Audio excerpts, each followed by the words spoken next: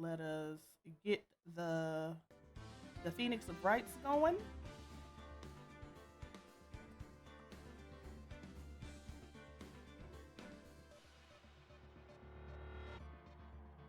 Boom, boom, boom, boom. All right, let us exit the game. I'm gonna update everything, and then we can go ahead and get started.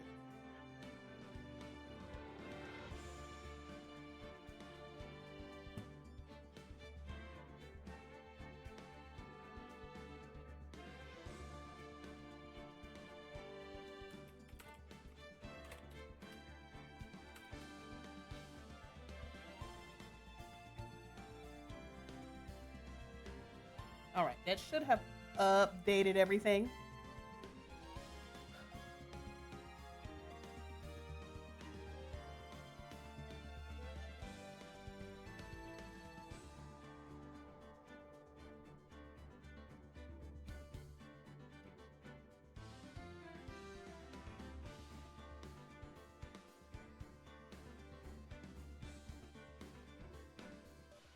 Let me check the stream.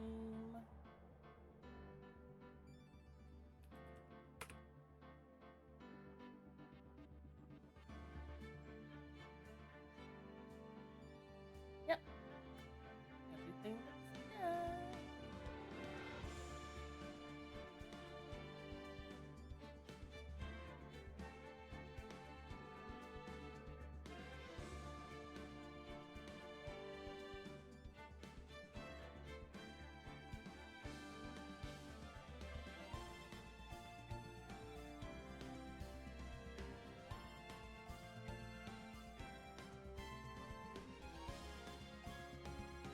All right.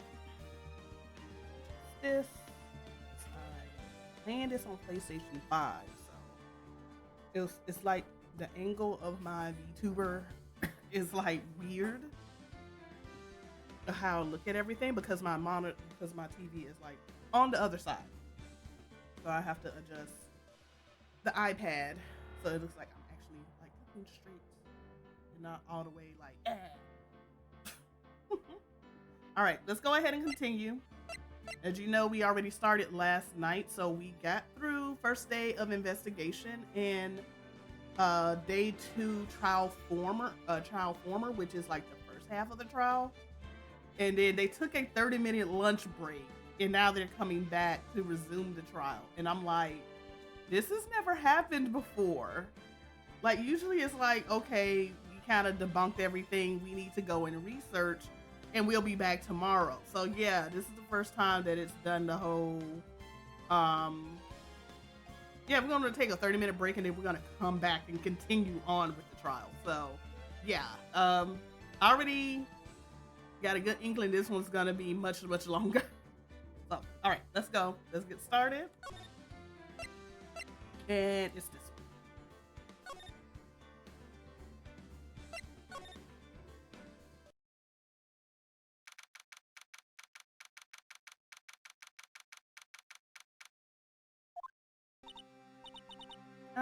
Mr. Wright? Huh? What? Are trials always like this with you? Like, you're swimming up from the bottom of the lake about to reach the surface, but no matter how hard you paddle, you never seem to get there? Pretty much. Except today we're swimming in quicksand. So what happened to your sister anyway? Apparently, she got called off to the judge's chamber. Probably something to do with that piece of cloth. So, this is where we turn this trial around, right? Our only weapon, a tiny insignificant piece of cloth. I'm the one who's starting to feel tiny and insignificant, to tell the truth. Hola, partner.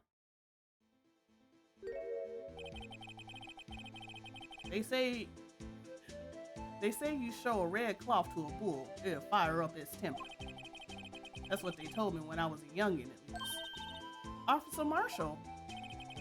Thought I'd come and take a look-see at how the trial's going. It's like I'm late. They got the home ranch locked down tighter than a fort in enemy territory. That's hard to slip out, huh? What is going on over there anyway? All the police I've seen these last 2 days have really been on edge. Don't you got enough on your plate without worrying about other people, compadre? You should be worrying about the chief prosecutor's taste in mufflers, for example.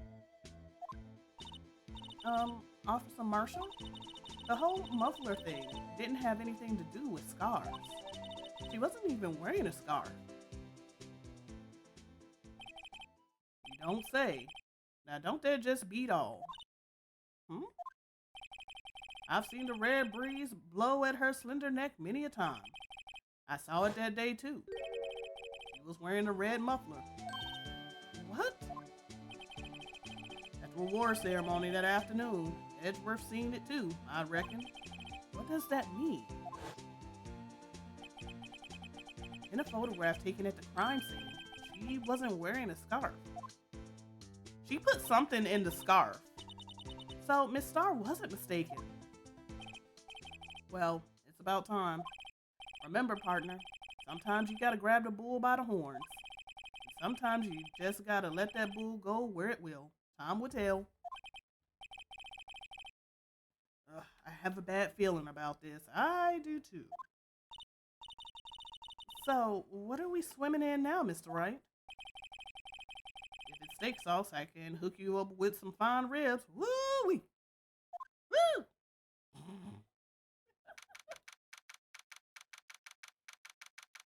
I ain't got a feeling.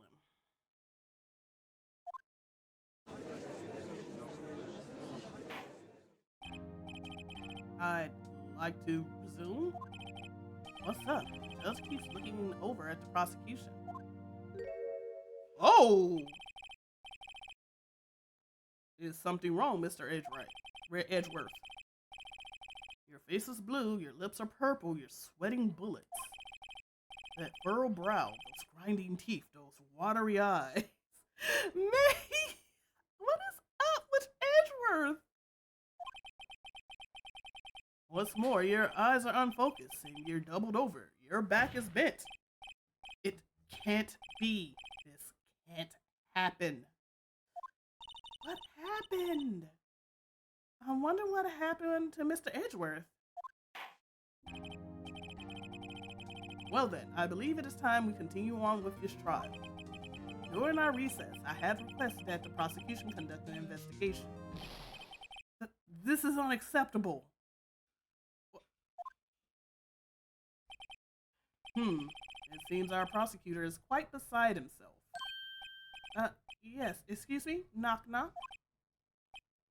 Who's there? Oh, who are you?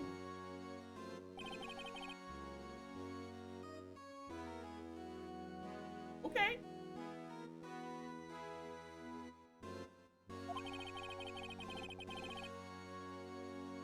He looks like a character from, oh God, okay, I can see the character in, he looks like a Darkstalker character. A strange stuffy aura seems to be filling the courtroom. Got a spray-on orange tan. Hey, the temperature rose 5.7 degrees when that man came in. Who on earth is he? Ah, it's you.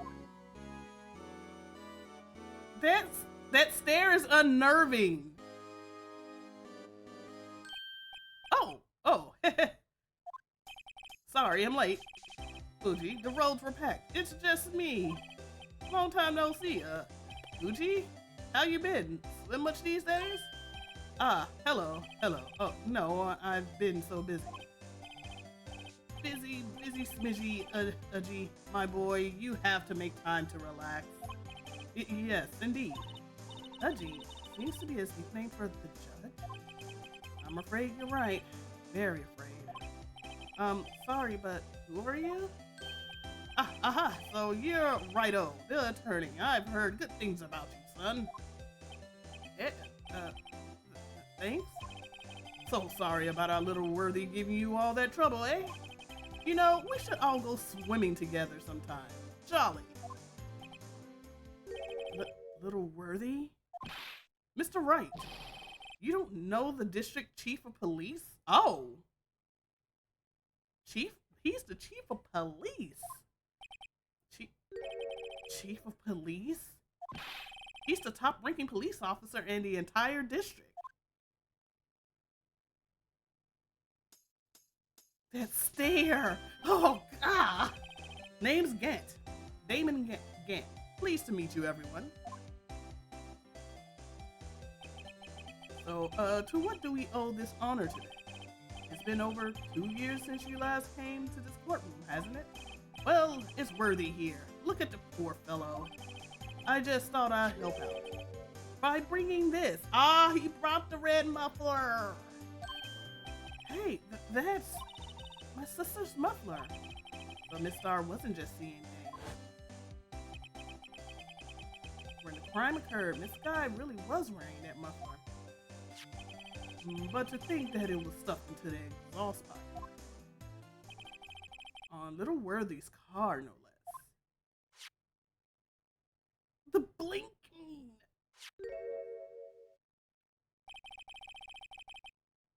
It's really quite embarrassing, even for us. What's this? It's what you call a switchblade knife. Quite perplexing. Mm. Chief, what kind of outfit are you running? Mr. Edgeworth, how could they miss such a vital piece of evidence? If your investigators are this lax, how do you expect us to do our job? Now, wait a minute, Worthy. I've no desire to hear your excuses. I'm telling you to wait. Oh. Or didn't you hear me?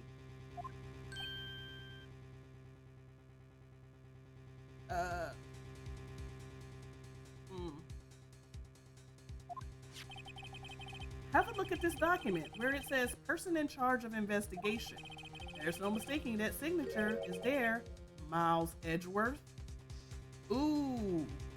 Ooh. That's not fair. On the day of the crime, I had your head in the clouds because you got that award. I know how you feel. But you're the person in charge. I'll expect a written apology. Ooh. What? Are you serious? Don't be too upset. We'll find a way to clean up this mess that you made. Ooh. This is the first time I've seen Mr. Edgeworth at a loss for words. This kind of major blunder is unlike you, Mr. Edgeworth. Gah. The court accepts this new evidence, but I'd like to ask the defense a favor first. What? Me a favor? Yes? Just to be sure. I'd like to take a look at the blade of this knife. Blade, Your Honor? Well, I don't see why not. Could you open it up for me, I wonder? Yes. Well, I think all you have to do is push that switch and...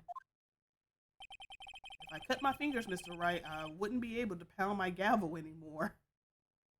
Ever in life. Yeah, but if I cut my finger, I wouldn't be able to point at people anymore. Come on, just hurry up and open it.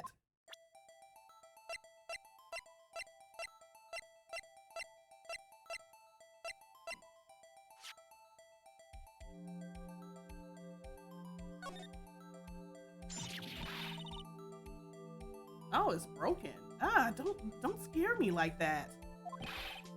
I'm the one who's scared. Look at this knife blade. The tip is broken off. And this dark red stain. Blood? Switchblade knife added to the court record. This does not excuse the actions of the police department. I'm sorry. Before we get back into that, I want to look at this some more.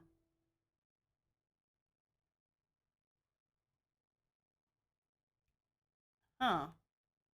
SL92. There's a small tag on the knife. It says SL92. What's that supposed to mean? I'm not sure, but it reminds me of a similar code. Yep, that. DL6. DL6. Maybe it's just a case number? That's weird. What? I don't remember where, but I think I've seen something like this before. Something similar to what's written on this tag. It wasn't that long ago either. Maybe I should check the court record again. Okay, there's the switch. We've already pressed that. This broken off. Could just been. That's it. That's it. What else in the court record? Mm, this?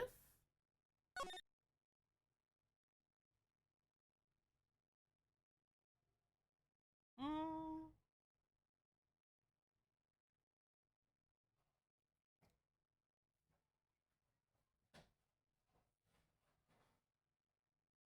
yeah, turn this upside down. SL9. And it's what, 221? SL9 221. And the murder took place on February 21st. So this is a clue. Okay.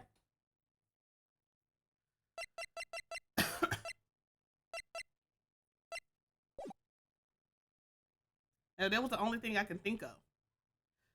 This does not excuse the action of the police department. I would like to hear an explanation from the chief of police himself. I'm terribly sorry, but could I ask you to testify for us about the split between the prosecutors and the police and this knife? Sure thing. Not a problem. Not even a little one, really.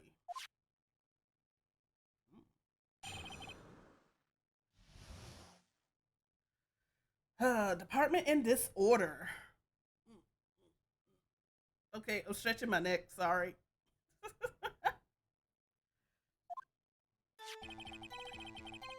This knife is special, but I can't say how here, unless there's evidence to prove a connection between this knife and good.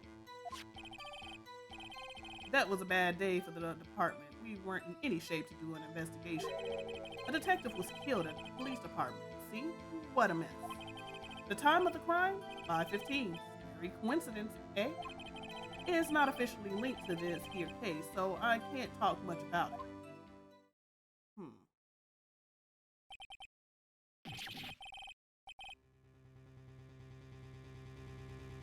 There was a murder at the police department? A detective? That's hush-hush information, Pudgy. We haven't exactly announced it yet. Wait a second. You said 5:15. That's the exact time that Detective Goodman was killed at the prosecutor's office. Order. Anyway, we at the department are all flustered, as you might as well assume. We're in the middle of a top secret investigation. Don't tell him, okay? I think we understand the police department's situation. Well, Mr. Wright, two detectives killed at the same time in two different places. Chances of that are really slim, scientifically speaking, of course. Excuse me. I'd like to exercise my right to cross-examine the witness. Very well. However, keep your questioning focused on the case at hand.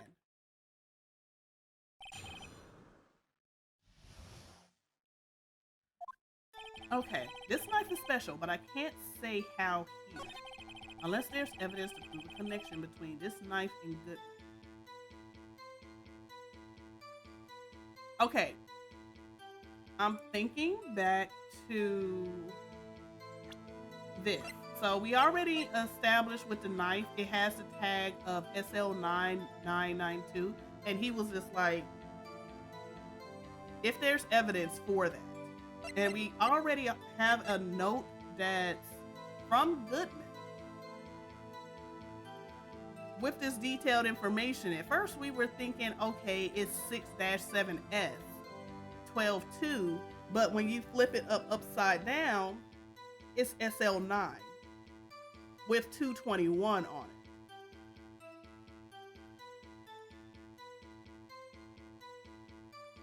So, and it also has Goodman, like it was like his personal stationery or something, like a personal note, and it has Goodman on it. So it's just like,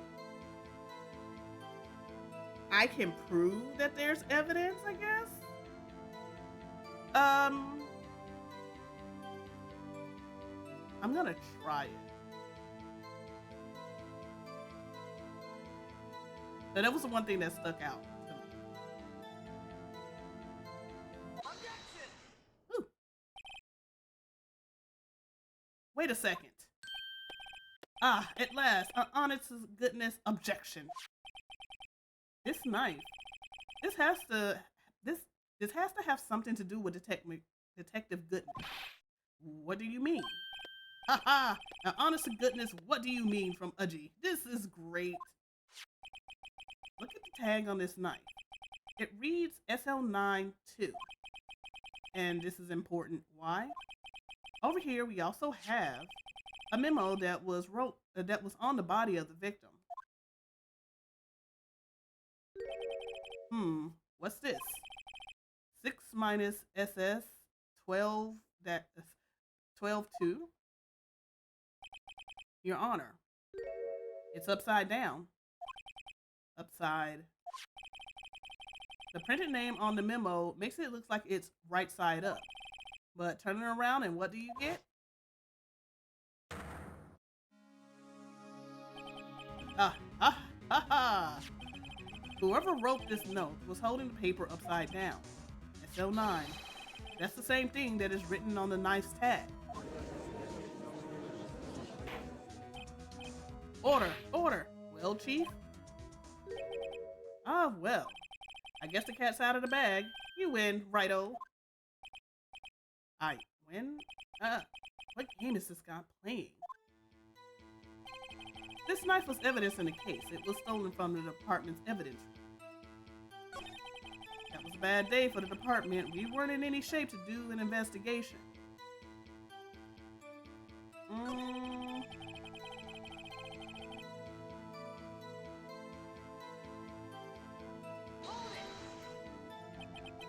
So this knife was stolen? Yes, but on the day of the murder. It was evidence, you say. Was it, in fact, a murder weapon? Nice, nice, nice. Good show, Little Worthy. It was a murder weapon, as it happens. It was evidence from a case long since solved.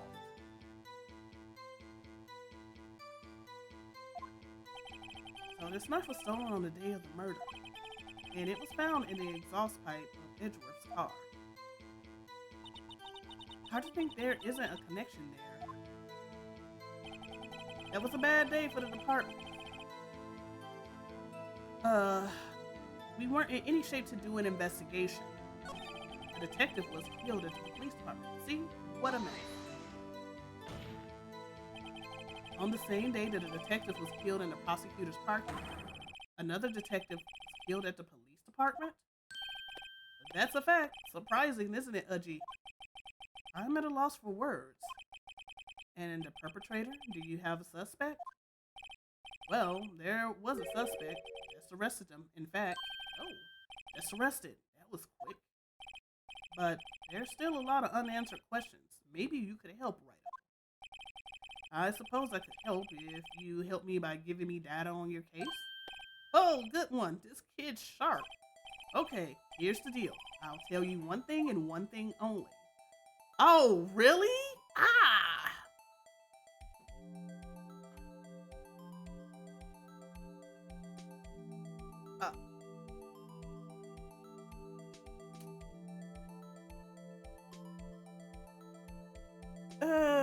Okay.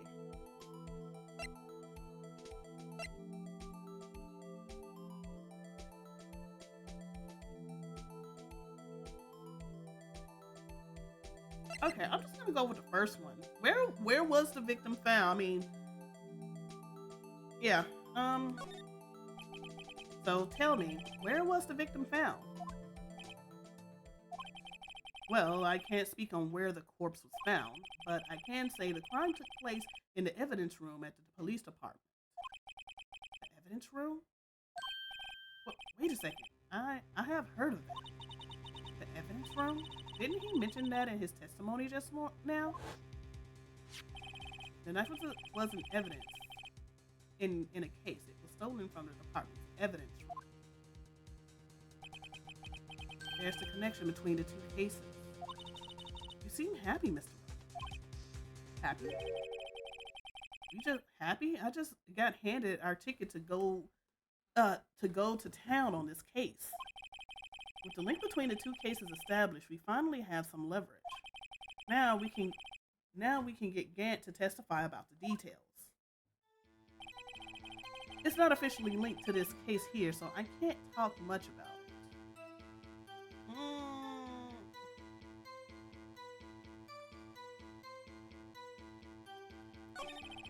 Okay, two detectives were killed, one in the prosecutor's office, and one at the police department. That can't be a coincidence. And that knife. What was it doing there? I better check this knife out first. Maybe that's where she got a cut from? Okay.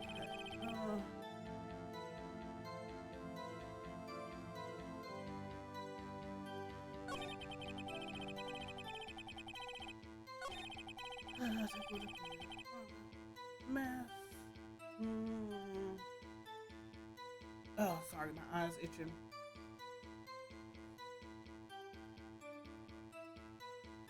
Okay, got that. The time of the crime fits a scary coincidence. It's not officially linked to this here case, so I can't. No, I'm pressing on that one. Chief. Oh. The defense position is simply this. The connection between these two cases have already been proven.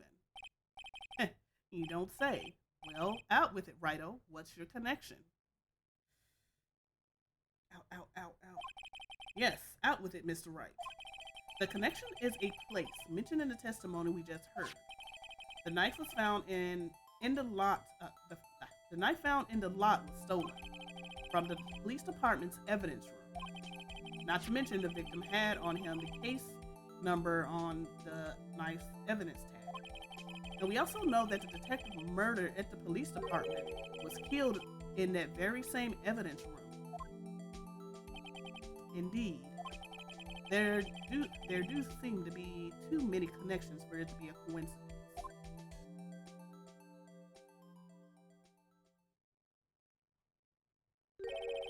You two make a good pair. It took my men 2 days to find out what you deducted right here. Chief, I requested you release your information on the victim at the police department. See, that's the tricky part. It hasn't been announced yet and all. Can we get the information unofficially?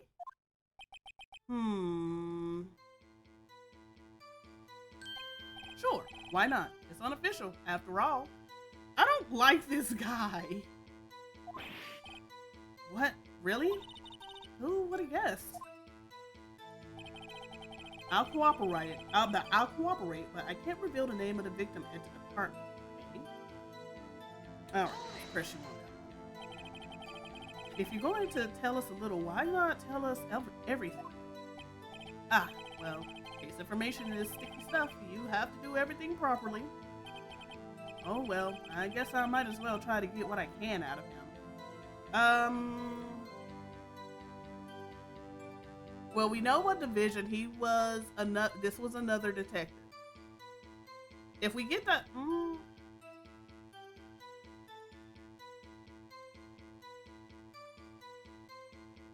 maybe their ID number. I mean, I know yesterday they were kind of highlighting ID numbers and everything like that, so maybe we can do that and find out later.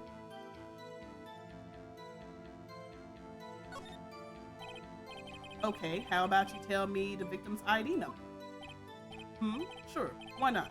It's not like you would be able to tell me who it is from that. Of course not. You won't tell me their name after all. You keep a tight lid on ID numbers, so don't go getting your hopes up. God dog it, stop looking into my head. Because I was like, give me the ID number so I can go look this up. The number is...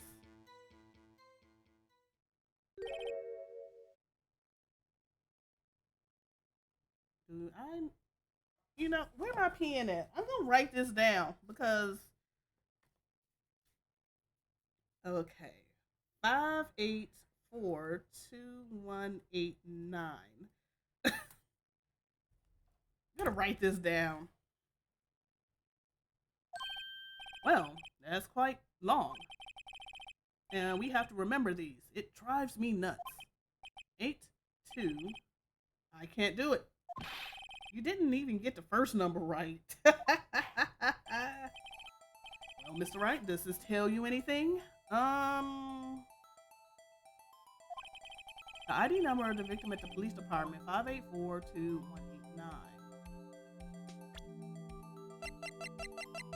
Let me go. Past it.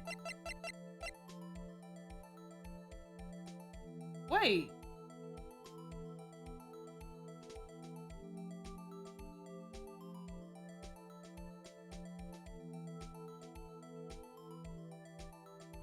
How?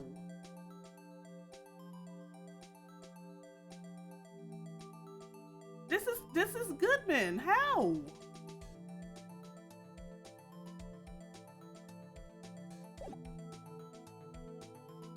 Yep, this tells me something. Actually, it does, Your Honor. It does. I think. Meaning? It has to be what I think it is. But what does this mean? Well, let's see what the defense has to say. You say the ID number of the detective who was murdered at the police department. Tells you something? What does it tell you?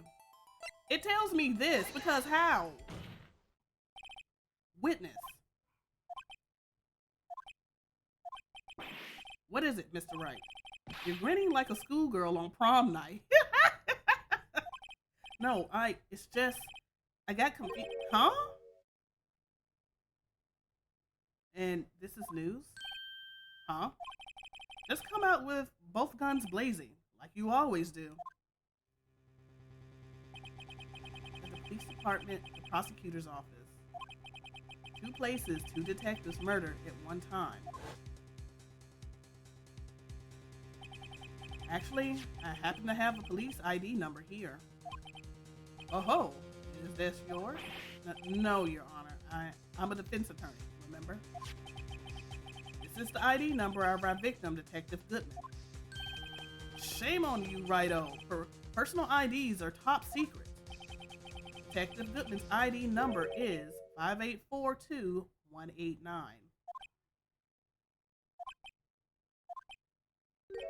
And this means what exactly?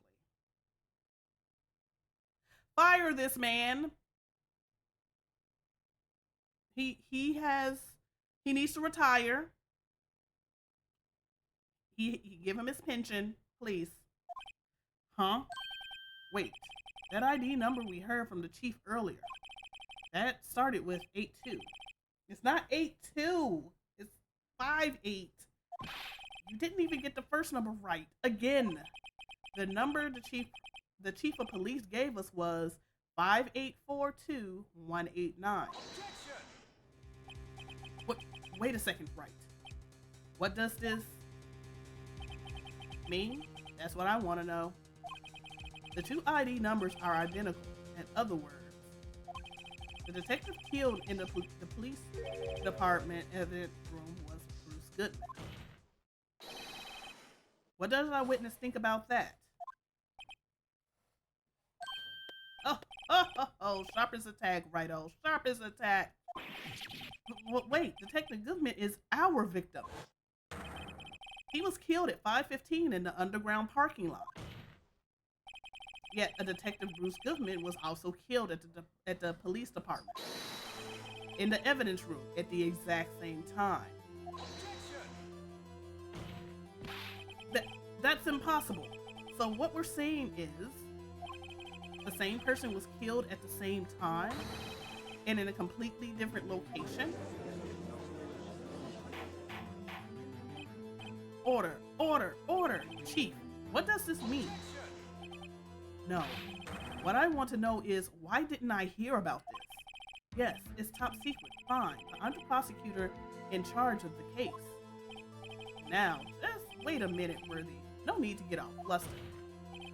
Your Honor, the police department has made a grave error in this case. Wait. I said wait. Or didn't you hear me? This dude is scary. The oversight, the grave error. Mr. Edgeworth, they're yours. What? How? How dare? We informed you yesterday. I believe it was our Officer Meekins who brought you the news. Oh, and he didn't look at it. Officer Meekins? Mr. Wright. Have we heard that name before? Wait, aha. Yep. He did come and bring him information.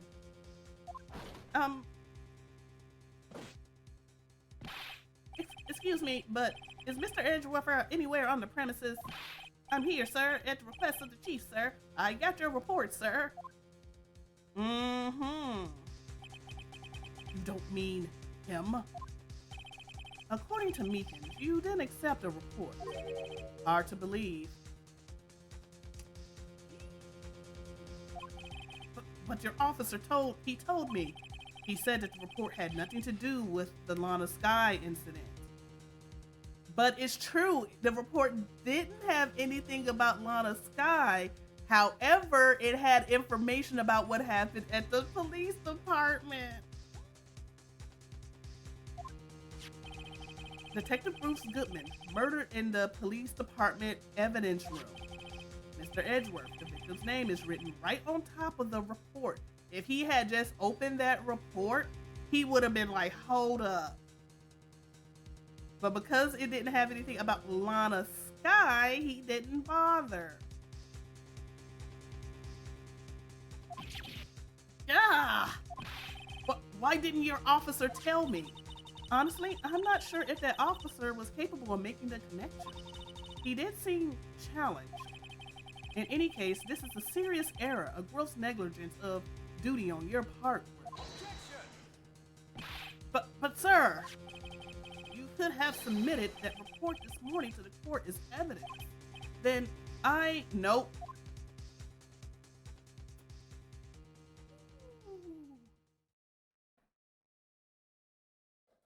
This look is unnerving.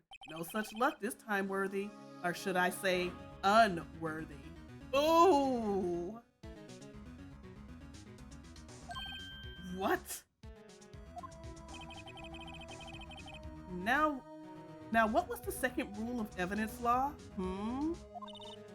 Well, Mr. Wright? Huh? Oh, well, it's, Rule 2. Unregistered evidence presented must be relevant to the case on trial. And how is this rule relevant? Normally, you submit a list of evidence to be used in court before the trial. This report wasn't on that list. So it couldn't have been used. So what does this mean? I couldn't submit this evidence until a connection was proven in court. Oh, so that's why he's pretty much there. And was wondering if anybody was gonna pick up on it. Ooh. Uh-huh. Edgeworth, you got a little bit too big for your britches. The connection was just proven by Righto over there. Good job, Righto, my boy. Huh? I was just doing my job. No. No!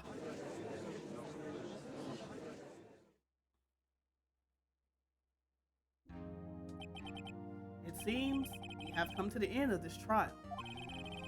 I know you're going through a tough time, Worthy. What with all those rumors?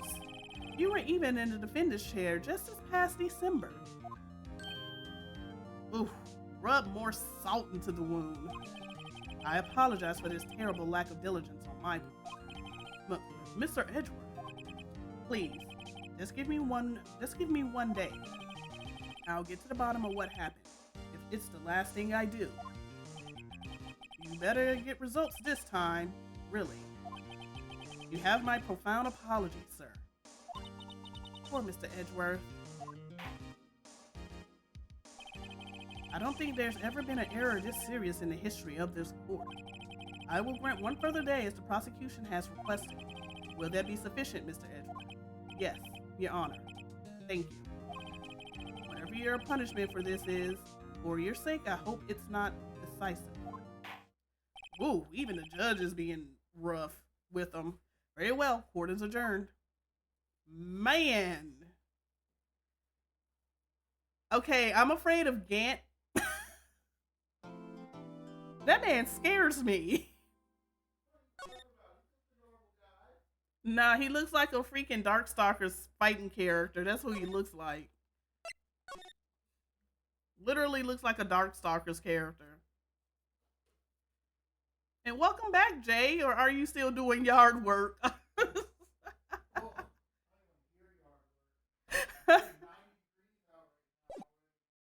I know, right? Oh man, you're on break. You better hurry up before it gets too hot, Jay. Dude, take your time, pace yourself, drink some water. Yep, Gatorade, water. Pace yourself. Don't overheat. Don't pull a me, okay? Okay. Let me drink my coffee. Gant scares me. It's just I know it's just a video game character, but dude, the way he's like unnervingly just stares at the screen like he's looking at me, not like Phoenix, but looking at me, and I'm just like, no, don't look at me, get away. It's so freaking unnerving.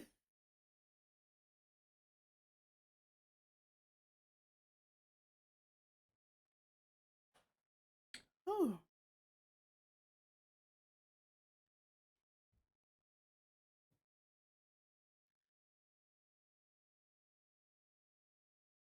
It's like so freaking unnerving. Hold on just 1 second.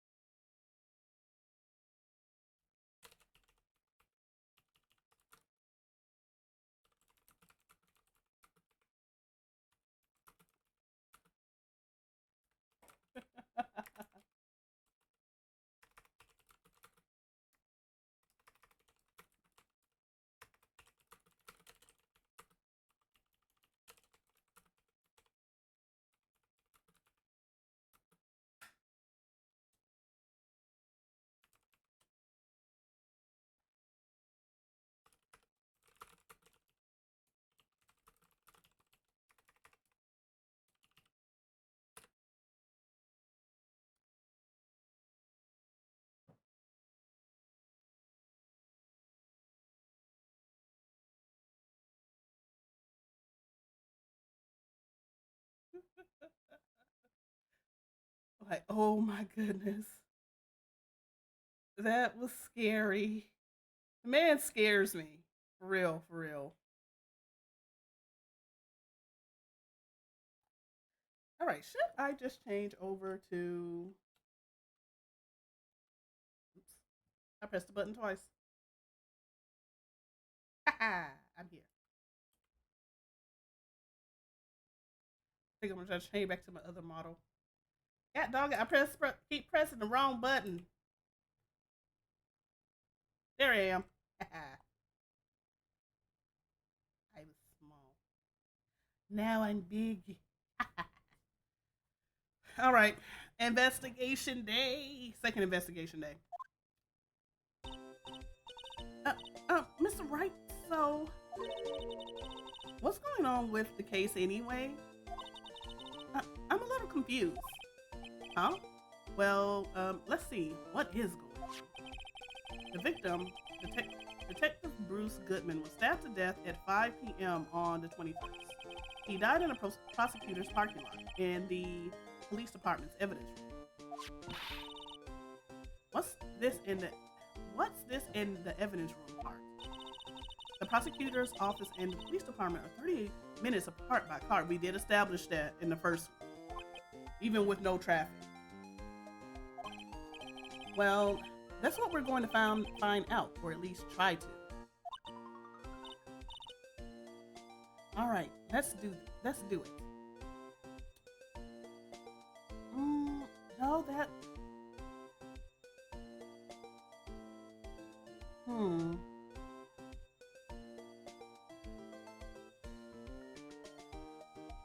Okay, sorry. I'm thinking about the time.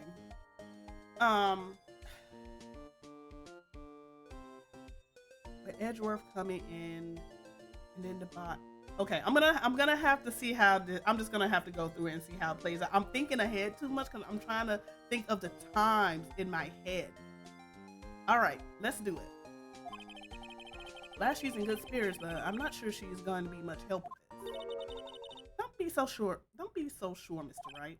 Huh? Look, we're in this together, right? I'll prove that these thick-rimmed glasses of mine aren't just for show. Let's go. Science awaits us.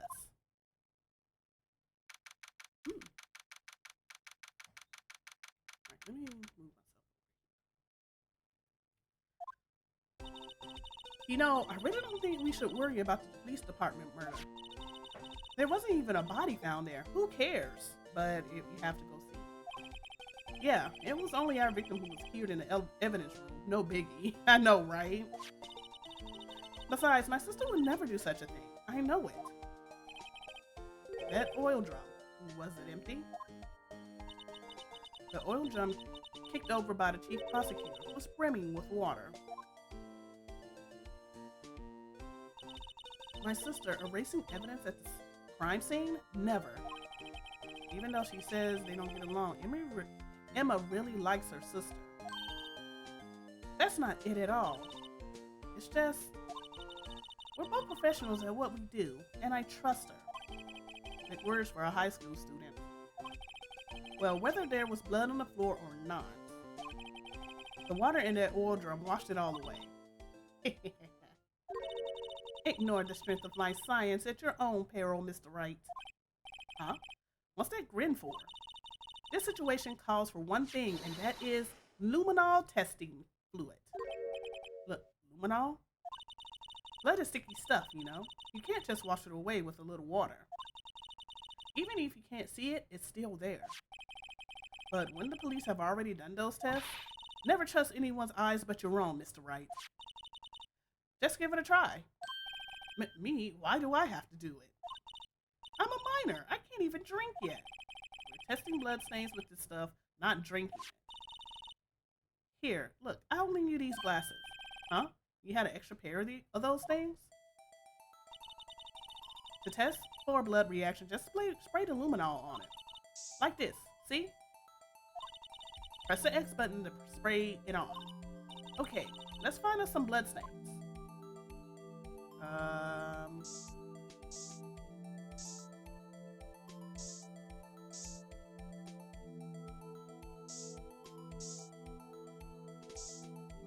It's behind me. You can't see it, but it's pinpointing behind me.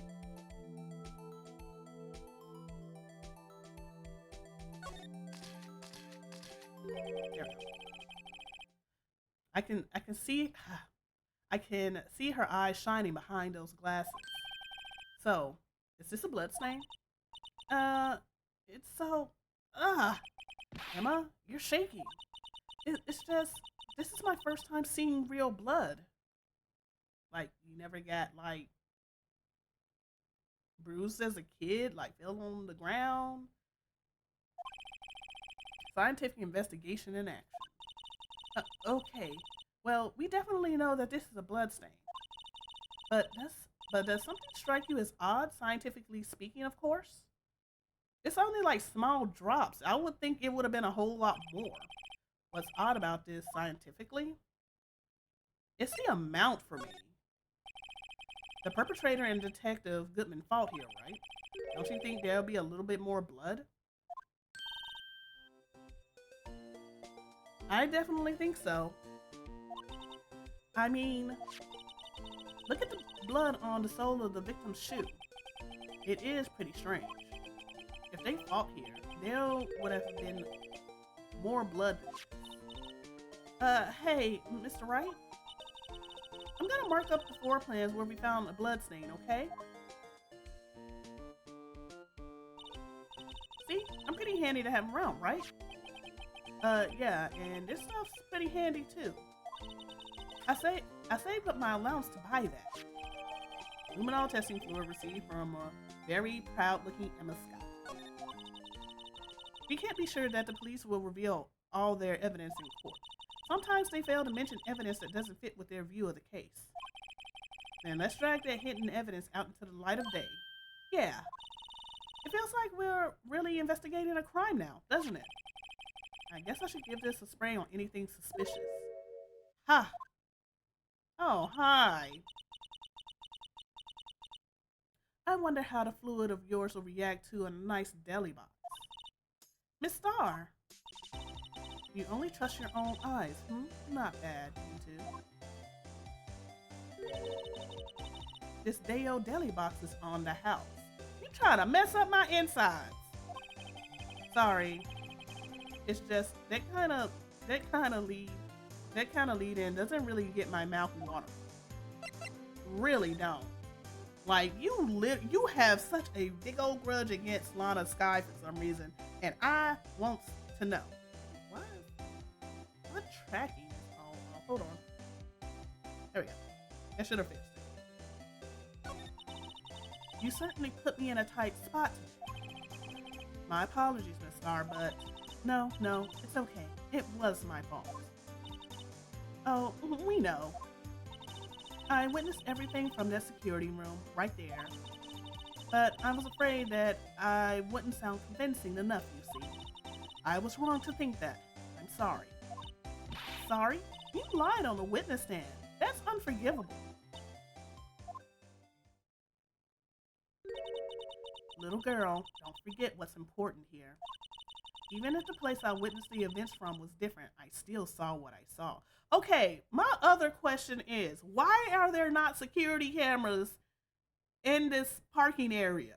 Yeah, you have security that's at the top. They can watch over everything, but it's very obvious that they didn't stay at their station with a backup in place because no police officer was a witness up there. It was her. Like, she's no longer a detective. She's a police lady, but she's a lunch lady now. But if you're gonna have security up there, have a backup that's up there in case the original person needs to go to like the bathroom or something. Like, if she hadn't have been up there, Lana pretty much would have gotten off scot-free. Or whatever else would have happened. It's crazy. Oh, my nose. Even if the place I witnessed the events from was different, I still saw what I saw. They really are too cheap to pay for extras. I mean, $20 annual bonus? Yeah, they real cheap. I saw Chief Prosecutor Sky stab a man in cold blood, and that testimony still stands.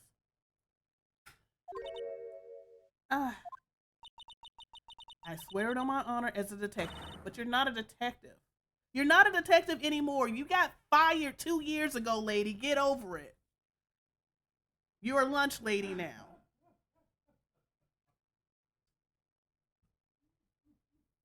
Cough up queen. Man, I would not want a name like that. She stabbed Goodman. I know this photograph has something important to tell us, but what?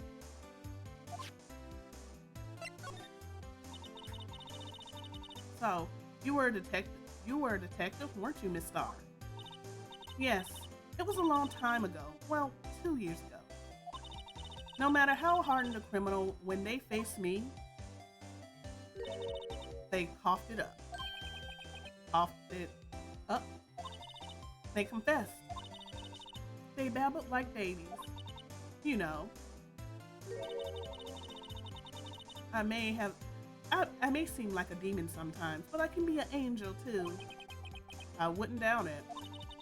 Every day I drag the dirt out of their mouths of the dirt out of the mouths of suspect after suspect. And before long they called me the cough up queen. I still wouldn't want that nickname. Oh, and here I thought someone had gotten food poisoning from your lunches. Emma, no. And you were let go? Fired? I felt that I found my dream job when I became an investigator. And if these prim and proper prosecutors hadn't let me go, I'd still be one today. It's all because of that case, the SL9 incident. Yeah, dog it, these words. First it was DL6, now it's SL9.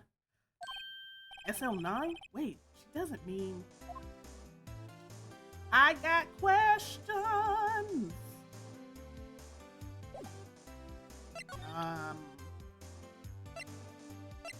Let's look at this note. I mean, because it's SL9. What do you think about this? The SL9 incident. It's written on that knife. And on that note. Goodman. Goodman was the head detective on that case, you know. Well, wasn't SL9 solved, so I guess whoever solved the case is responsible for evidence cleanup? Really? That knife was evidence from that case, the murder weapon. It was due for transferal the very day that Goodman was killed.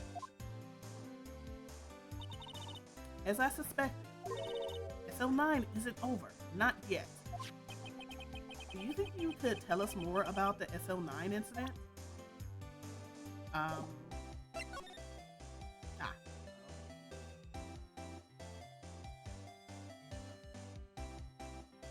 Nothing? Do I have to show something else?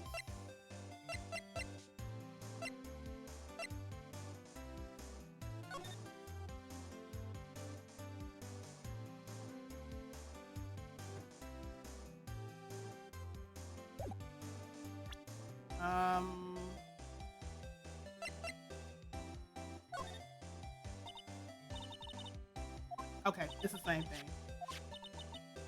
On that note.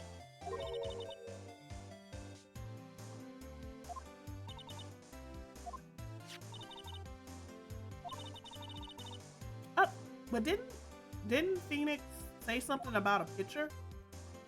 Okay. Let me, I guess, just try the picture.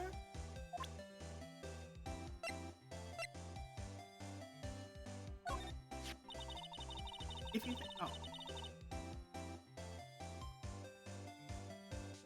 you really could have. If you think about it, I could have taken that picture from the garden. But even I get flustered sometimes. So you went straight to the scene of the crime? I rushed towards the chain link fence in the effort to stop the murder. That's when I took this photo, yes.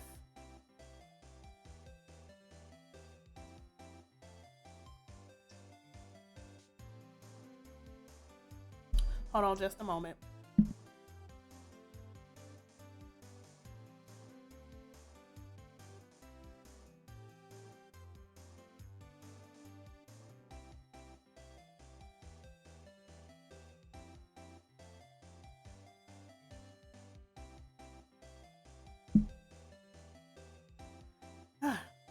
That's when I took this photo, yes. In other words, 5 minutes after the crime. Yeah, I mean, that's what I'm talking about. It's like you rushed to the crime scene and you rushed over to the chain link fence to stop the murder, but the murder was already taking place when you were up in the security area. So if you knew that it was pretty much going to be all over, or she was going to try to cover it up by the time you actually get down there. Like, it was already done. It was already done and over with.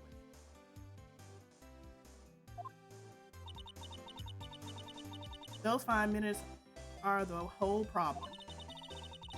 The hole in my testimony, as it were. Yeah, because you talk about, oh, that was just blank. It's just like, but the whole point of it was you couldn't have stopped the murder. So you going over and to the chain link fence to stop it, but it took you 5 minutes. So yeah, the 5 minutes weren't the problem, Miss Star. You lying was the problem. Listen, little girl, I had my testimony disregarded before, and I wasn't going to have it disregarded again. Oh, just like that time. That time? Ooh. Maybe you talk. I sound not. That incident really opened up my eyes to the truth. We're nothing to them. Disposable.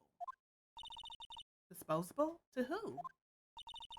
2 years ago, it was the biggest case I've ever handled.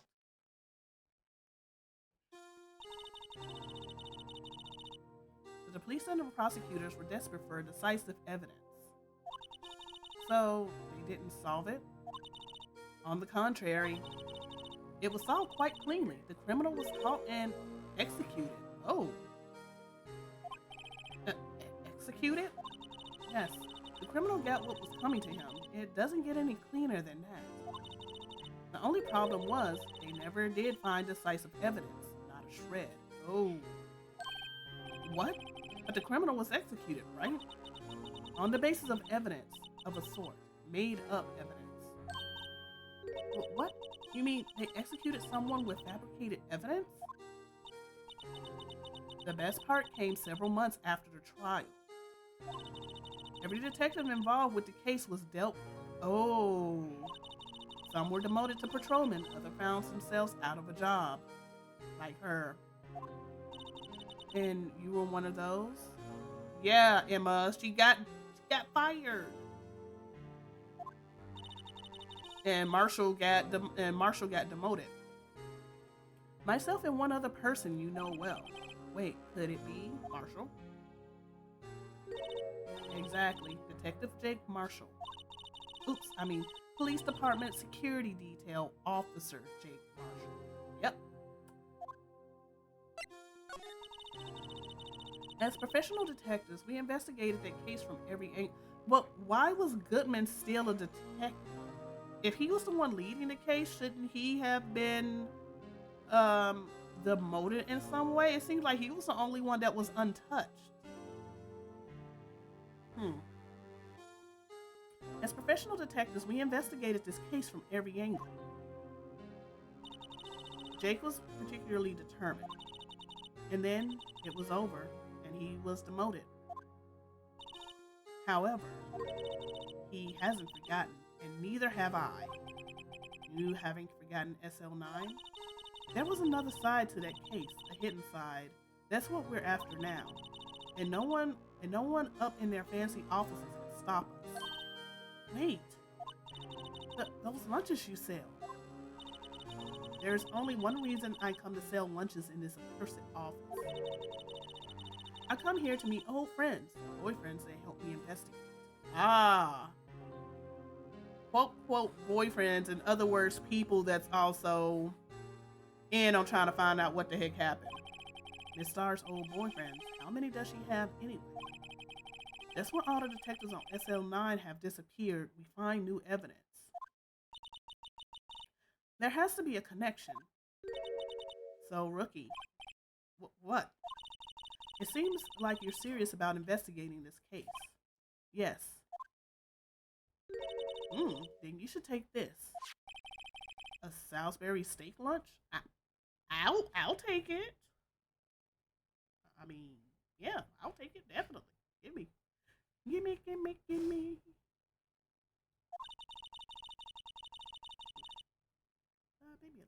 There we go. I know a certain guy who might help us if you tempt him with a treat. Marshall? Does he always talk? Yep, excellent for putting Officer Marshall in a good mood. Miss Starr? Officer Marshall, is he your, are you his? Hey, are you going out? Why do you want to know? I was just wondering what happened to him. A long time ago, when he was helping my sister do cases, he was so nice. He got along so well with my sister, it made me jealous. And he was nice to me too, back then. This would be when Officer Marshall was a detective. But now he's so cold. Oh, Jake and I are merely cooperating on this investigation. We're putting the past to rest, as it were. Nothing more than that. I, I see. Thank you, Officer Jake Marshall. Hmm. All right. Let's move.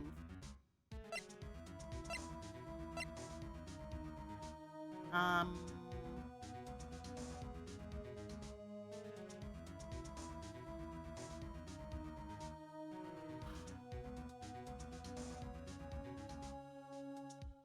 If I'm looking for Jake, would he be at the police? Okay, maybe he's at the police department. Yeah.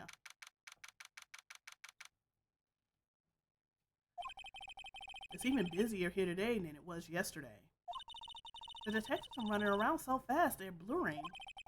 I suppose it makes sense. The detective did get killed here after all. So, the evidence room, the scene of the crime. According to the pamphlet we got at the front desk, here it is. He's like a kid at an amusement park. Oh, a real crime scene. Let's go take a look. Yeah, there's nothing more out here. No. Oh, cool. Oh my goodness. Why do you have liquor bottles on top? That's not regulation. You can't do that. Why do you have a trap in front of the door though? I got questions. What's with the decor in this place? It's very eccentric. Why does he have bottles of freaking liquor on top of the cabinet? Like, no, no, you don't. I can't do that in my office. Why are you doing it in the police station of all places? I'm about to go blow my nose in a little bit. According to the pamphlet, this is the guard station for the evidence room. So beyond that door is the evidence room, the scene of the crime. Wait, if this is the guard station for the evidence room, I got questions. You want to know why? You want to know why I got questions? Case 4. When Von Karma was freaking stun gunning me in the evidence room, where were you, Jake? I got questions, Jake. Who was here? Who, y'all got, look, y'all have monitors in the back. Y'all didn't see Von Karma just like shock me and Maya? I got issues. Okay? Issues. I have questions. I am wondering about my safety. So yeah. Yeah. All right.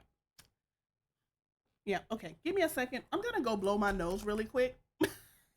So let's take a 5-minute break really quick and go blow my nose and all that jazz. BRB.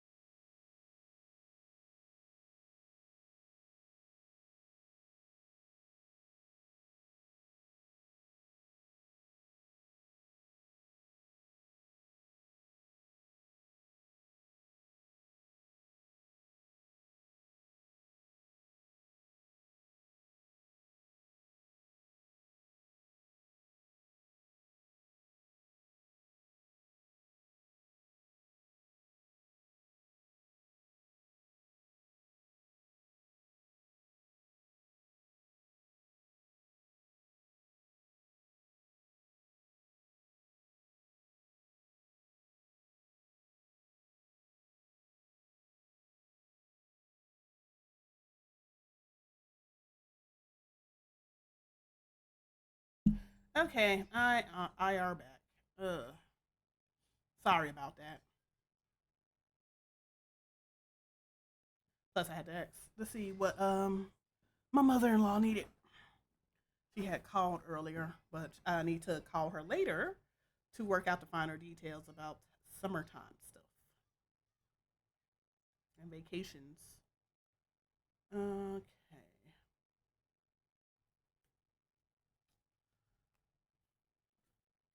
got my controller. We are good. Okay,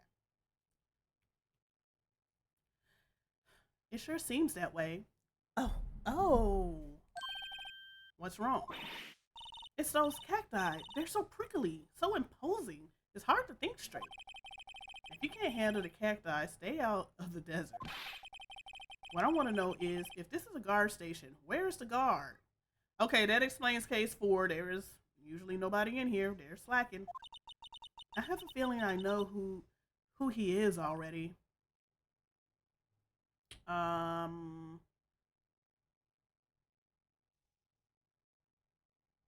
let's examine. It looks like there's a video feed from the evidence room here. There's a light blinking below the monitor. It says recording. I bet we can use this computer to check on who went in and out of here. Oh, okay.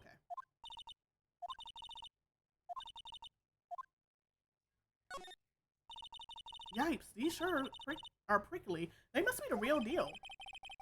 I would think just one big one would be sufficient. These cacti are a lot like my sister, actually. How so? Encased in cold, rigid shell with spines pointing out in every direction? Just like her.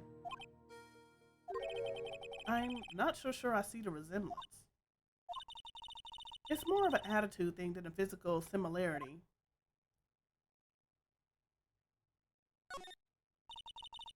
Look on the floor. A lasso. Looks like it's set up to trap something. A trap? Here? Wait, I know. Maybe someone was trying to catch a wild bull in here. But the lasso missed. You sure have an active imagination. There's a security guard uniform hanging here. It looks more like a costume than a uniform, honestly. A leather jacket, leather pants, a leather. What is this called again? A punchy? A punchy? A pinchy? I know. A poochie. No, poncho. Wait, maybe that wasn't it. It's a poncho, but I think I'll keep that information to myself for the time being. Okay. Got everything here. We checked this. Oh, the door. This swinging door makes the place look like some kind of saloon. But look, it's nailed shut. You can't get in this way. Of course not. If you went in through here, the cactus will fall over. Ouch!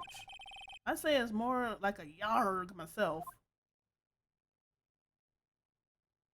Texas? Freaking Texas. Alright, that's the door. The evidence room is beyond that door. Let's just walk in. It won't open. You thought it'd be open? I think we need someone's permission to go in there first. Okay, hold on. One more time. I'm sorry. One more again. I'm apparently very popular today. So give me one more again.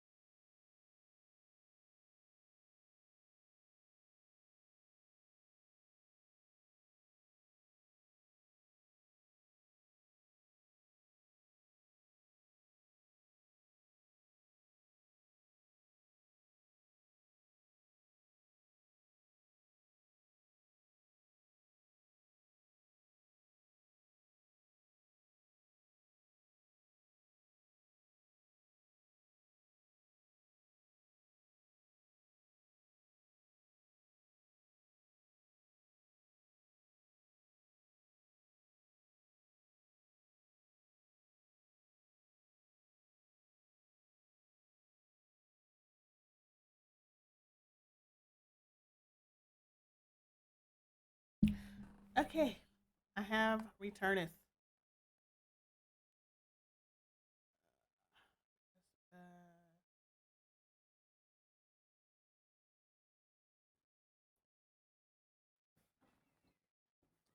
all right, so he's not here. So let's go back to this. Okay.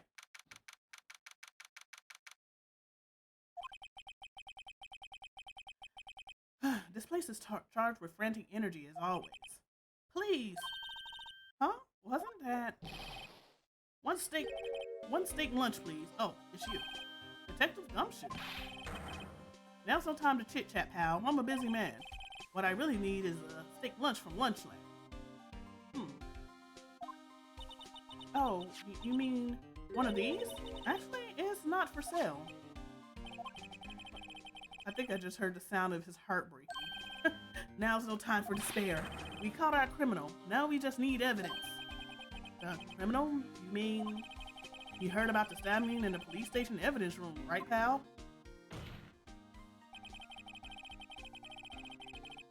On the same day that the detective was killed in the prosecutor's parking lot, another detective was killed at the police department?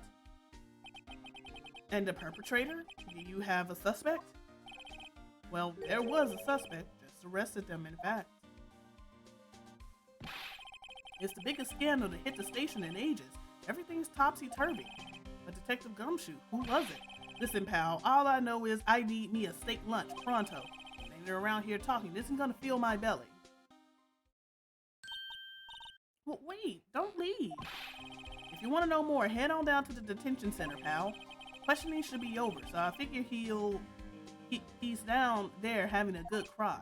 Later. Okay, detention center. He ran off to the evidence room. Well, this investigation is off to a running start. All right, detention center. Okay.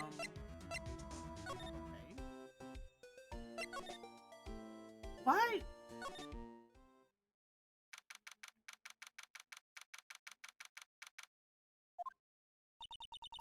Still, I do feel better about things. A little. I mean, they caught the person who stabbed Detective Goodman, didn't they? Yeah, I guess they did. It's not to go too far down that road right now. Things are just getting confusing. Ooh. What was that? Sir, that's what I'm saying. Me, a perpetrator? I say, I was the perpetrator against, sir. That's what, oh no, don't tell me it's Meekins? What? It's Meekins? Oh, hi. Hi, greetings, sir. Wait, I know who you are. Excuse me, but is Mr. Edgeworth, anywhere on the premises? I'm here, sir, at the request of the chief, sir. I got your report, sir. Officer Meekins, so you're a guard here at the detention center? No, sir, I'm not, sir. I'm a little lost patrolman, like a little lost lamb, sir. Oh, I get it. You're here to deliver a report? No, sir. How should I say this? Wait, is he? You, Officer Meekins, you didn't, did you? Perpetrator, Officer Meekins reporting, sir. Why do you still have your freaking megaphone in detention?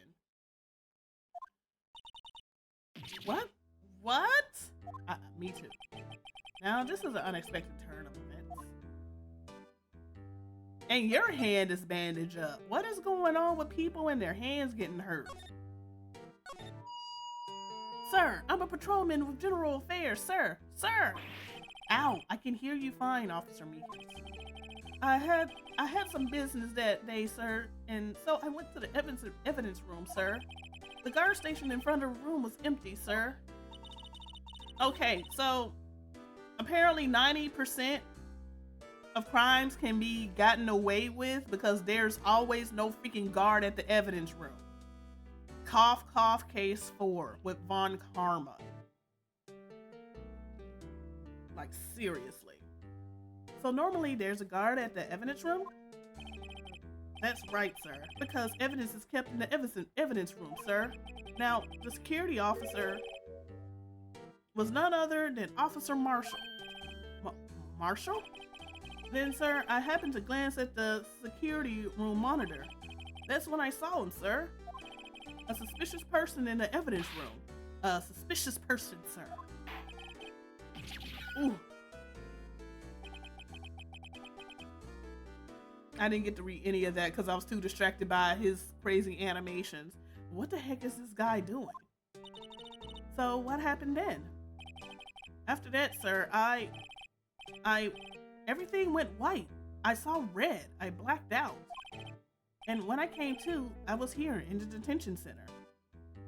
I like how he's holding like the little charm. How long were you out? Days? Might I ask, what happened to your hand? Sir, there was no one to bandage me, sir. So I did what I could to wrap it up, sir. Bandage on his hand. Mm-hmm. Yet another similarity between this case and the one at the prosecutor's office. First things first. First things first. Tell us how you hurt your hand.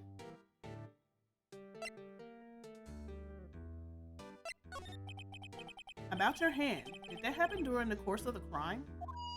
Well, you see, sir, don't you think you should just confess?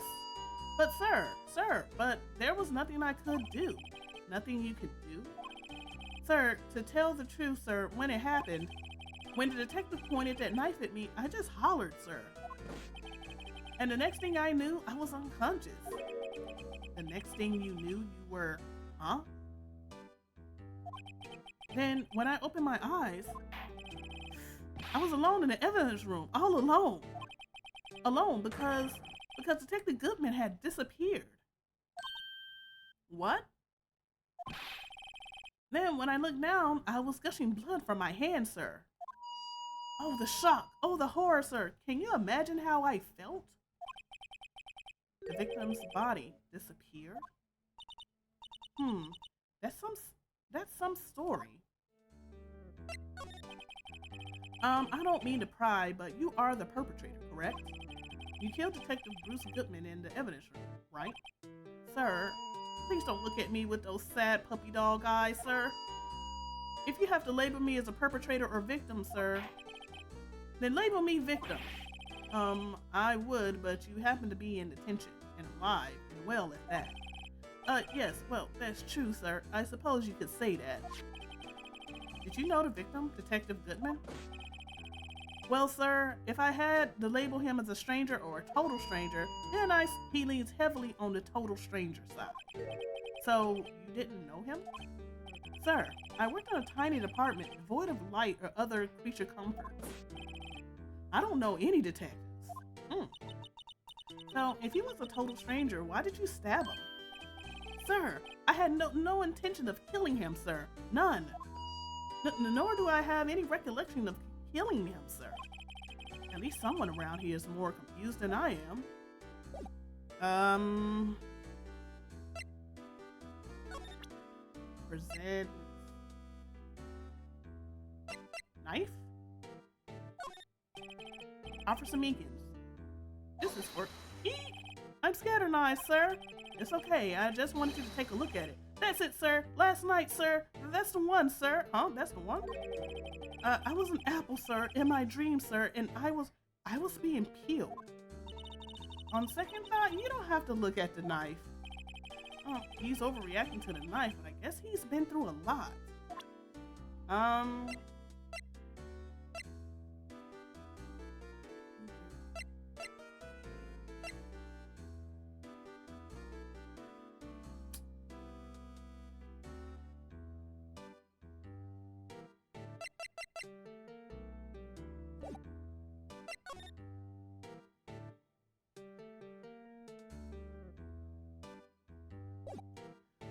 Okay, there has to be something more.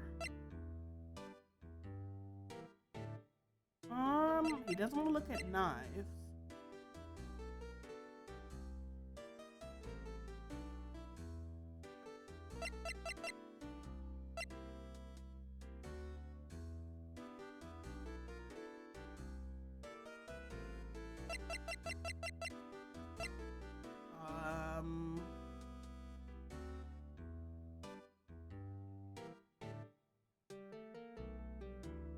Hmm. Do you think you could take a look at this? Hey, that's it, sir. That's it. That's it. What's what? That's what? My hand was a blink until this very moment. But, sir, now I remember. I remember, sir. You mean you remember what happened?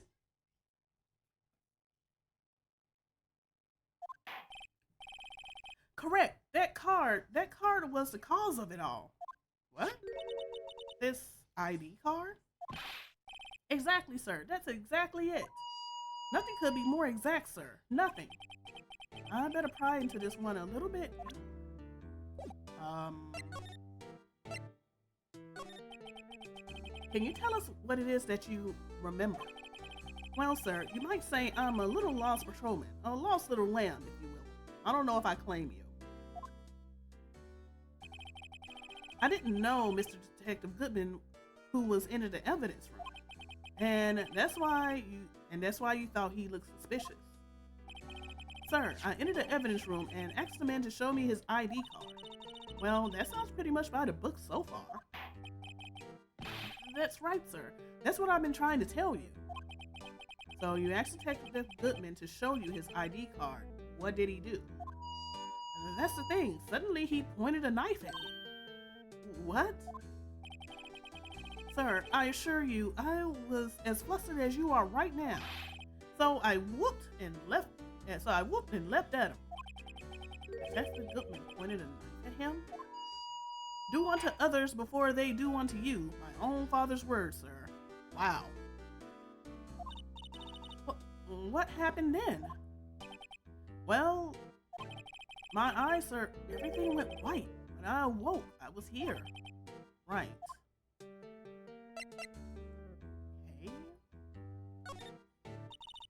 So, Officer Meekins, why was it that they arrested you? What do you mean, Emma? Let's look at what we know.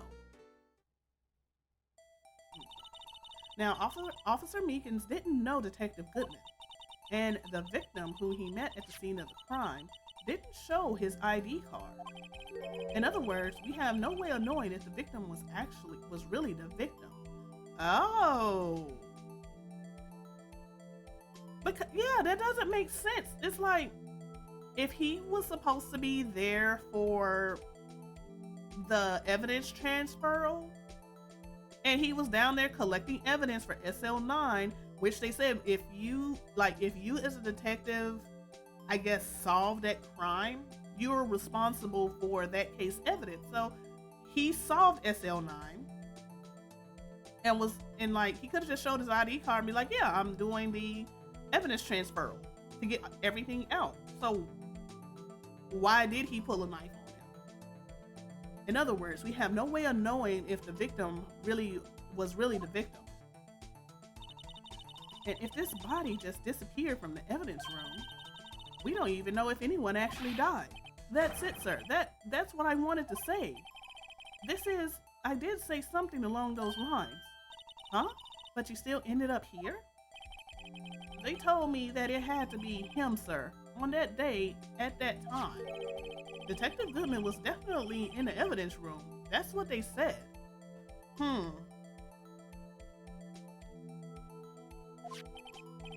But you don't remember the events clearly?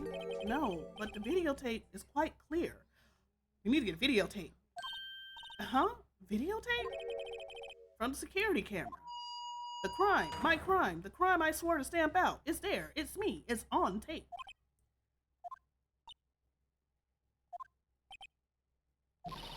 And you waited until now to tell us this? I'm sorry. Really sorry, sir. I'll hand over my badge. I don't deserve it. No thanks. I have my own. Well, guess we better go check out the crime scene. All right.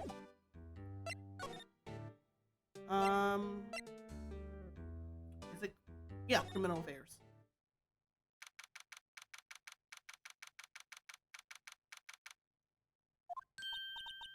Hey, Mr. Wright. Look who's standing at the chief of detectives' desk. It's Police Chief Gant. And you're sure this is all, hmm?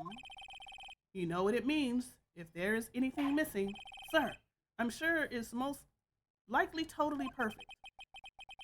We checked all of his drawers, lockers, garbage cans, bag, coat pocket, under his cushion, behind his computer monitor, inside his personal coffee machine. I see. Well, if anything does turn up, you call right away, deal? Yes, sir. We'll scour the place again, sir. The chief of detectives look a little flustered. Haha, right, oh my boy. How you been? Swim much? Oh, Chief Gent, reporting for duty, sir. Why are you saluting him, Mr. Wright? Look, man scares me.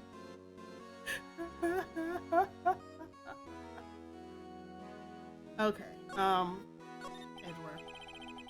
Is Edgeworth going to be okay? Oh, Worthy? Oh, you know, they're doing a little inquiry committee with him. Sounds like an inquisition. Yep, well, they had no end of trouble with the boys since last year. You mean the incident on Gourd Lake? It doesn't look good having a top prosecutor sit in the defendant's seat, does it? And you got someone else found guilty in that case, right, Righto? Yep, Von Karma. No, I said Carmen. Von Karma. A legend he was, undefeated in his 40-year career. But in court, you fixed it, so he was caught for forging evidence. But wait, I didn't do anything wrong. He did forge evidence. In any case, the prosecutor's office is in a bit of turmoil, you might say. Why, they'll do just about anything to restore their reputation. Now, depending on what that inquiry committee decides, it could be bad for Worthy. What? Ew. Ew. I like his theme, though. It's downright odd, I tell you. Detective getting killed on their turf, too, I mean. They're being the prosecutors, I assume? Scientifically speaking, it's impossible. Yes, but that's what the evidence is saying. Goodman was stabbed in 2 locations at the same time. That's what it says. What evidence is this? Now, Ryder, I can't give away all our secrets just like that. And this in particular, well, it's a little sensitive. I can't talk about it. Wasn't expecting much anyway. You know, one thing I hate most of all is hiding stuff. Secrets. I can't stand them. But you know, it's a full-time job just keeping the chief of detectives traps shut. He was the one you were picking on earlier? Huh? You saw that? Whoops. I wonder what it was that he wanted the chief of detectives to do. Let's see if we can kind of discreetly ask him.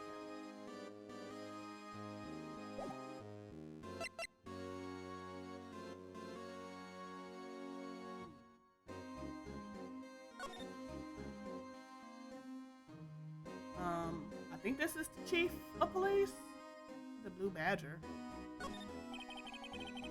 Oh, sorry you had to see that. What exactly did the chief of police want you to do? Well, see over there? That's Goodman's desk. He wanted me to check it for anything that might be a clue.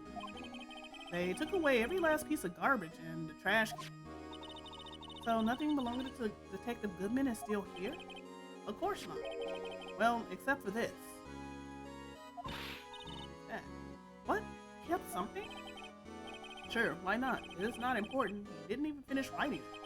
It's a lost item report, but it's only half complete.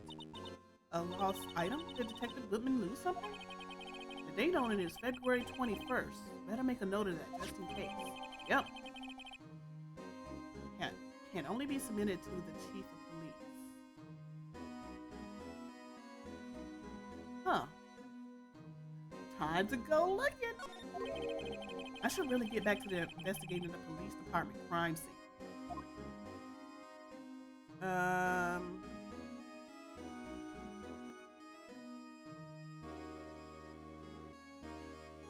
Let's look at this.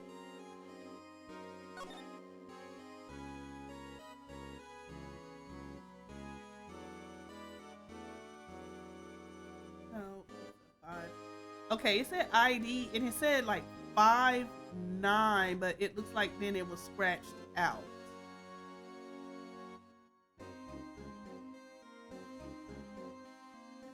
wouldn't Goodman know his ID number? And then it says item, like there's nothing written up here for item lost. Mm.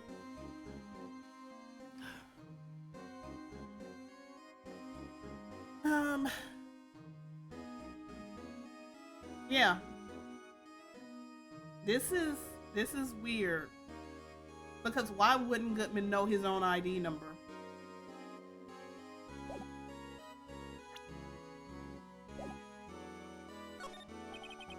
So this is the police mascot, is it? The Blue Badger, future star of the police force. The design's a little changed from the one outside. Well, the dancing Blue Badger TM is still under development, you see. Do you have it trademarked? Absolutely. It's cutting edge stuff. Very now. I showed this doll here to my daughter and she burst into tears.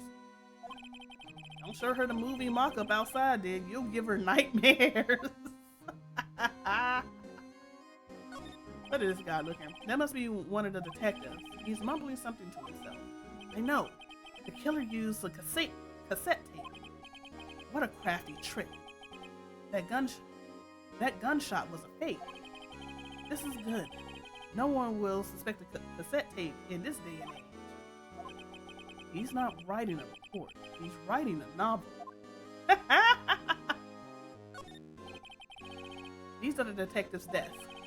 There are computers and files on each one. Funny, they're a lot tidier than I expected. I guess the detectives don't spend a lot of time at their desks.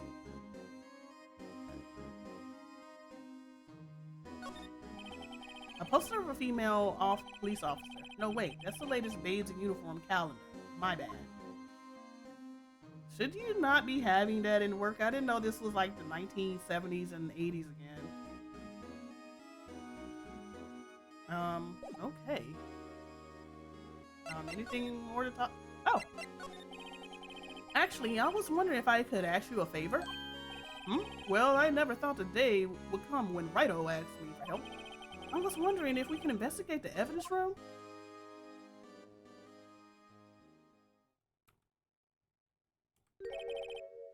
Now, Righto. Actually, I'm sorry. I don't need to investigate after all.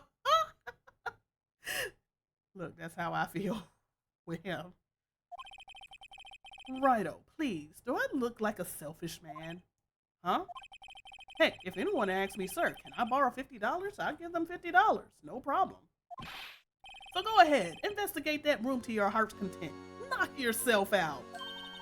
It just goes to show, you never know until you ask. And for you, here, you can borrow this. Hey, this is a detective's card, ID card, isn't it? That's a special card for guests, so don't lose it. Yes, sir, it's an honor. You just run along and do your best now. Later, folks. I don't like him. It looks pretty cool on my lapel, doesn't it? Just think, a real ID. You seem happy. Yes, sir. Because, sir, we get to go to the God dog, I ruined it. I just ruined it. I ruined it. Yes, sir. Because, sir, we get to go to the evidence room now, sir. I think this place is bad. It's a bad influence on the girl. Oh,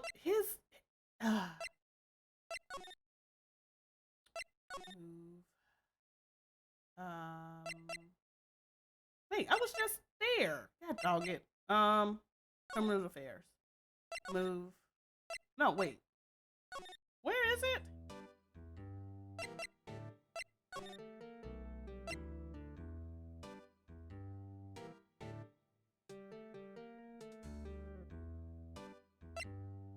No.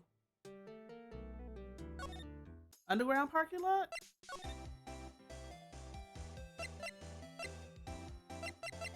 Where am I supposed to go? Okay, the police department? Okay, then move. Okay, guard station. Okay. So, I hate this. Why didn't you just give me an option to be like, okay, go here and you just go straight there? It's like, I gotta connect the dots and where everything goes. Okay, I checked everything. No, I have to examine. Okay, let's examine the door. The evidence room is beyond that door. And we have the ID card from Chief Gant. Let's just walk in. It won't open. Aha, the card reader is turned off, see? What is the security guard thinking? Howdy, partners. Well, what made my Bambina's sky so great? Oh, now you're here. Uh, Officer Marshall. Marshall, why does it have to be him? I mean, it looks like this is his station, considering everything that's hung up here. What's that? Why does it have to be him? As you may have surmised, this here's my saloon. We're here to investigate the crime scene. Yeah, that card you got there on your chest. That's better than a sheriff's badge in these parts. Yeehaw. Well, what y'all standing there for? Get them on, little doggies. The crime scene's awaiting.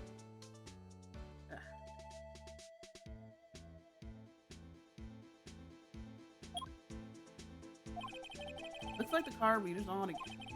While we're here, I was wondering if we could ask you some questions. Sorry, cowboy, but I got no mind to tangle with you hombres. You're busy then? Did I say that? I only said I didn't wish to speak with you. Actually, you said you had no mind to tangle with us hombres. Oh, the steak dinner.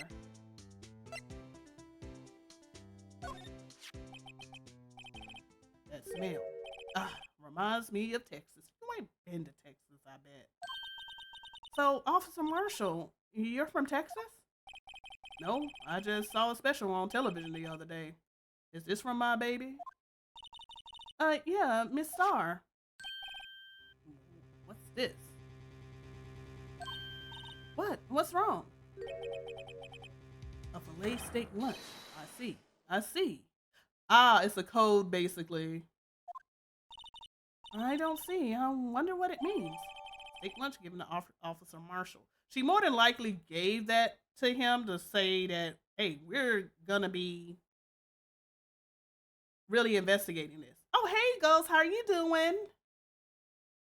You defeated Xenos and Meteon. What a wonderful end to the story. Yes, it is.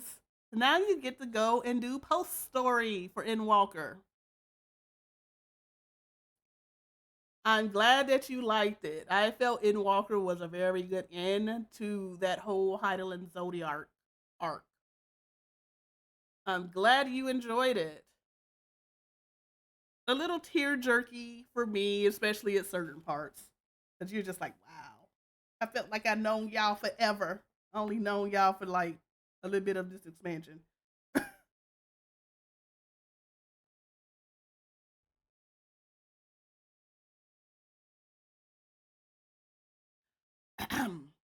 Drink some of this coffee. All right. We're going to see what the steak, I'm pretty sure the steak lunch that we just gave the marshal was pretty much letting him know that, hey, we're going to be investigating this. Give me all the info that I need.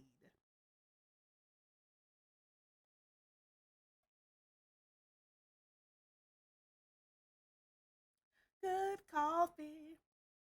I actually feel a little better. I don't have this headache anymore. I did take something for that, though.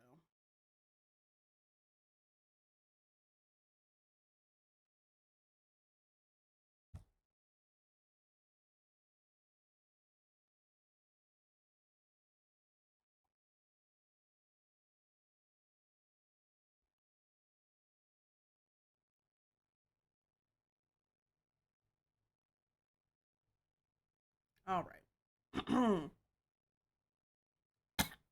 Okay, sorry. All right. All right. Gave the steak and lunch to Officer Marshall. All right, Bambina. You win. Ask anything. Finally, it seems like he's willing to talk. All right, let's get to talking first. Guard station. Officer Marshall, you're in charge of security for the evidence room, right? You got good eyes, partner. It's an easy job, and I'm grateful for it. Actually, Officer Meekins at detention center told us. That poor little doggy. Poor guy. I keep getting his name wrong and calling him Meekly. He told us something. He said that when the stabbing occurred, you weren't at your station. Well, maybe I shouldn't be telling you this, but since I got demoted from detective 2 years ago, well, it may not look like it, but I lost my fire for the job, you know? So, what were you doing around 5:15 when the murder took place? Well, I reckon I was galloping down the highway on the back of my steed, Zippy. No, he was riding down the highway on his horse named Zippy. No, he was on a motorcycle. There's no need for people here anyhow. These newfangled machines do a bang-up job keeping an eye on the place. So basically, it was your job to be here at that time. And you just out on the highway on your motorcycle, not doing said job. Want to file a complaint. Sue the police department even more. I may not get much, seeing as how much your annual bonus is, but still. You mean the security camera system? I don't take to the two machines much. Kind of like that stewed broccoli they sneak in next to your steak, you know?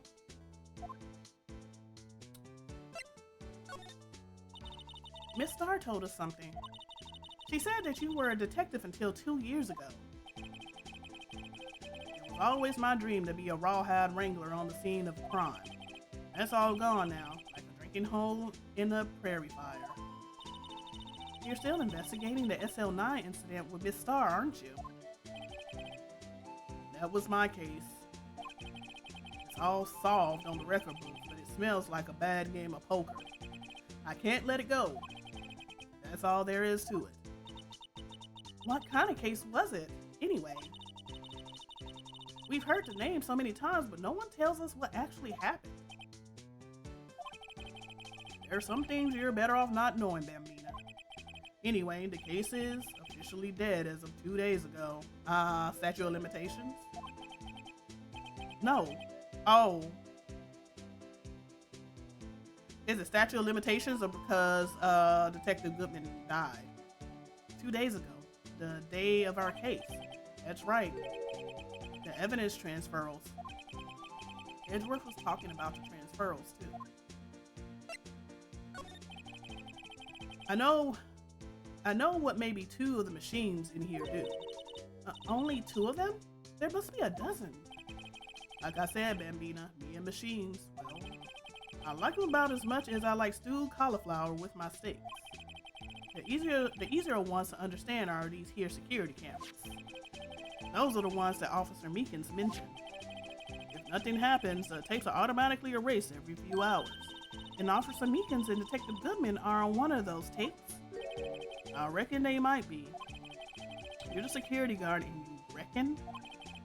One more thing. When you go into the evidence room, you need an ID card. That's the card reader by the door. The card reader leaves a record of every ID card that passes through.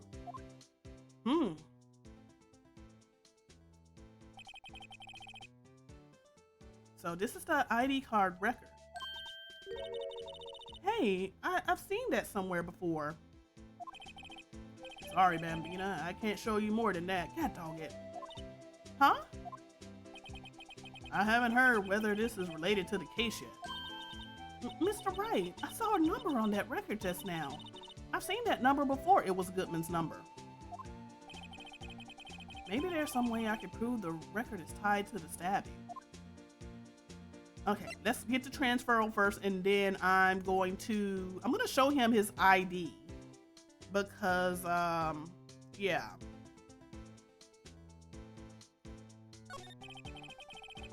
Sorry, but could you explain what this whole transferal thing is about? We keep only evidence from solved cases in this room. Okay. So the room that he is guarding is only for evidence for solved cases. Okay. They're kept here under the presiding detective supervision for 2 years. So we can reinvestigate them if it turns out there was a mistake, see? Oh. So what happens to the evidence after 2 years? It goes to sleep forever in the underground vault at the county sheriff's department. That's what we call transferal. We do it every February. I see now. Transferal is like a funeral for old cases. 2 years after a case is solved, it's closed forever, dead. Never to be reopened again, never to be reinvestigated. And what happened to SL9 2 days ago? Okay, let me present the ID because I definitely saw his ID on this. See this? This is the victim's ID card. The one that was on the ground in the parking lot. The number on this is 5842189. Officer Marshall, show us that ID card record again. It's right behind my head. Look, the 4th number. It's a perfect match. And it's at 5:14, literally 1 minute before he was supposed to be getting stabbed. Who is 777 though? That's the easiest number to remember. And we used that 5:14, right before the stabbing. What's more, there's only one of them cards in the world. So when the incident occurred, Detective Goodman was in the evidence room. Shoot, I should have paid attention more. What was the number after that and what time? But wait, what did Officer Meekin say? Sir, I entered the evidence room and asked the man to display his ID card. So you asked Detective Goodman to show his ID card. What did he do? That's the thing. Suddenly he pointed a knife at me. If he had his ID card, then why wouldn't he have pointed a knife at Officer Meekins? All right, compadre, you win. I guess I can give you this ID card report. Cool. I've got an idea. Maybe I should show this list to other people with IDs here. Okay, let me look at this. Okay, so we know that this is Bruce Goodman. There was another person that was with him or right behind him, or that could have been Meekins.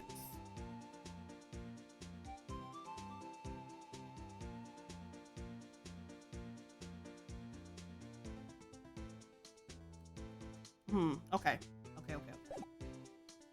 Ow.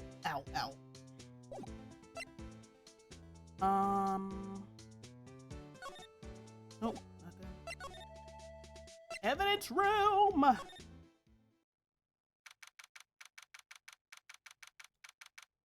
Sector 3!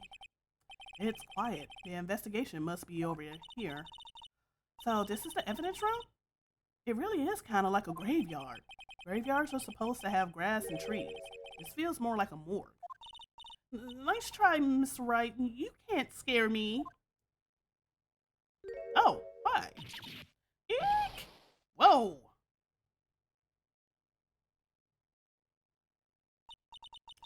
Sorry, I thought you were a ghost. I wouldn't recommend going around smacking ghosts on the head, pal.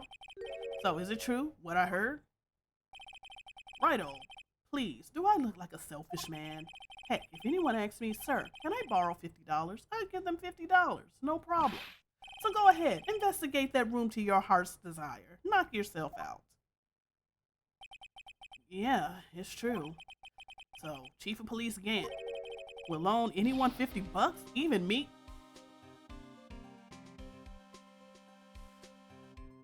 Gumshoe, that's... Oh, so that's what you were talking about. Actually, I was put in charge of the investigation for today. Just for today? Boss for a day. But guess what? You got permission from the chief. So now you're boss for a day. Gee, thanks. First of all, you'll want to have this. Okay, scene of the stabbing of the detective at the police department. Oh, floor plans. Okay.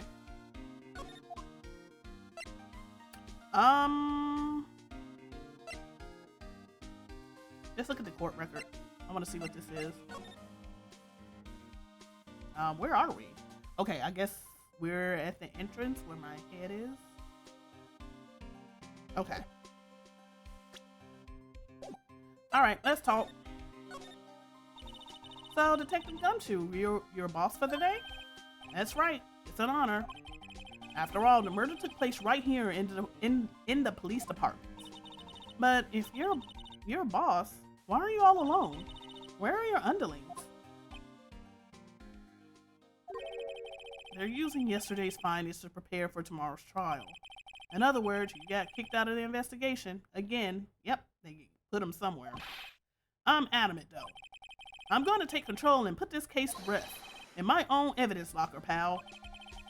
You have a locker in here too, Detective Gumshoe? Of course, I am a detective after all. They gave me a locker that only I can open, pal. Oh.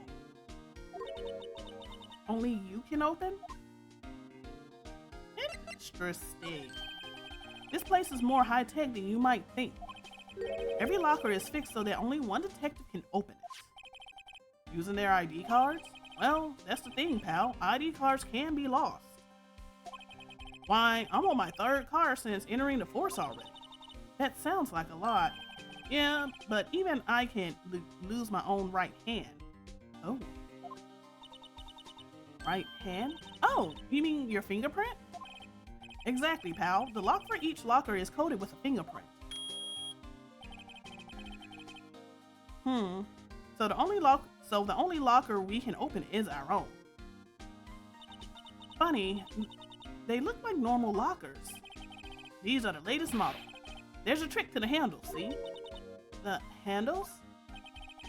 On the other side of the handle is a sensor, and if the wrong person touches it, you get a shock. If that's what happens, my hand will be black and smoking every day. In any case, the locks aren't that obvious. There are even some people in the forest that don't know about the fingerprint locks. Oh. Only the assigned detective print can unlock it. Indicator lamp opens up when lights up when open. Okay. Cool. I'll always believe in Mr. Edgeworth, no matter what happens. So, Mr. Edgeworth is with the inquiry committee right now, right? They're trying to figure out who's responsible for the mess up in court today. I'm gonna say kinda he was Edgeworth because he didn't look at that report. If he would have looked at that, he probably wouldn't have been embarrassed like he was, because the chief of police was like, yeah, you didn't do your job. I see. I guess this is what you call fate. Mr. Edgeworth just can't get away from that case. That case? What, DLC? Yeah, that case.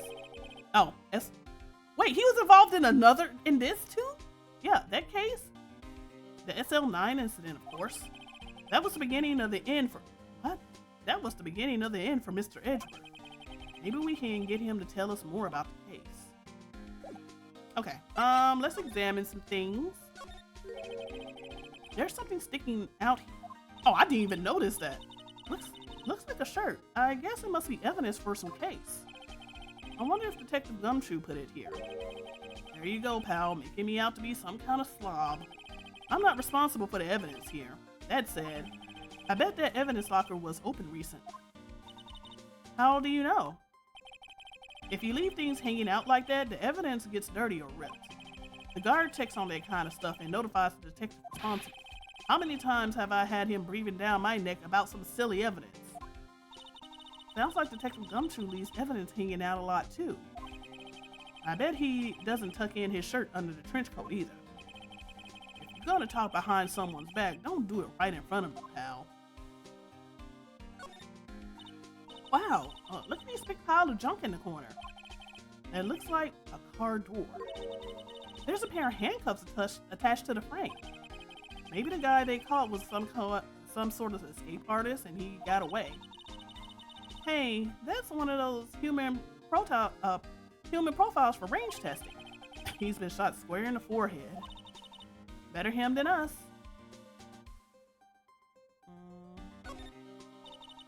This place is stuffed with evidence, stuffed with dreams. I'm not so sure about the dreams. It won't open. Did you really think it would? Hey, pal, our security is high-tech around here. Why didn't you get shocked? Good fishing gear. Some sort of bulky equipment is gathering dust here. What a sorry looking fish. Ah, that's from the Steel Samurai case. Not the Steel Samurai case, but from case 4. What a sorry looking fishing pole that is. Ah, that's my personal pole. I never did get around to use it. Wait, I've seen that somewhere before. That's where we get Von Karma. Right, pal. That's the metal detector. The one that led to the solving of that case out on Gourd Lake, remember? Oh, right. Wow, it feels like it was ages ago. And, I don't think I've seen this one before. Oh, that's a bug sweeper. I'm sure it will come in handy in solving some case sooner or later. That cheap-looking box. You can't judge a person or a machine by their cover. You gotta look at their heart. Okay. Ooh. What's this? Blood? It's a little worn, but there's definitely a handprint here. It looks like someone tried to wipe it off. Mr. Wright, what are other blood stains left in the room? We should use her testing fluid to check it out. Okay. How do I... Spray.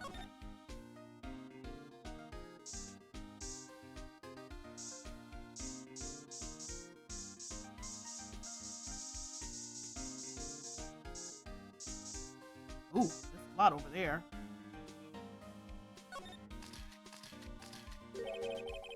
That must have been one massive pool of blood. Never seen anything like it. I'm not a professional. What's your opinion, Detective? Pale blue blood. Maybe Detective Goodman was actually an alien? No. This proves that something really happened in front of this locker. I'll make note of it on the floor plan. Hey, if you don't want my opinion, you shouldn't have asked. Alright, that's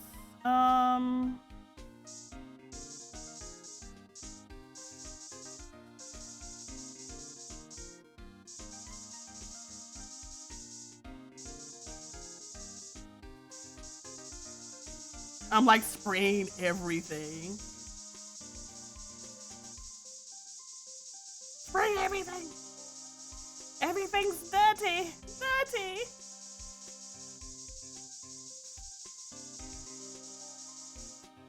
Okay, we got this. We already found that. Up here? No?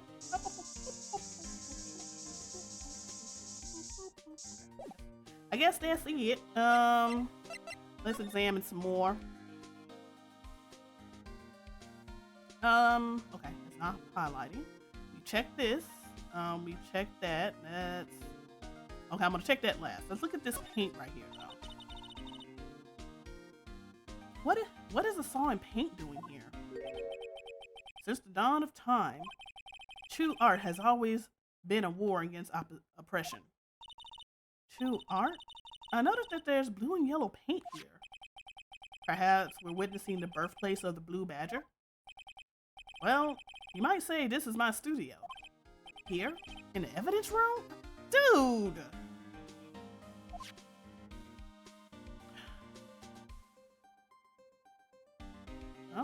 Okay. Oh no, we checked this already.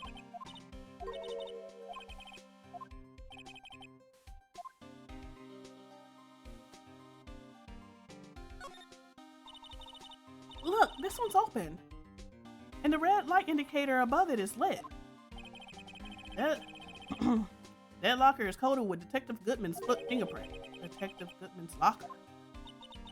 Are you sure it's okay to leave it open like that? Well, it'd be hard to get it open again if we closed it.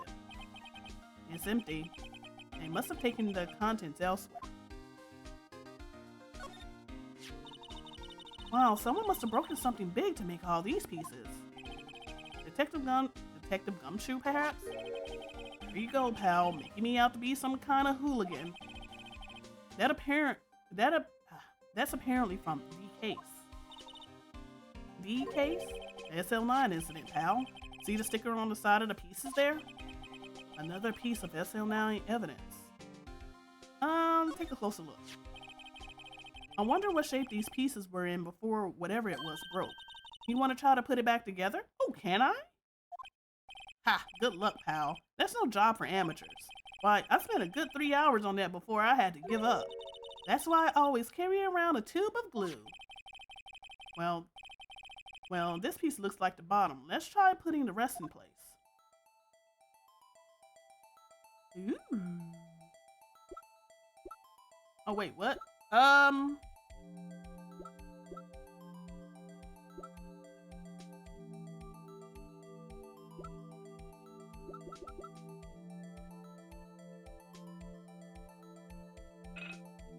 Oh, okay, okay.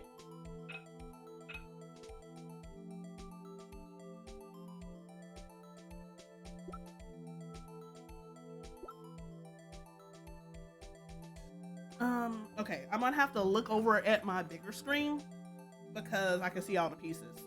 Eh.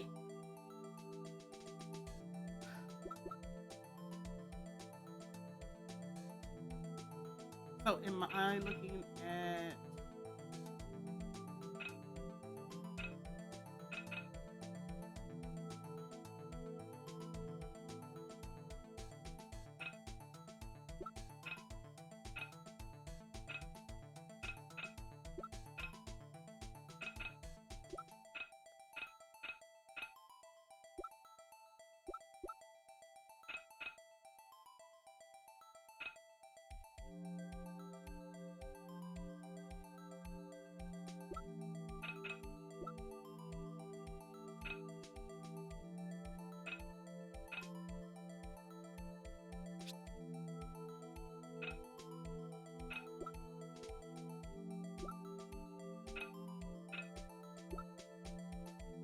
I'm trying to...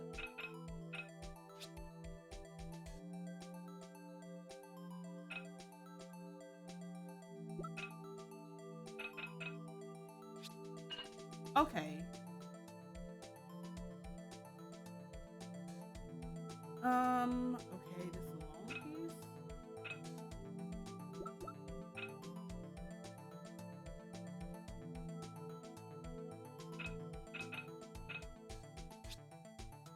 Nope. Maybe it's this one.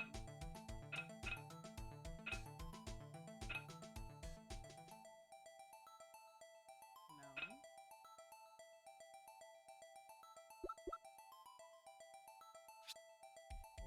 Nope.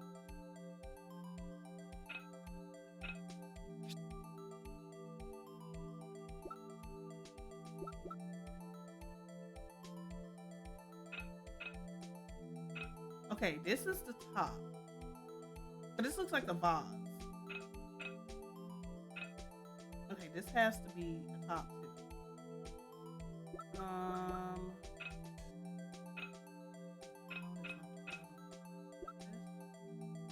This looks like the side.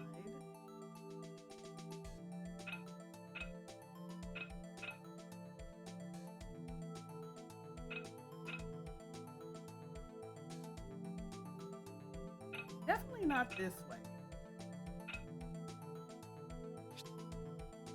No.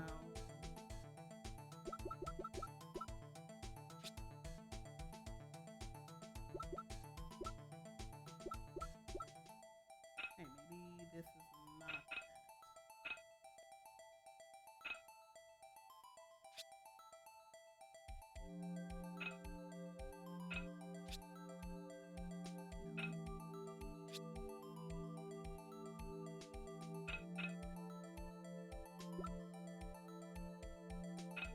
Okay, I'm trying to match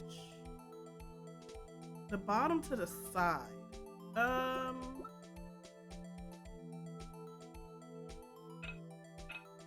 Yes? No. Oh shoot. No. Yeah. It's like I'm trying to see if I can find the bottom piece. Because I really do think this is the top of like the vase.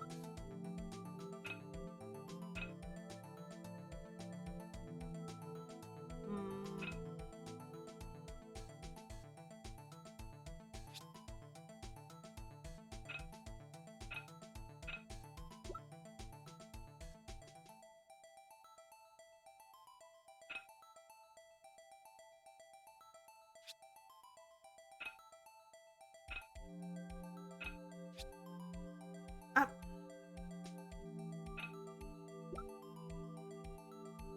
I know I'm not that bad at puzzles, but I could be bad at puzzles.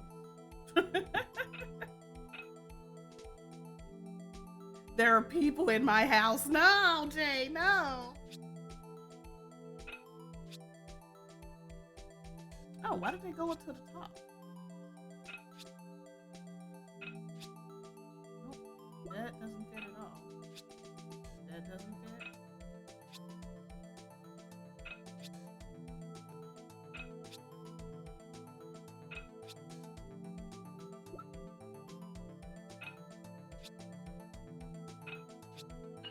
Ah.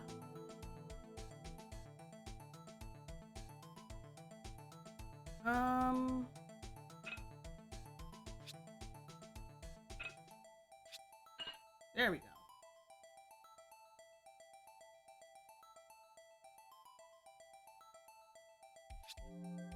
No?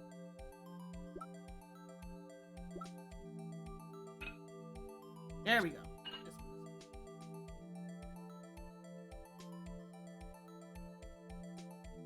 I would think this would go on the other side. No?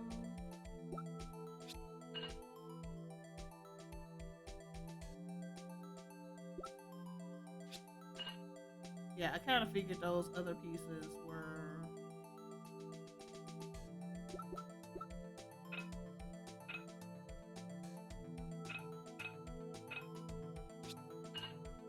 There we go. We're missing a piece.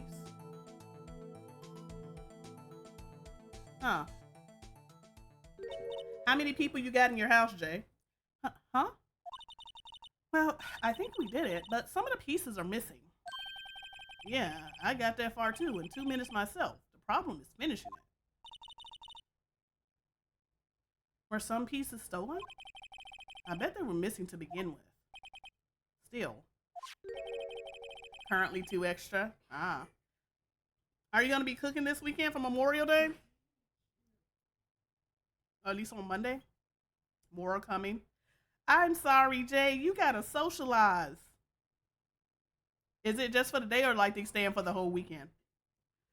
It doesn't look like the most stable kind of jar. I kind of understand how it got broken. Somebody got hit with it. Oh, that's right. Graduation.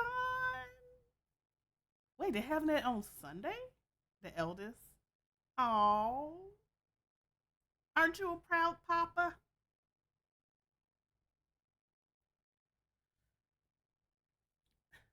I'm surprised. Yeah, my graduation was done on Monday. Because we had the baccalaureate on Sunday. It was like it's a Sunday service. I am, but I don't want to wear all the. I don't want all these extra people. Gotta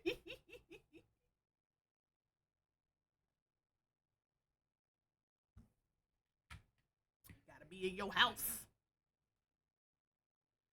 Jay is like, yes, but these are extra people in my house. Exactly. I don't know what I'm gonna do for mine. Man, it's gonna be interesting. I honestly don't. Oh, I honestly don't know. Okay, I'm not gonna think about that right now. I got years. Okay, I got years. I can plan this later. Years, yes, years. I kind of understand how it got broken. Unstable jar at yeah, because it looked like somebody got their head bashed in. That's what it looks like.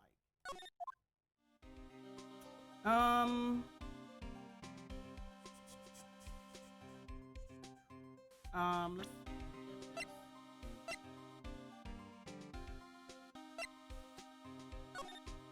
all right. We do have the blue puddle. Oh. Yeah, shit. Okay. Blocker.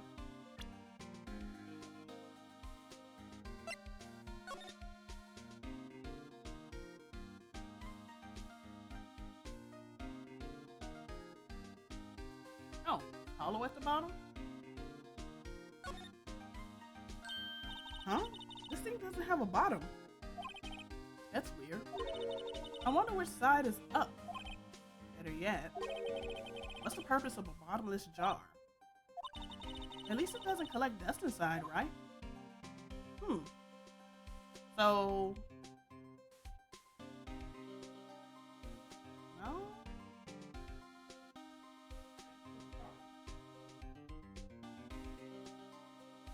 But yeah, but...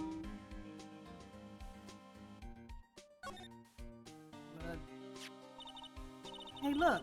They're hard to make out, but there are some dark red stains here. Looks like blood. Do you think Detective Goodman's blood somehow got on this when he was stabbed? Not likely.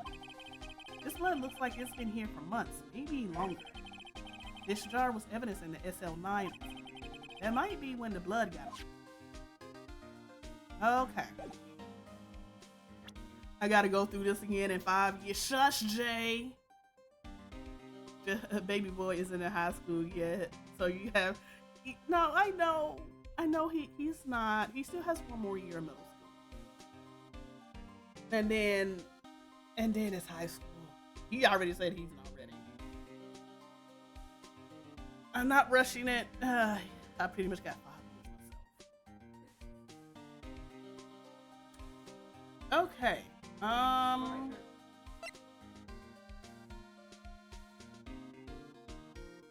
gonna try to zoom it all again.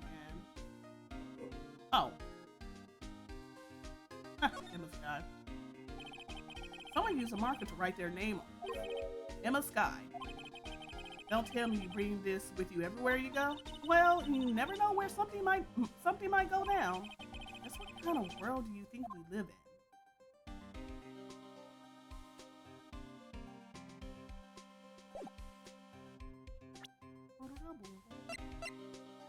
Oh, right.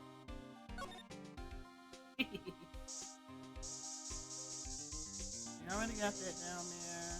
What else here?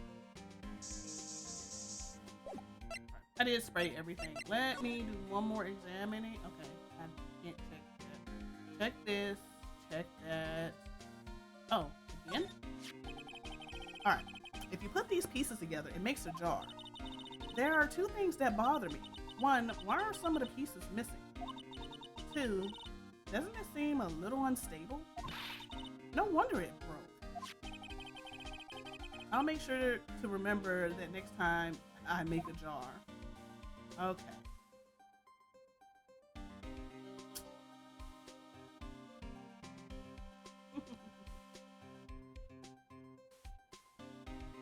Stretch. Ugh.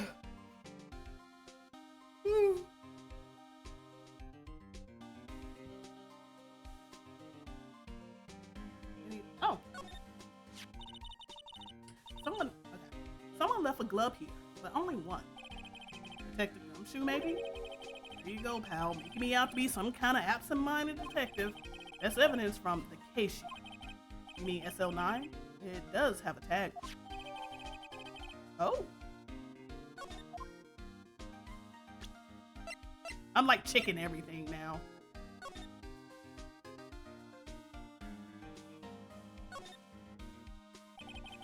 The tag says SL911. How many pieces of evidence did this case have? I guess this is another piece of evidence from that case. You know, I never did care for the word tag. It's confusing. Huh? What's so confusing about that? Do you know how many other words sound like it? Bag, gag, nag, lag, zag. Zag? Is that a word? Do you challenge me? What, are we playing a word game now?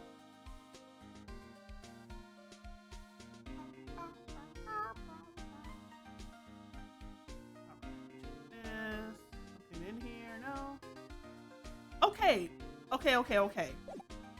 My question. Why is it hanging over the crime scene tape? That means the evidence was moved. Why is this hanging here like this?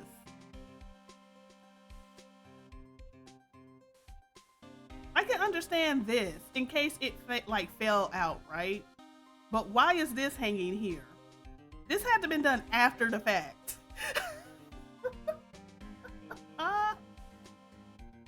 Oh my goodness.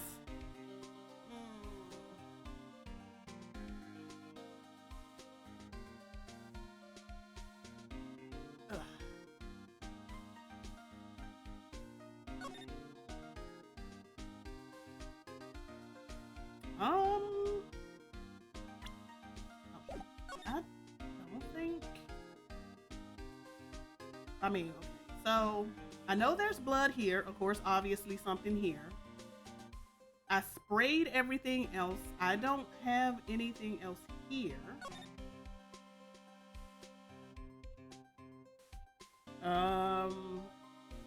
Check this. That's spray over here.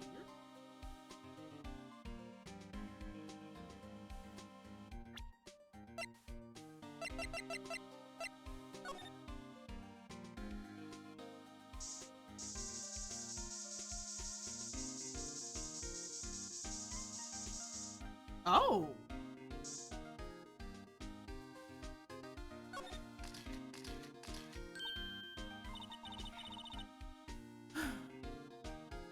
Why am I getting a reaction here? There's no reason for the murderer to touch this spot if he fled out the door. This just might be something significant. Hey, that's some pretty amazing stuff you got there, pal. What, this? It's called luminol testing tool. Where do you get your hands on that? Huh? I'd like to get some too. I'll just borrow 50 bucks from the chief. Where do you get this, Emma? I always buy it by mail order. Well, I better jot this down on the floor plan. Anything else? I mean,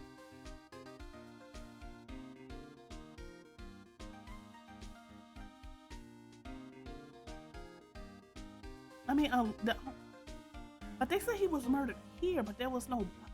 Okay, never mind. Nope. Let's not try to dwell on this because I'm like, it doesn't make sense as is.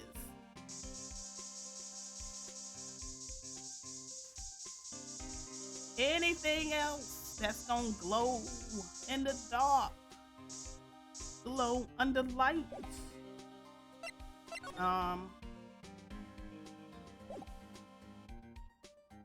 Guess there's nothing else.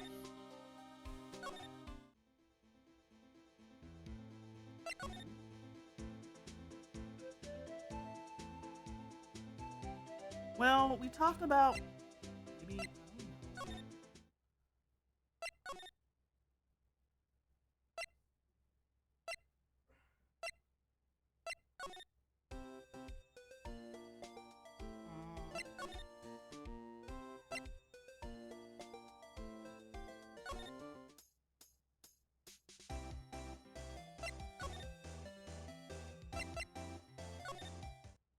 See if Edgeworth is back.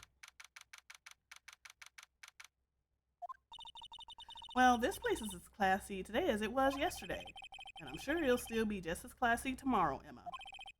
Incidentally, Edgeworth's not here. I'm sure he's off doing important investigations. I hope that's what he's doing. I guess we'll have to come back.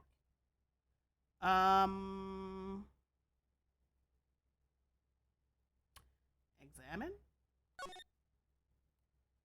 Well, there's nothing new. Do I need to scan his place? What you hiding, Edgeworth? What are you hiding?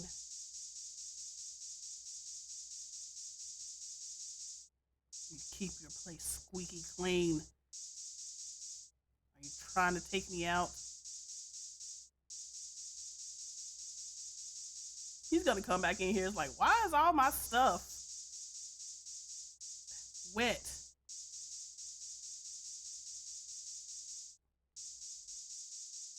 Okay, you're clean. You're clean. He's not here, so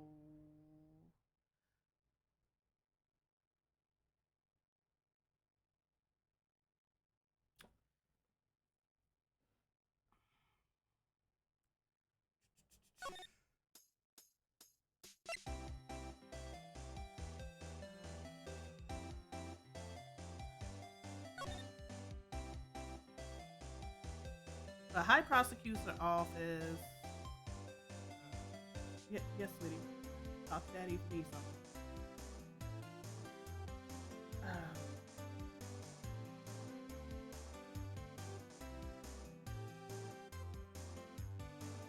Okay, let's. What to do? Well, where should I begin? Oh, well, isn't it obvious to begin with that, that thing? The mysteries of the victim, I guess? How could one man, Detective Goodman, be killed in two places simultaneously? Oh, well, you see, we should go to the police department. The evidence room, was it? I'm not very useful here, am I? No, you're being very helpful. Okay, yeah, because I didn't know where to go. The police department. Guard station. Back to the. Why are we going back to the evidence room?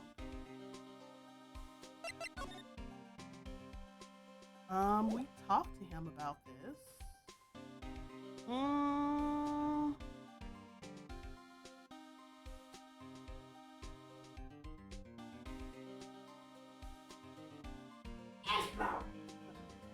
Adrian, don't be so dramatic. Bless you, though.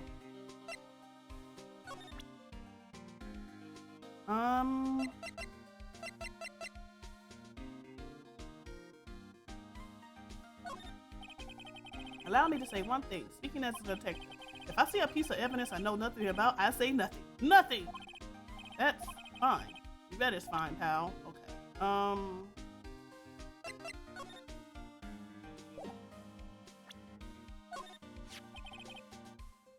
Okay, you can't open a lockers if your fingerprints doesn't match. If you can open it, they'll give you 50 cents? No, the police department lacks faith in this lock system.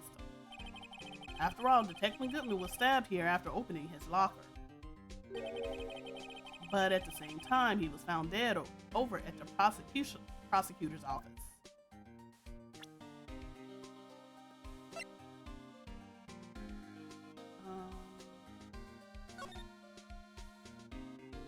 Okay.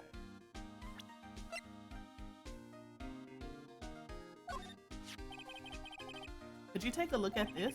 This is an ID card record of the people who came in here on the day of the stabbing. Ah, I heard rumors. So it was Goodman who came in here at the time of the murder. Whoa! What is it? The second number. It's not your ID number, is it, Detective Gumshoe? Mr. Edgeworth. What? What? The second number on this list belongs to Mr. Edgeworth. Uh-oh. What? Oh. Why would Edgeworth have come to the evidence room? Okay. Oh, okay. So he came earlier.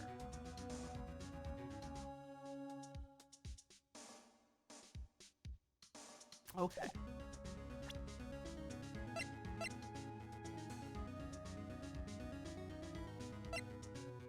All right.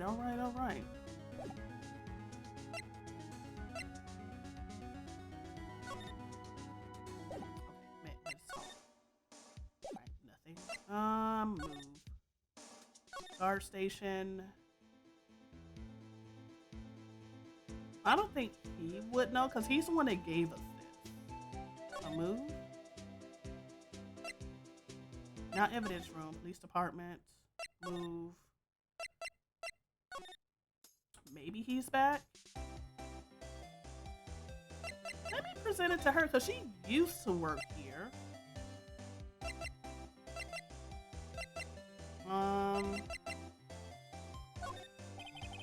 Could you take a look at this? Yes? You said you wanted some hot tea, right? No, but thanks. Didn't even look at it. You must have to brew the leaves a long time to get a rich flavor like this. We pre-infuse the leaves with steam before brewing. I knew it. So that's the secret to the aroma. Exquisite. The only thing I'm smelling here is wasted time.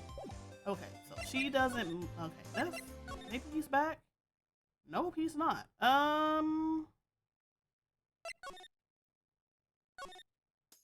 Maybe I should go back to the detention center.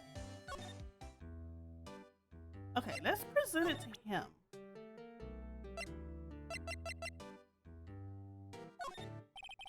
Officer Meekins, could you take a look at this? I'm sorry, sir. I'm really sorry, but I have no idea what that is. Maybe you should ask Mr. Edgeworth, sir? He's passing the buck, Mr. Wright. It takes a special kind of man to pass the buck to Edgeworth. Interesting. Why would he outright just say go to Edgeworth? Hey, noob, how are you doing?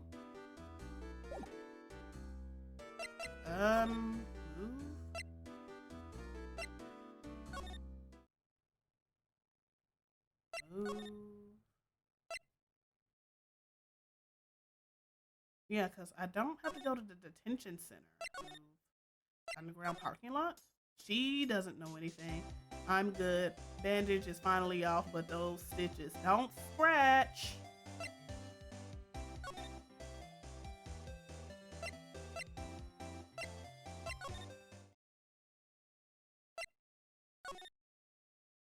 What am I missing?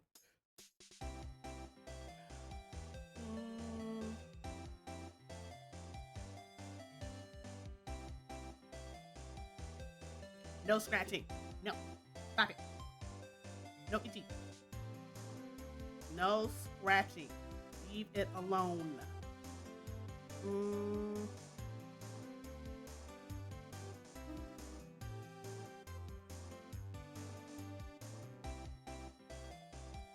I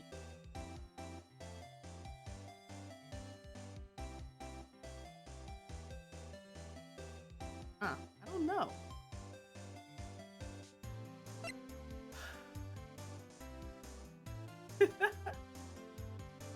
Look, I know how it is. Don't do it though. Oh, let's go to court record, mate. Let me spray some more stuff in here. Watch out, Angel. Oh.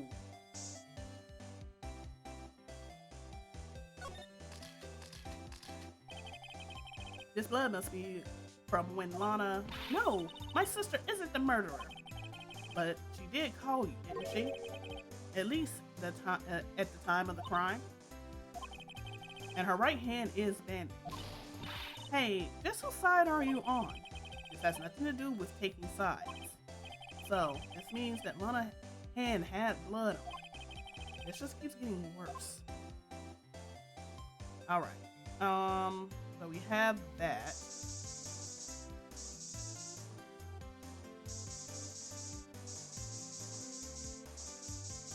This makes me just want to spray everything.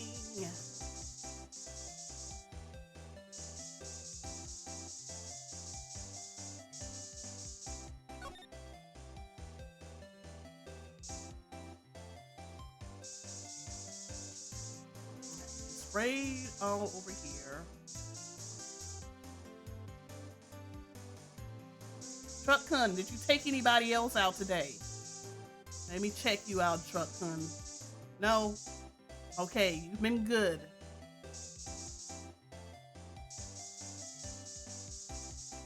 Okay, I don't see anything else.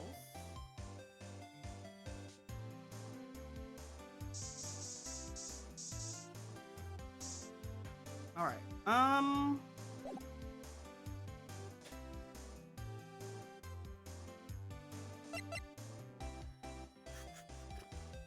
Trying to see.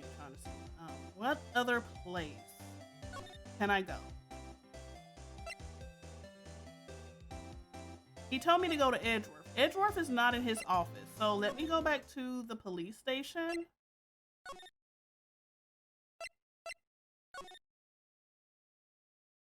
Examine. Let's talk. Well, I'll talk. A poster. Okay, female police officer. Wait, no. Babes in uniform. Already talked to him.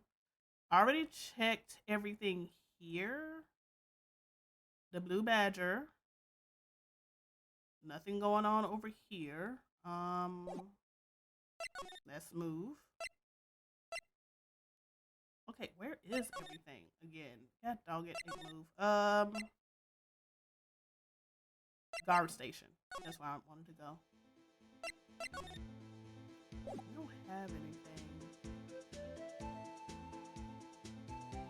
Oh no, let's try some stuff out here. I'm telling you, I'm spraying everything. Was there blood coming out here? That's the question.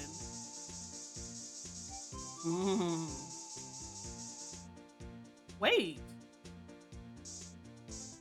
Whoa. Wait.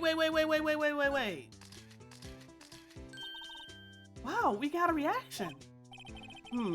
There's clearly blood around the spines here. This room is pretty messy. Someone must have tripped over something and planted their head right in these spines. I think that might be more painful than being murdered.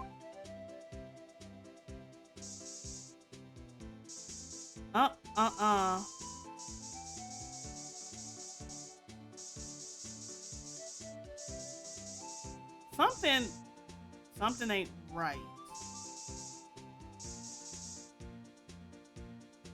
That's a lot of blood. Like, I'm gonna spray your clothes. I don't trust you.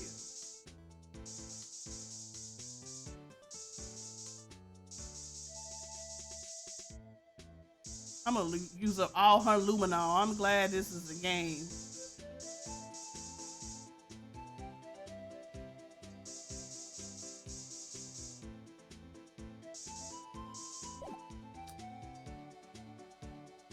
Okay. Yeah, that's really suspicious. Okay, give me 1 second. I need to take this phone call really quick. I will be right back.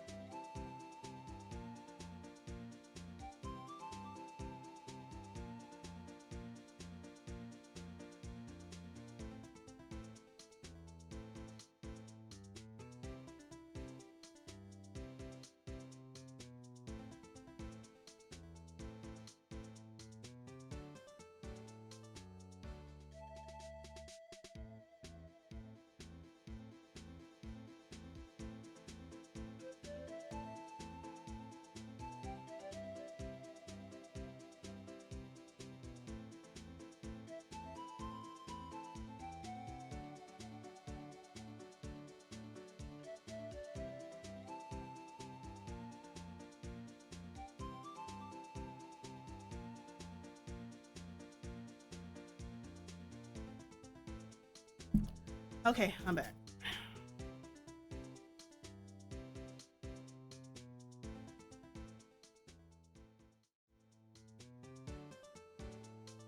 All right.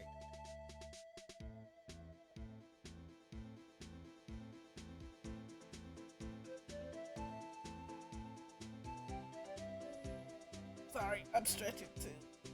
I've been hunched over, but I don't trust that freaking cactus. Like, that's a lot of blood to be on top of that. Because if it was just like little speck, it's just like, yeah, that's suspicious. Why is it so much on top of the cactus?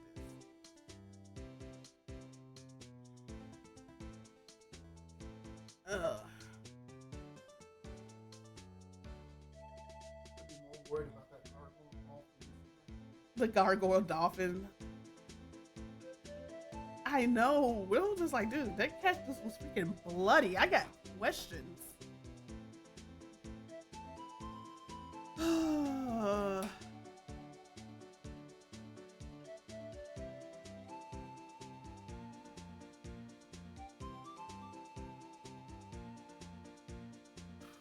I'm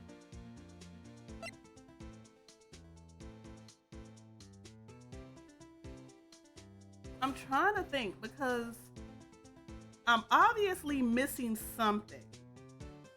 Because Edgeworth has not come back into the picture. Like, maybe presented to him? But why wouldn't he tell me if he went in there or not? The sheriffs back in the Wild West didn't place much faith in evidence. About the only thing they trusted was their shooting hand. This is neither Wild or nor West here. but this and that are two different things entirely. I guess so? Huh? I'm lost. Looks like we need some evidence to get anywhere with this guy.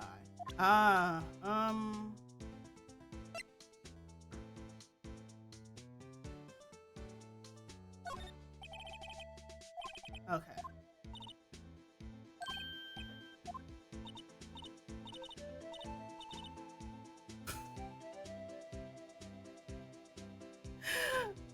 No, no, don't do this.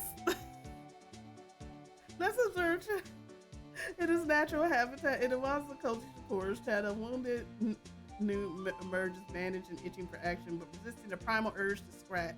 The ads, no. The ecosystem buzzes with nightbots calls to support our shepherd, wild cozy for a reason web of social connections. Suspicion lurks in Noob's mind as they ponder the mysteries of the cactus and delude secrets it may hold.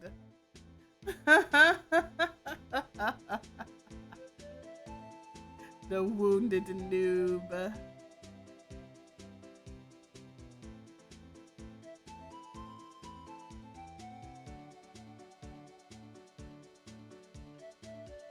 I guess, okay. Looks like, okay, need evidence. I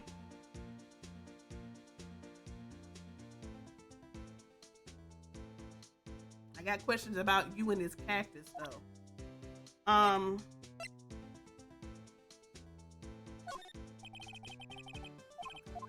You don't know anything.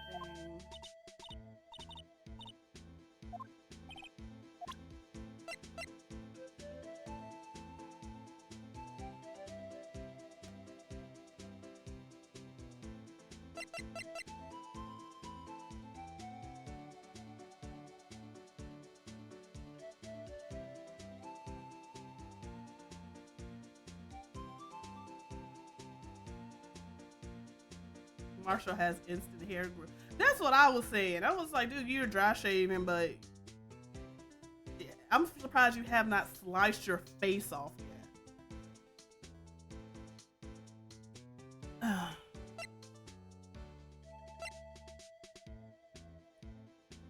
Okay, I don't. Back to the evidence room?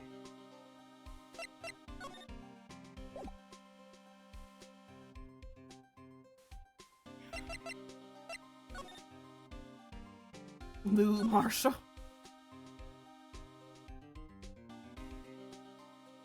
I mean, I've checked everything here.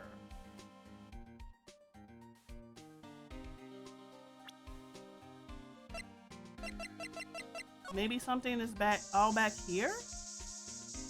I mean, except for all the blood?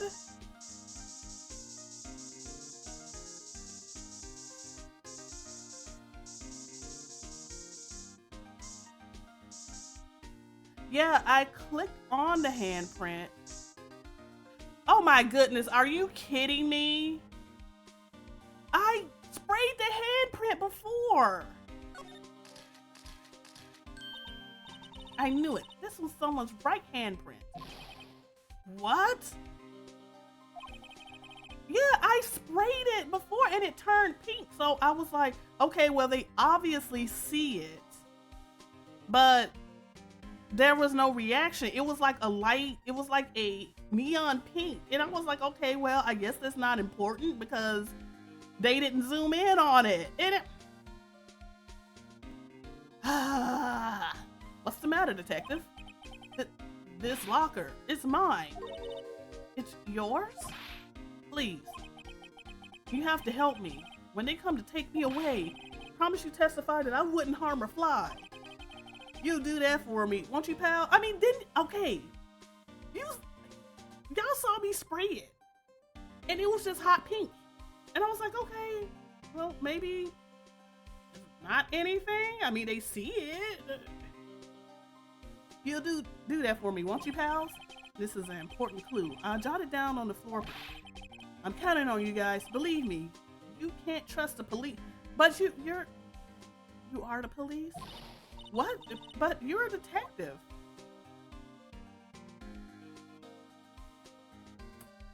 Mate, okay. Maybe.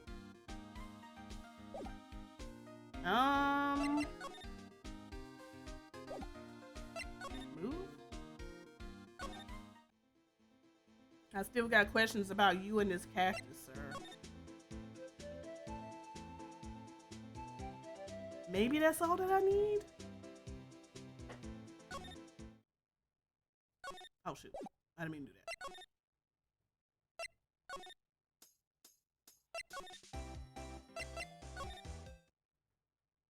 Nope.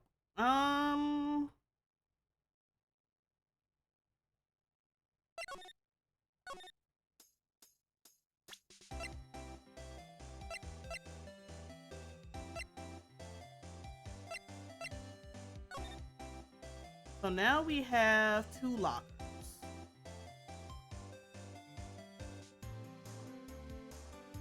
I've arrived. Hey Jay, are you back for good until you get pulled away again?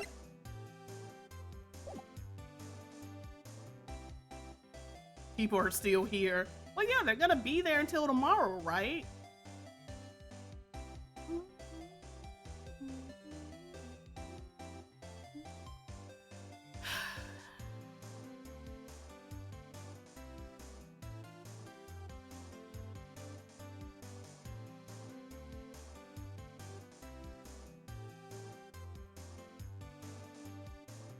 Oh, they have a hotel room, so maybe they're just staying for dinner.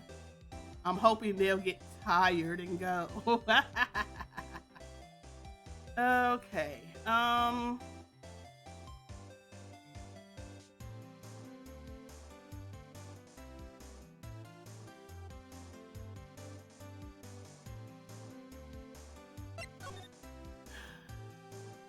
Okay, let's go here. Let's ask Emma again.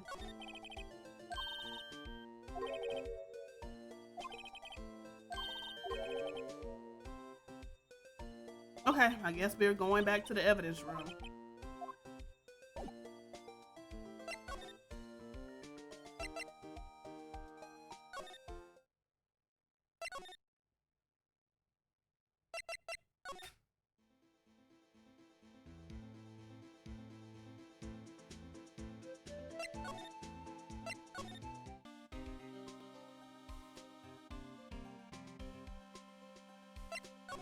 Is there any? Okay, maybe I need to present. Okay, I sprayed everything. I should have sprayed everything now.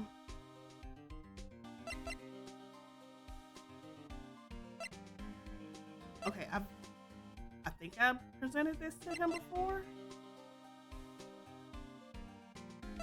He the one that created this. I don't know. That's the victim detective equipment ID card. These days, everything's card and secret numbers. I can never relax. That's only because you always lose your card. I always forget my secret number too. Scary, huh? My face should be ID enough. What's the world coming to? Detective Gumshoe, rebel against the system. Okay, so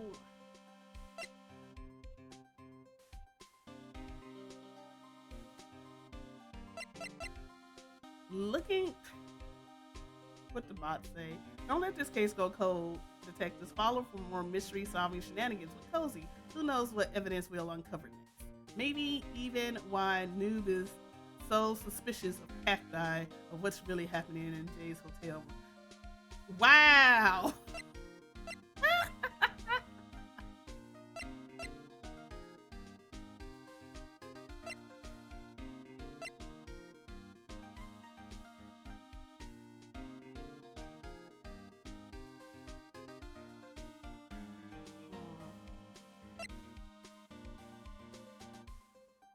Okay, so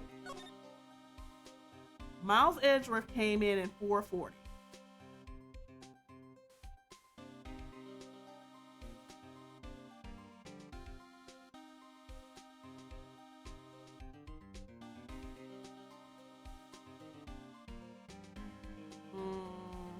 And Frosty needs to learn that shenanigans always starts with a capital S.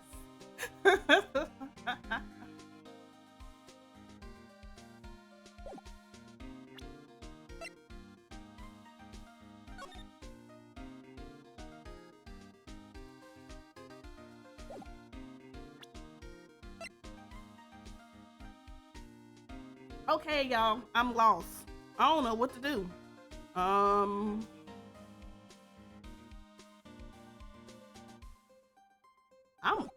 really lost. So I examined this. That one's good. We know there's a handprint here.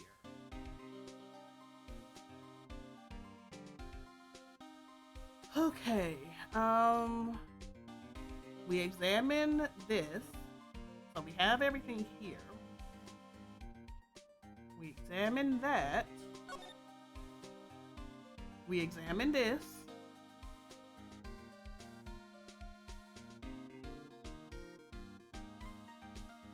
We examined both of this down here. We examined the glove. We did examine the open locker.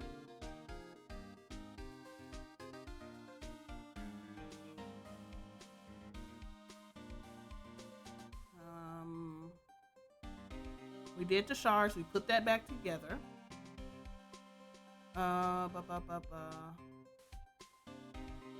We examine this stuff over here.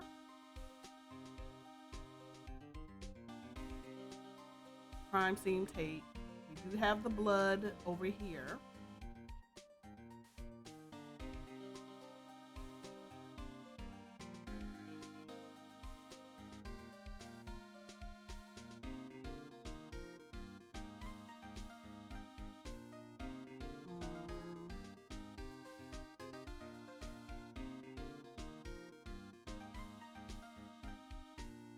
I don't know.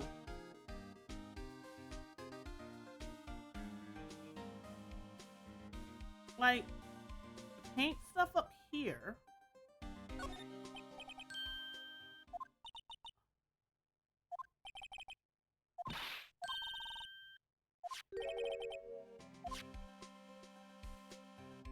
I mean, I've already done that though. We've gotten this.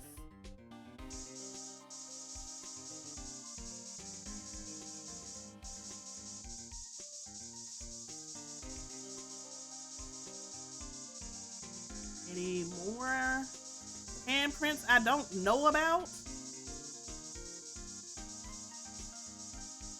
Okay, nothing more over here. See behind my head. And then there's one here, which we got.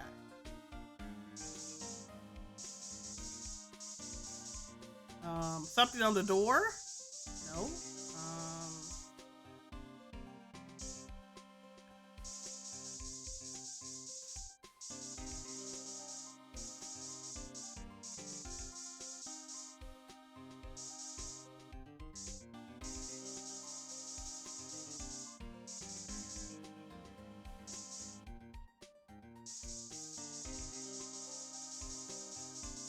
Yeah, nothing on the actual evidence door, so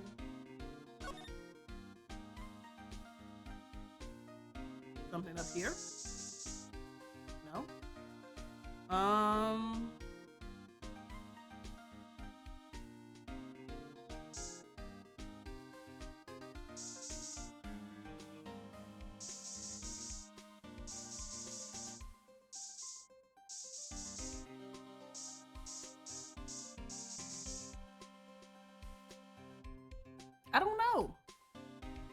I pretty much have sprayed the whole room.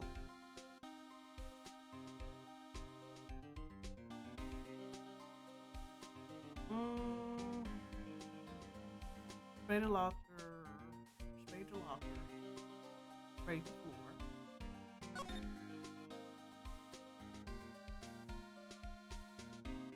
Anybody have any hints? 'Cause I'm stumped at this point.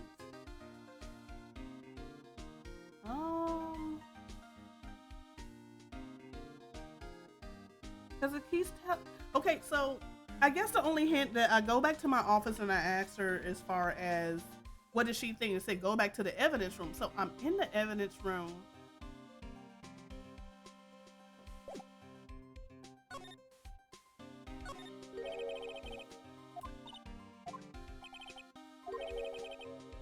Okay, yeah, we know there's blood there though.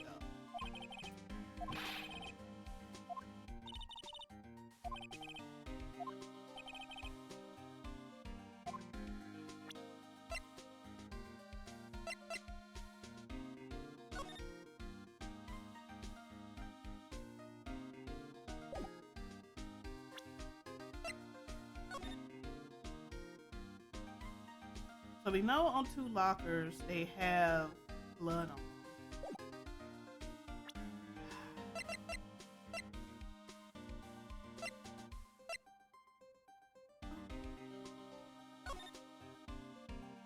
Five nine. So I wonder who this 5'9" is.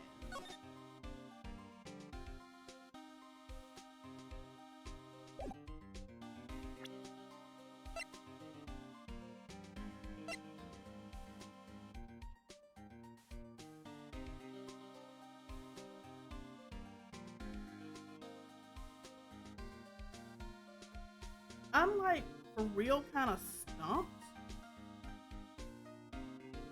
Who else can I talk to about the IDs? Because we got confirmation that one of them is Edgeworth. But he came in early.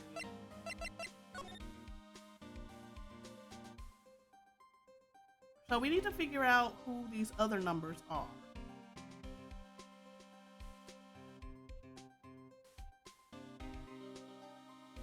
And who came in with Bruce Goodman, because they got the same time. Then I don't know whether that's the patrolman that was in there. You know, Meekins.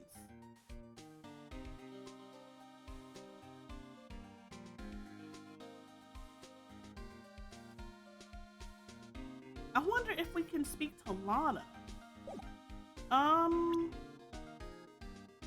No, because Lana wasn't there though at the time. Lana was in. Well, no.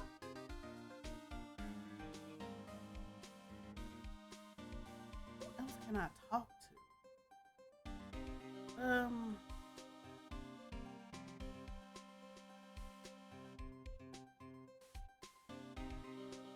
Maybe.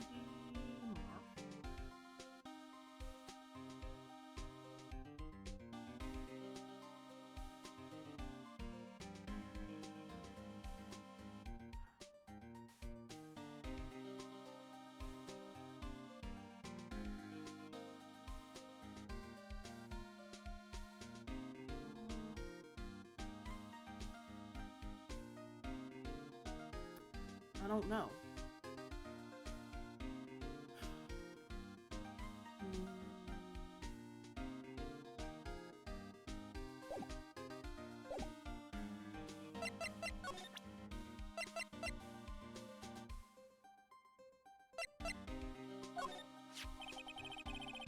This is my crowning achievement, my masterpiece, you might say. But art is always misunderstood, pal. Art? He was dancing proudly on the day of the award ceremony, but there were a lot of people coming and going after the ceremony, so they took the Blue Badger away for a while. Really? Why? Oh, they said it was shameful or something like that. Shameful. I toiled day and night. I sympathize with Detective Gumshoe, but I can see why they moved it. Okay.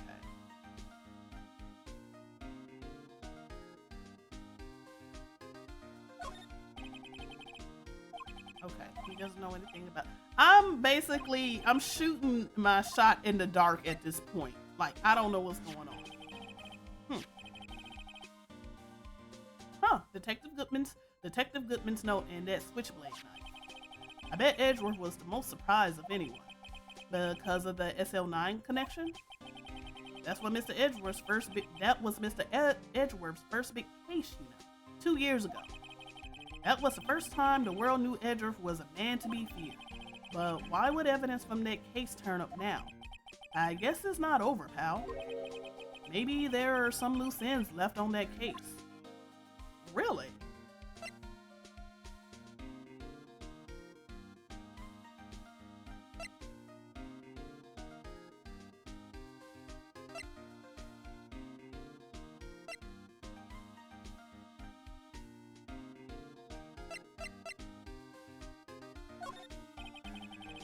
Okay, he doesn't know anything about it.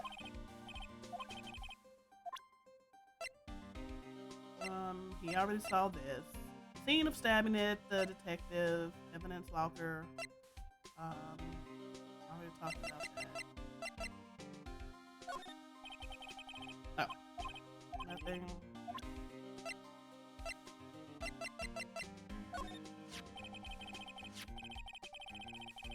Found in Mr. Edgeworth's car, stabbed with Mr. Edgeworth's knife, huh? What would drive Chief Prosecutor Sky to do such a thing? Wait, I mean, sure, of course, someone else really did it. Someone who must have had a grudge against Mr. Edgeworth. Hey, that's it. That's the King of Prosecutors Award that Mr. Edgeworth got the other day. Were you at the reward ceremony, Detective Gumshoe? Of course, pal. I got a reward for diligence myself. Ah, congratulations. I was wondering, why is the award a shield? And why is it broken? Oh, there's a reason. I'll tell you what it is later. Apparently, he's forgotten. Okay. I think that's the conversation. I don't think he has anything else to really talk to me about.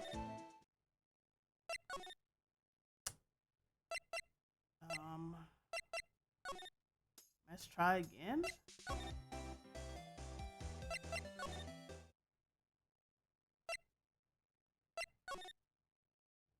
Really nothing new in here. That's not like sticking out like a sore thumb.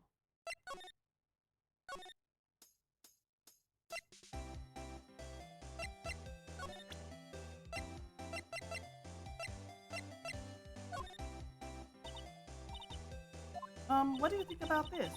The SL9 incident is written on that knife. And on that note, Goodman was the head detective on that case, you know. Really? That knife was evidence from that case, the murder weapon. Okay, my question is, they said everybody that was involved with that case either got fired or demoted. Why was Goodman still a detective? It was due for transfer for the very day that Goodman was killed. As I suspected, SL9 isn't over. Not yet. Do you think you could tell us more about the SL9 incident? I think we already got information from her from that.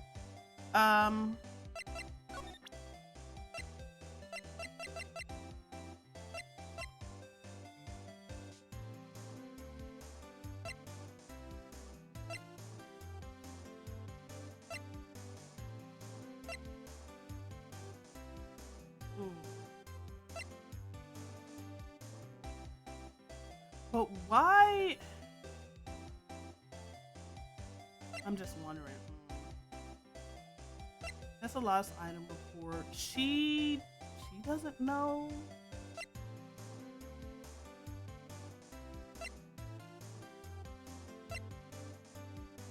Oh, shoot. Did you take a look at this? You. Okay, never mind. blah, blah, blah, blah, blah. That's nice. Blah, blah, blah.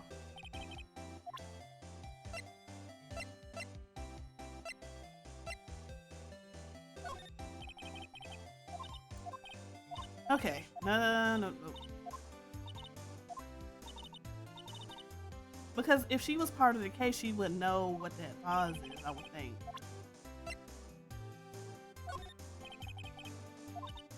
Nope.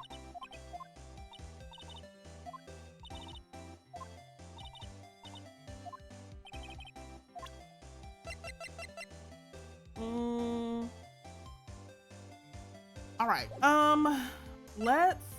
Are there any more people I can possibly talk to?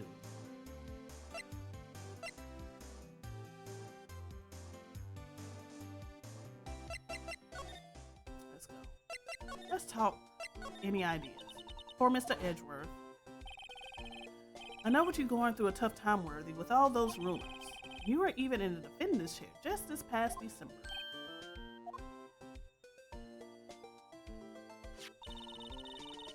There was that business with him not reading that officer's report. About the killing at the police department, right?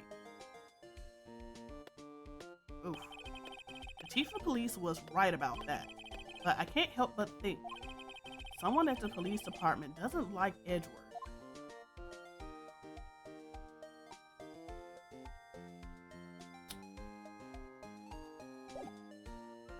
Okay, let's go back to the police department then.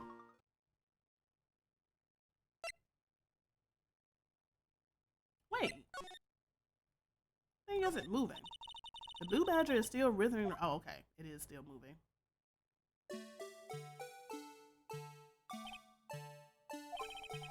Speaking of dancing, the whole police department has been dancing around like crazy since yesterday. Can I take out his batteries? I just can't help but feel like he's gonna do something naughty. Why do you say that?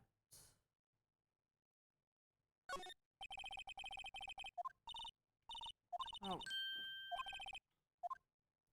I don't know why I was thinking, oh, just click on the door. We'll go right in. There's nothing here. I don't think I can trade anything.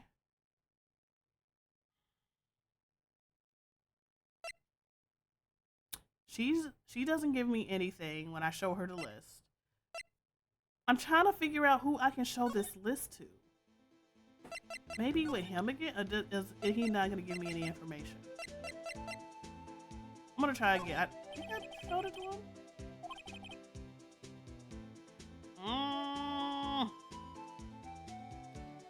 Hello, Moonchi. Welcome in, Raiders. Hey, Moon. Hey, Black Voltron. Welcome in. My name is Cozy Shakura. I am a overworked office sheep who likes to play games after work, and today you're on a segment that I do every Saturday called Coffee with Cozy. I don't know why it's talking to me. The AI is talking to me. But yes, I am doing a segment every Saturday what I call Coffee with Cozy, where we have our coffee and breakfast together, catch up on the work week. Let's catch up, talk to everyone, and then we play games. And I am frustrated right now. Momo sent me to the corner. He was misbehaving. She don't put anybody in the corner just for no reason. Bless you, baby. Details.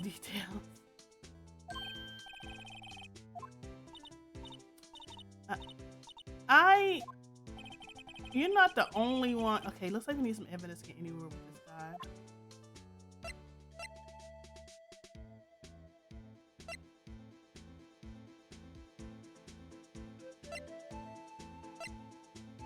I am angry right now. I'm not angry. I'm more a little bit frustrated right now because I'm trying to figure out what to do. I'm really stuck right now.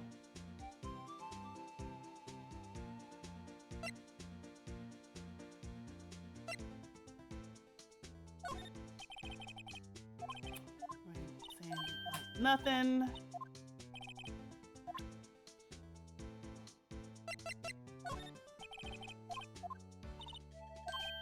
I'm like literally just throwing everything to him, and I'm just like,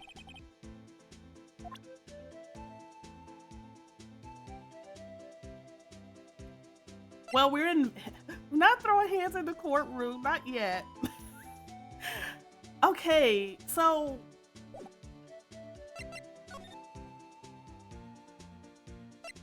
I just need a hint because I went to, so I've gone to the evidence room. I've already sprayed for the handprint here. And I checked everything here. So of course we got the, the blood pool of blood here. We got the handprint here. I checked this, got the glove. I checked this. I pretty much sprayed everything down with the luminol spray. But I can't find anything. I've already asked as far as with Gumshoe on the card reader thing. So when I showed him this, he gave me Miles Edgeworth's number, which I find kind of funny because he remembers freaking Edgeworth's ID number, but he can't remember his own. I went back to the detention center to talk to Officer Meekins, and I showed him this, and he was like, "Oh, why don't you just go to Edgeworth?" And I'm just like, "Why are you I said, like, why are you deferring to Edgeworth? That seems really weird." That was really weird to me, and I'm trying to find out who this number is that went in with Bruce Goodman. And I thought it would have been Officer Meekins, considering that he said he went into the evidence room to confront Goodman because he did not recognize him. But you need an ID card to get in there. So Meekins to me is looking suspicious because he was like, "Oh, I don't know what this is. Go to Edgeworth." So why didn't you just confirm that well, I mean, that will probably place him as being guilty. That's why he's in detention. Do what?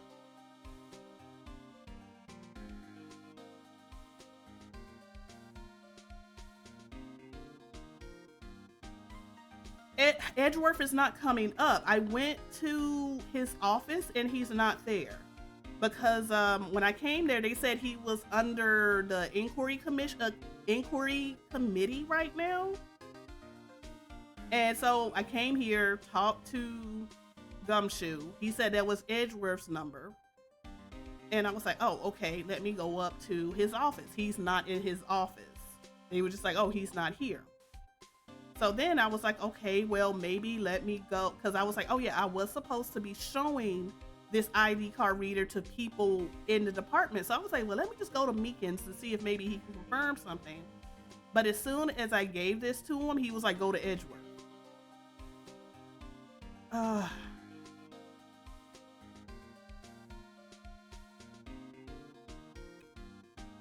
And I don't know. And I don't want to look up a guy per se, but I just like, dude, I just need a hint for this one because I'm missing something that's keeping Edgeworth from keeping the story from progressing.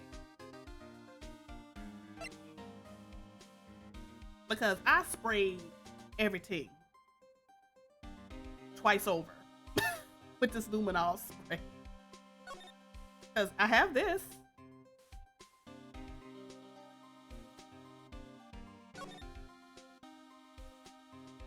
And I'm like, if something pop up now, I'm gonna be hecka mad.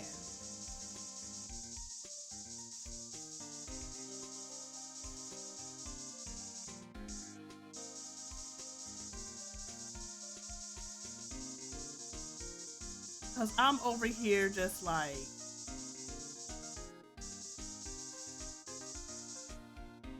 just enjoy. Yeah, I did that too. Like the examine. Cause that they had this nifty little thing where it has a check mark. I don't ever remember the check mark. So I was like, okay, check this. I checked the glove. I definitely... Yes, I did.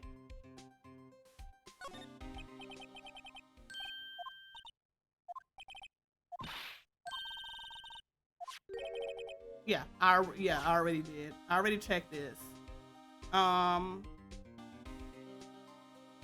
Checked everything down here.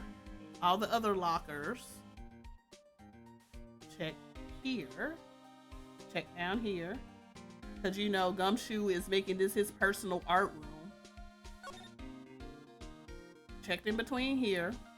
Check this. Because there's a handprint that's here, but I can't inspect it. But there is a handprint here. I expect it, but they only look at this little cloth here. Nothing mentioning about the handprint that was wiped off here. Yeah, right here. Check down here. The door? Are you serious? That's the door we just came in through. Looks like you don't need the ID card to get out. I wonder what would happen if Officer Marshall cut the power while we were inside. Let's hope he remembers we're in here. Don't tell me that was it. I'm gonna be upset if it is. What are you? Wait, that wasn't there. It was the stinking door.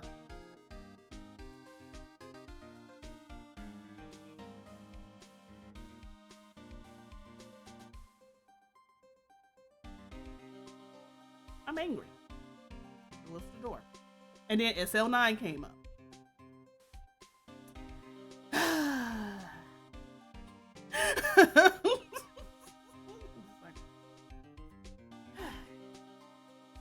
Now that was a bloody, violent case. Violent? So it was a murder? Duh, Phoenix. Isn't the switch knife? They literally said the switchblade knife was a murder weapon. And you're like, violent? So it was a murder?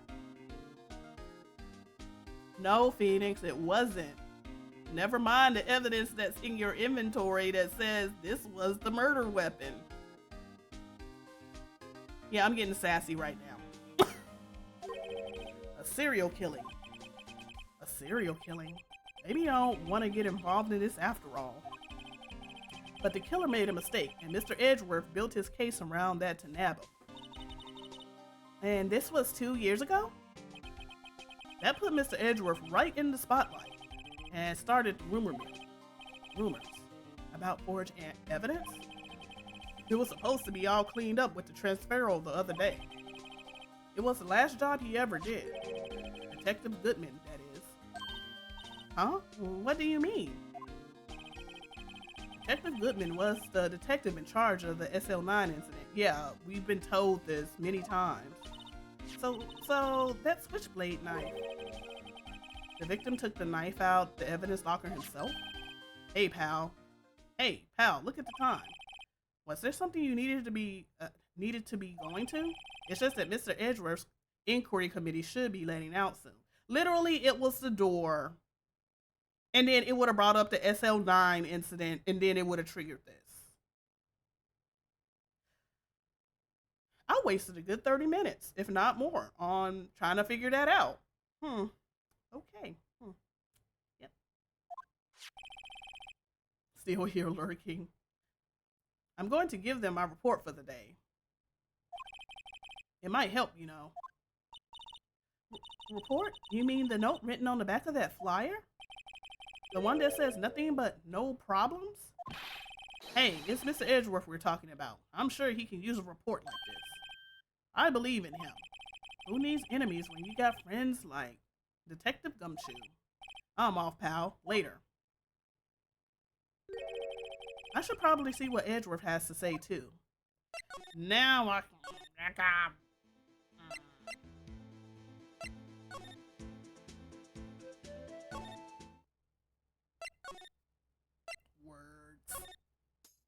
Words.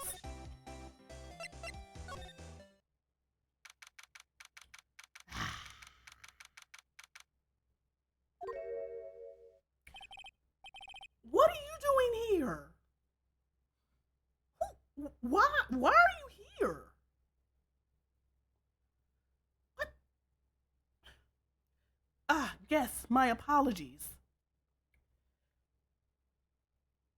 Oh, wait, what is this? Evidence suggests following my social is key to solving the case of awesome content. Exhibit A, YouTube. Exhibit B, Twitter. Exhibit C, Blue Sky. Black Voltron ready to throw hands with more courtroom drama. Munchie, time to investigate. Wow.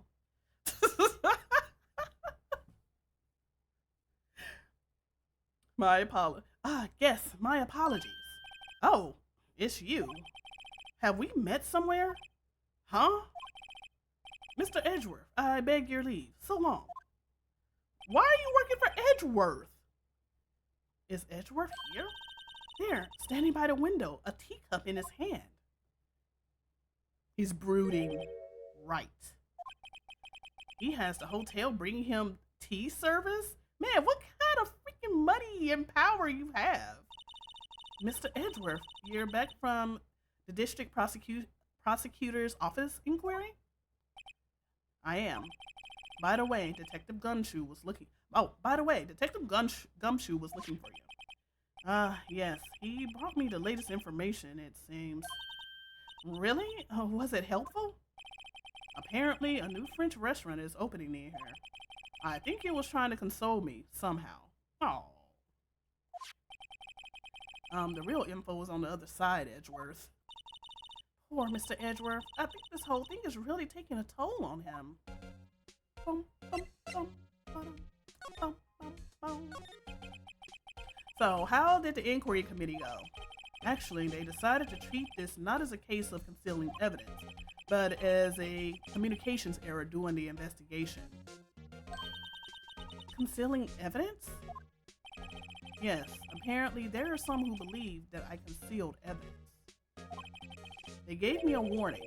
You were lucky this time. Again. Again? I've heard them say that so many times.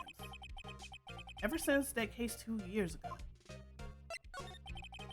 Are you okay for trial tomorrow? Well, I'm still the prosecuting attorney. However, something happened? They gave control of the investigation over to the police department. The police department? The police department. Yes. Any further investigation for this case will be directed by the Chief of Police Gantz. I can do nothing but wait for his results. I see. Why, I ask you, why? All along, I've done only what I believe is right. I have nothing to be ashamed of. But still. Wow, I've never seen him this out of sorts. Okay, let's present to him the record before I forget. Oh, right. Better check this now. As I was saying, Hi, Rook, how are you? What's this? A record of ID card usage? Edgeworth, you went into the evidence room that day, didn't you? Just before the incident occurred, no less. Yes, that's true. Why, Mr. Edgeworth? Please don't look at me like that. I'm good. I was a little frustrated. Had to go check a freaking door. I was asked to go by Chief Gantz.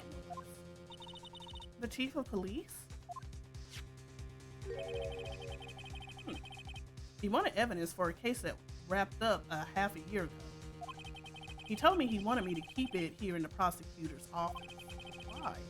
But it was solved, right? It would have to be in the evidence. It would have to be if the evidence was already filed. The chief is never one to explain himself. In any case, on the day of the stabbings, I brought this back here. Can I ask what kind of case it was? I can't say. It really has nothing to do with the current case. Or does it? Now I'm curious about this other case. I better make a note of it. Screwdriver. Evidence from a past case of Edgeworth's brought back to his office by Gantz's request. Stubborn as always. I told you this has nothing to do with the current case. Or does it? Oh no, let's go be nosy.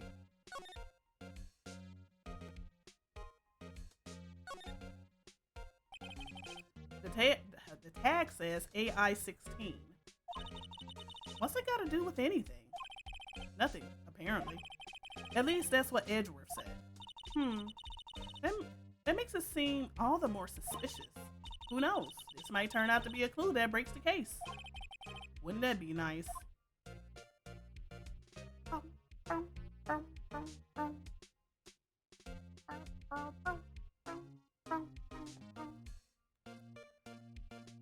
nothing else suspicious.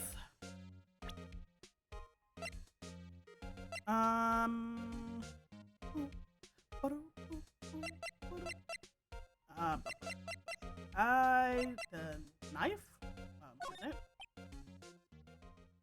it? I know you. You probably got a hold on some information already, right?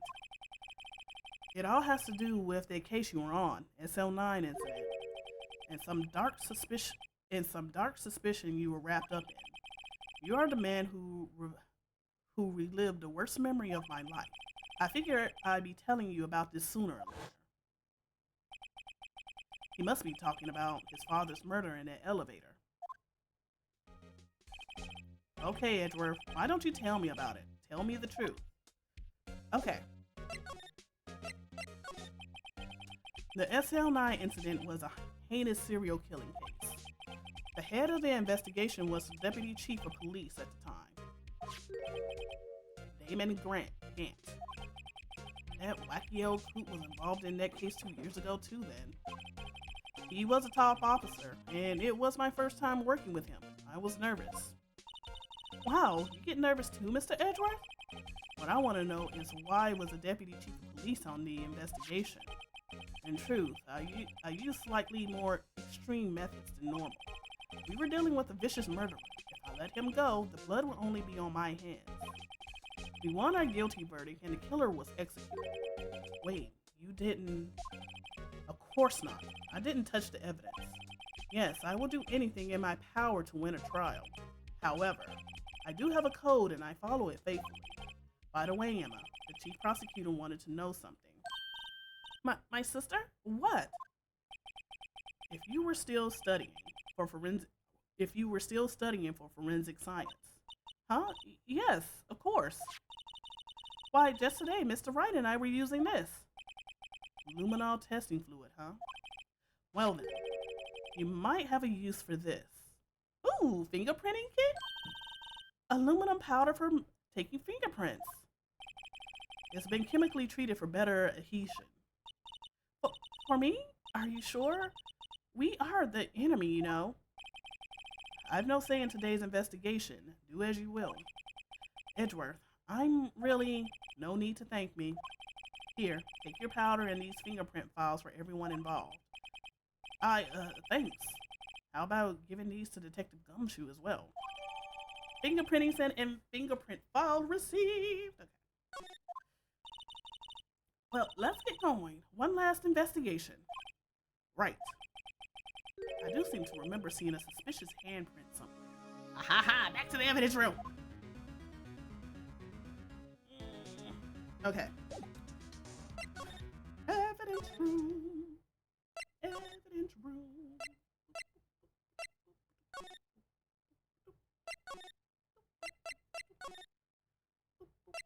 Oh, he ain't here no more.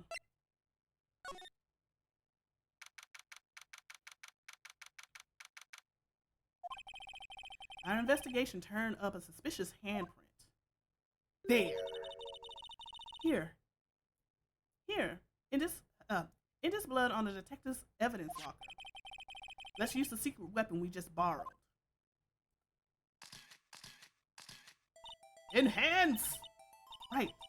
Let's get started. First, choose a finger. A finger? Each finger leaves behind a slightly different imprint. So let's choose the finger that were left behind the clearest print. Index finger? I really can't tell the difference at a glance. Quit procrastinating and choose a finger.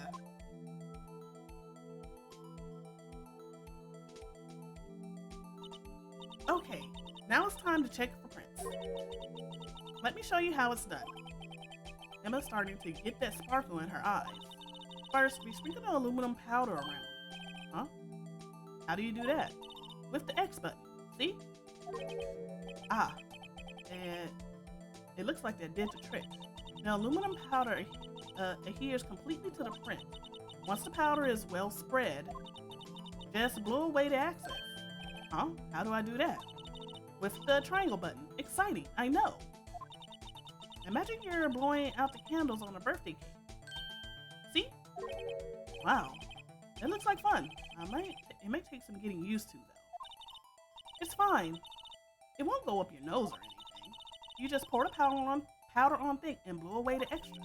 Those are the basics of fingerprinting, Mr. Wright. I guess I better give it a try.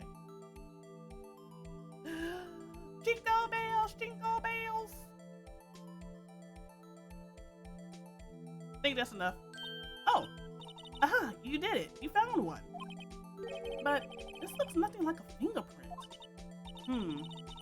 Now that you mention it, I guess it doesn't. What does it mean? I think it means we're out of luck. Out of luck? The person who left this fingerprint must have worn gloves. Ah. Don't tell me we've been wasting our time here. Hey, calm down. That's just the way it goes sometimes with scientific investigation. But it does seem a shame. While we're at it, why don't we look for other prints? Other prints? Looking at the locker door again closely. Oh, there's something else. There seems to be, it seems like there's fingerprints outside the bloody handprint as well. Let's see if we can find a clear print. Fingerprints outside the blood. Like right here.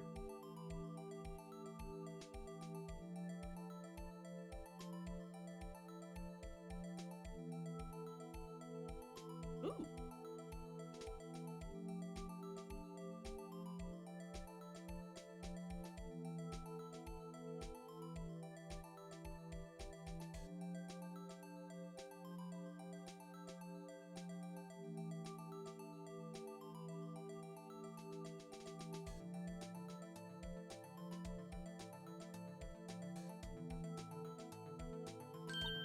There we go. Yay, a print so clear it's dazzling. Dazzling? Anyway, this print took a lot of effort to find. Let's match it up right away. So we're not done yet? This is quite a process. Well, there's no point in finding a fingerprint and not knowing who the owner is, right? I guess she's right. Look at the fingerprint data we got from Mr. Edgeworth and point out the person you think left these prints. Huh? How am I supposed to know who it was? I could make a pretty good guess. The bloody handprint and the fingerprints are in different places, right? That means that the prints probably don't have anything to do with our case.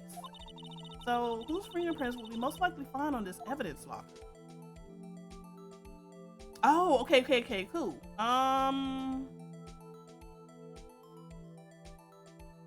Well, that's not him. Okay, which one is mine? Okay, the one that we cleared off is on the left. Okay, stretch. It's not him. Definitely not. He got a weird looking thumbprint or fingerprint. Oh, that definitely looks like his. But it is his locker.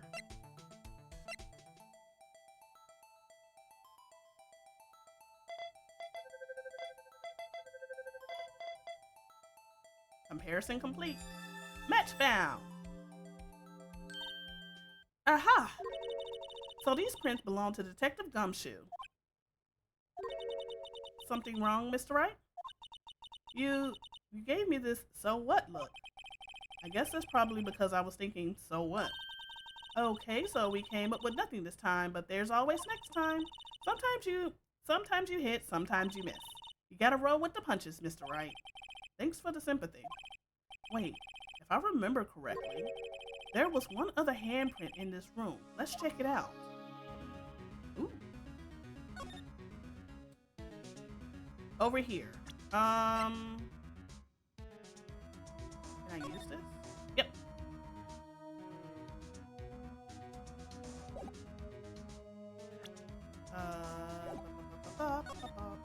This right here. This is where we got a luminol fluid reaction, right? Right. There was a handprint here. Okay. Want to try using this? There goes her eye sparkling again. Check for prints. Okay, let's check for prints. That's the spirit. Oh, but I have to warn you about something first. What? The area with the blood was wiped away, right? We only ended up finding it using chemical means. Any prints in that area would have been wiped away too. Oh, right. So that means no prints. Would you say the possibility of hypothesis is high? No, don't ask me. Anyway, we must try to find prints that weren't wiped away. Prints other than the ones left by bloody hand.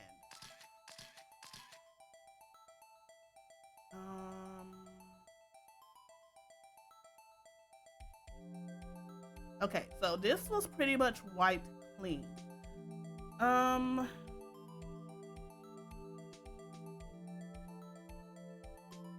Maybe over here?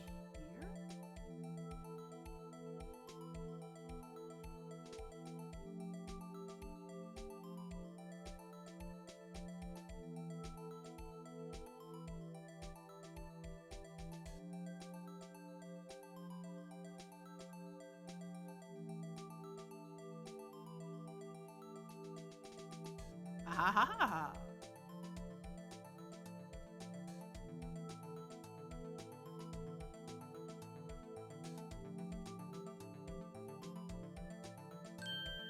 All right. Now we need to compare. No.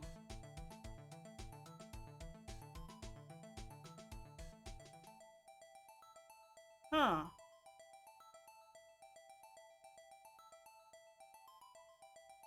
Yep.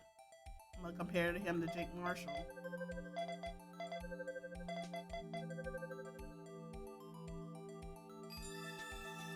Why do you have a bloody handprint, sir? Hey, these fingerprints, whose are they? Who is it? Is it someone I know? It's Officer Marshall. Officer Jake Marshall?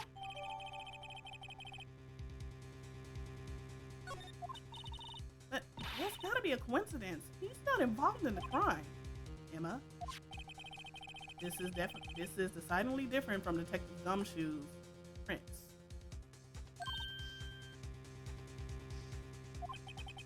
The luminol reaction, the blood and the fingerprints are in the same place. Oh. So we have Jake Marshall's fingerprints wiped on a white blood stain. Ha ha ha ha. But why would Officer Marshall? It looks like our investigation is finally turning up some results. I guess this is what you call decisive evidence. I don't believe it. Oh, okay. Well, to be continued. All right. Give me a few. I'm gonna save here. I'm gonna save. All right, give me a few. I'm gonna take a break, use the restroom, stretch, get some water because I have been talking a lot, and there's a lot more talking ahead of time. So give me some. It's gonna take a break, and then we'll come back and get to it. I am back.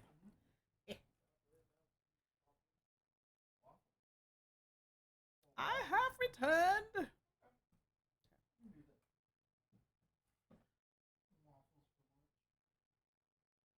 All right. It seems like it's trial former again. So we're going to have a two-part of the trial. Went, stretch. I got a little snack. It is the Nutella with the little breadsticks thing.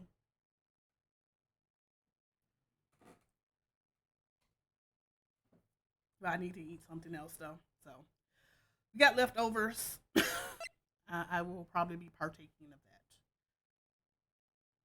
that. And thank you, Moon. All right, we ready? We ready. Okay. I'm gonna go grab something to eat myself. All right. was supposed to be doing that, but got the craft bug. Understandable. 2 days after my birthday. Oh, all right. So, what do you think, Mr. Wright? I think the prosecution is as confused as we are. After all, the victim was murdered in 2 different places at the same time, and a different suspect was arrested at each of the crime scenes. Lana, good morning, Mr. Wright. I apologize for yesterday. I was indisposed. I hope they didn't hold you too long for questioning. We just finished, actually. I'm used to all-nighters, though. So how'd it go? It's as Mr. Wright suspects. The police are clueless. I figured as much, so I struck a plea bargain. Plea bargain? What do you mean by that? We agreed that if I told them the truth behind this simultaneous murder, they wouldn't seek capital punishment. That's what I mean. But Lana, don't tell me you... Much to my regret, I'm as much in the dark about this as they are. Whew, sorry. Burp coming up. I drank some water real quick. Miss Sky. We found trace evidence of a certain person in the police department's evidence room. They belong to Officer Jake Marshall. What kind of trace evidence? Bloodstained fingerprints, to be exact.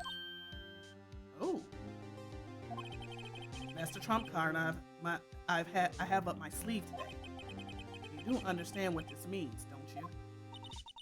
In order to defend my sister, you're going to accuse Mr. Marshall? You have to play the cards we're dealt. Isn't that right, Miss Guy? Do what you have to do, Mr. Wright.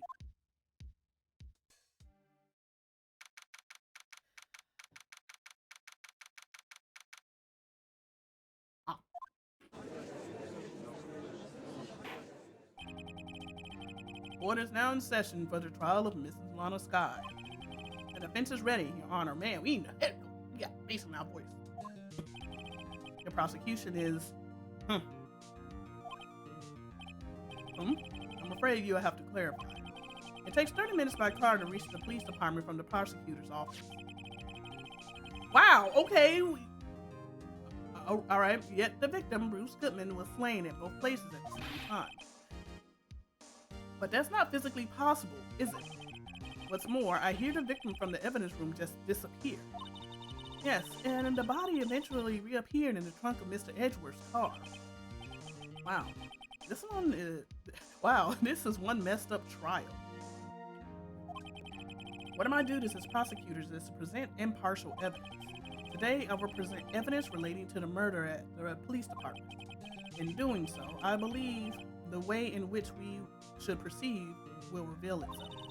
Now, that's what sets Mr. Edgeworth apart. He sounds so on top of things, even though he doesn't know what's going on himself. And that's supposed to be an admirable trait. Very well, let the trial resume. On the day of the crime, what exactly transpired at the police department? Mr. Edgeworth, you may call your first witness of the day to the stand. For its first witness, the prosecution calls the suspect of the murder that occurred at the police department. The suspect? You mean the so-called murderer? Ooh boy, things are getting wild from the get-go.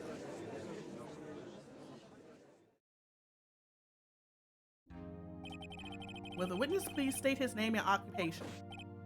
Yes, sir. I am Officer Mike Meekin, sir. My occupation is, that would be murderer, sir.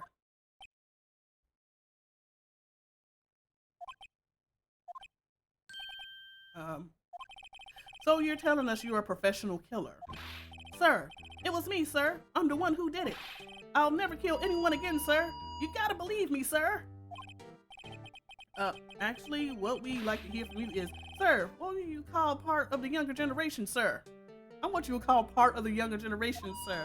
A person who actions adults can't possibly comprehend. Please, Mr. Edgeworth, sir, please help me, sir. Officer Meekins. Yes, sir. Give us your report of the crime. Consider that in order. Yes, sir, as you wish. After all, I am part of the generation that must be told what to do, sir. You can't fault him for a lack of enthusiasm. You can't fault him for lack of enthusiasm. God dog it. Words. Crime report, sir. Okay.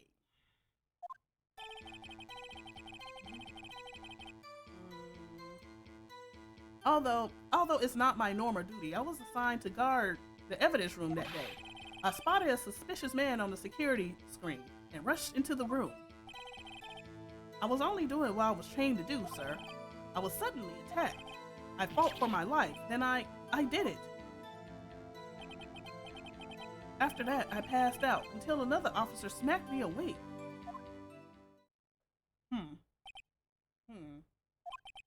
So the victim, Detective Goodman, attacked you? Do unto others before they do unto you. That's the Meekins family motto, sir. I see. And you fainted and a colleague helped you regain consciousness. Yes, sir. He knocked me upside the head, sir. Very well. The defense may begin its cross-examination. What I need to hear is more info to work with. Yep, that's the same thing I was thinking. I'm gonna press you on everything. Although it's not my normal duty, I was assigned to guard the evidence room that day. Where are you usually assigned? Mr. Meekins, you work in the General Affairs Department, do you not? Yes, sir. I am in charge of hiring new recruits, sir. Yikes, now there's a scary thought.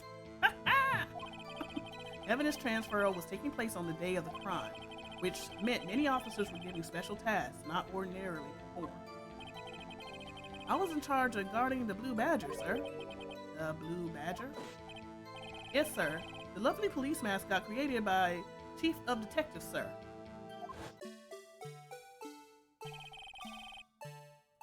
I was to ensure it wasn't broken during the transferal process.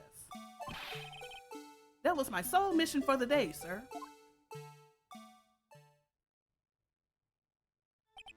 I see. Sounds like a very, important mission.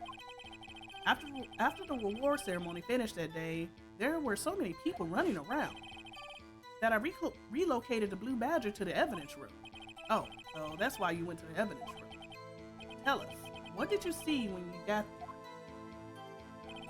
I spotted a suspicious man on the security screen and rushed into the room. In order to enter the evidence room, you need an ID card, am I correct? Precisely, sir. I have one here right around my neck. So then, your ID number should be listed on here, right? There should have been right behind Goodman then. There it is. I found it. This is the one right here. Could you please read us the number? Yes, sir. It's 498-9596. That's my number, sir. I see. Huh? But the number 498-89596. Wait! It's shown as being used twice.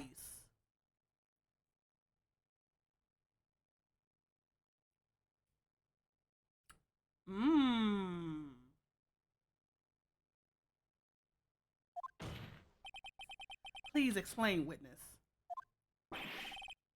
It's no real mystery, sir. The first time, okay. First time was when I relocated the Blue Badger to the evidence room.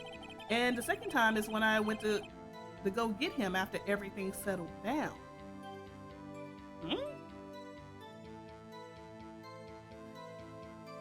But when did you go in to confront Bruce? So you took him in there and then you said everything settled down. I see. So it was during the second time when, yes sir, that was when I spotted the man on the security screen. Okay.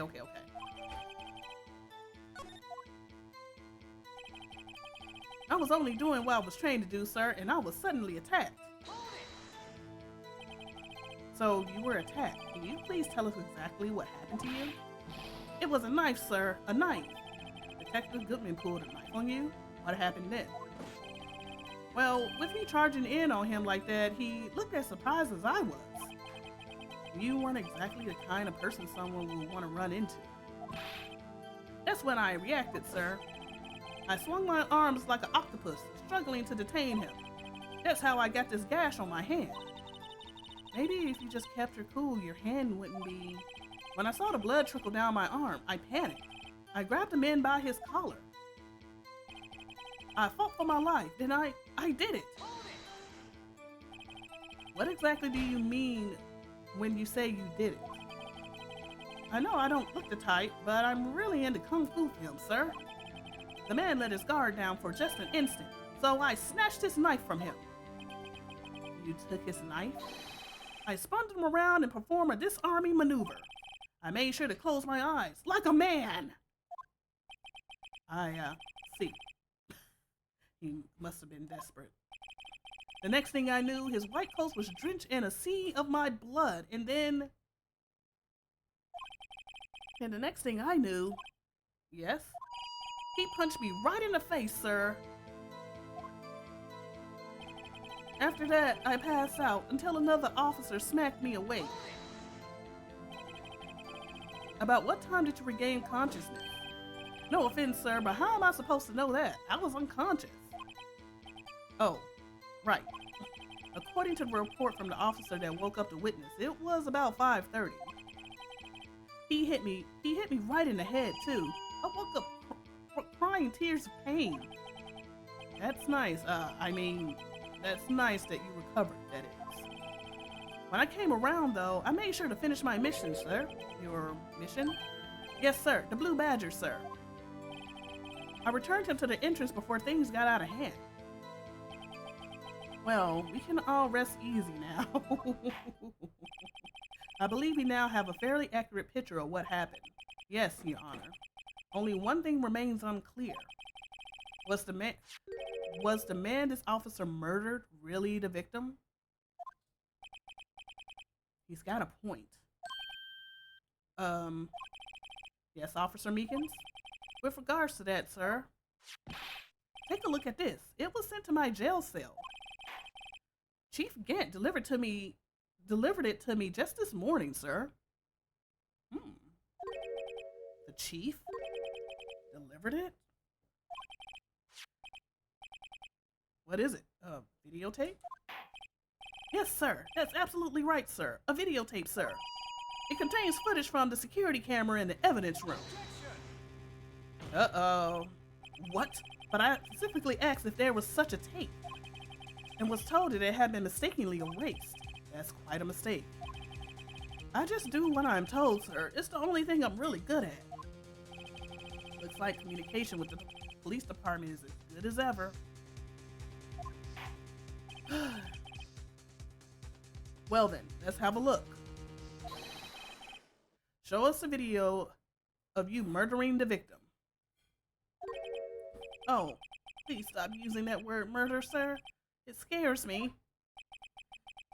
A video of a real murder. Just what are we getting ourselves into? Let's watch this video. It's the Blue Badger. Where is this camera placed? It's like right in front of the Blue Badger on a tripod. Okay, there's somebody walking by. Okay, that's in the entrance.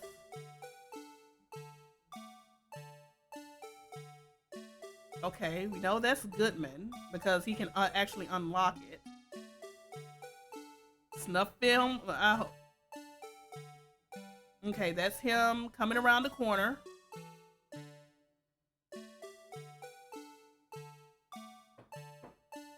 Okay, he did cut him in the hand and he jumped on him.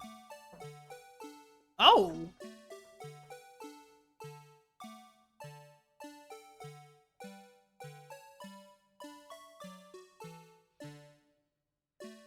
Okay, Meekin was out, so where did the body go? Where did he go?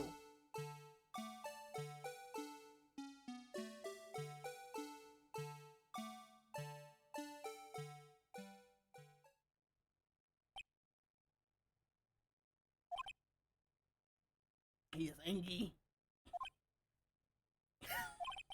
Well, I believe we're all thinking the same thing.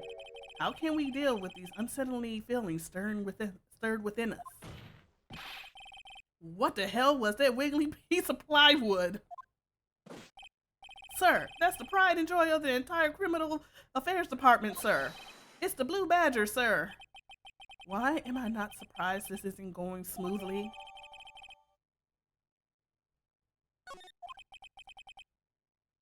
Yes, well, anyway.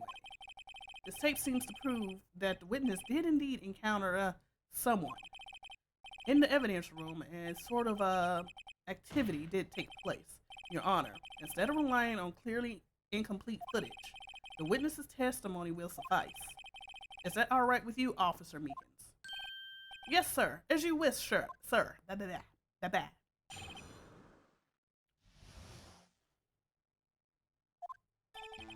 His face can't be clearly seen in the video. Ugh, excuse me. But there's no question that the other person was Detective Goodman, sir. I mean, he opened the locker, which requires Detective Goodman's fingerprint to do. The locker he opened is unquestionably Detective Goodman's locker, sir. So it must be him. No one else could have unlocked it. What's this about a fingerprint? Each detective has been given a locker equipped with a fingerprint-activated lock. These locks ensure that each locker can only be opened by the detective it belongs to. Intriguing. That would mean the victim at the crime scene would have been Detective Goodman. Very well. The defense may begin its cross-examination. I don't know where this cross-examination will lead, but everything begins with contradictions. That's where I have to start.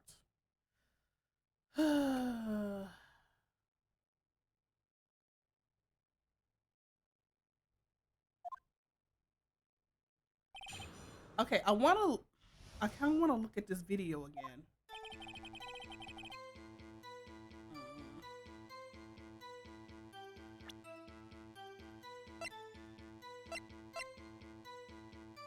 I want to look at this video.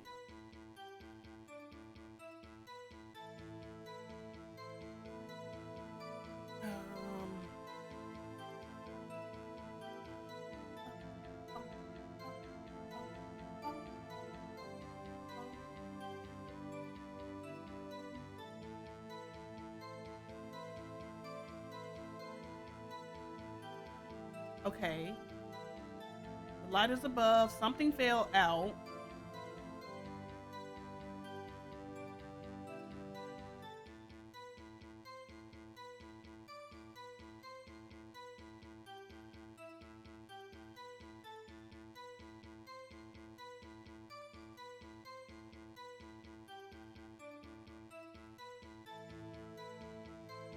Okay.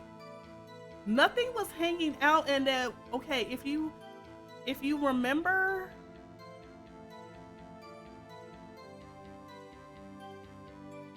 in that one locker, there was nothing hanging out at the time. Now there is at the end. See?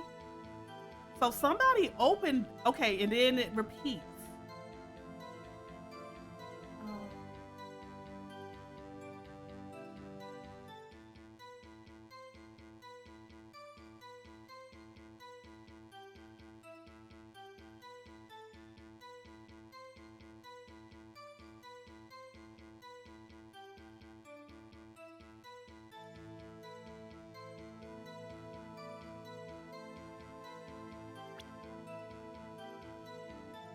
I wish there was a way to like rewind.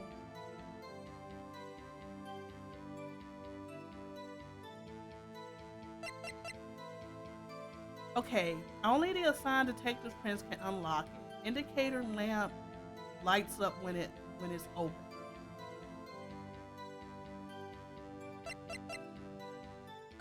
Okay, nothing's.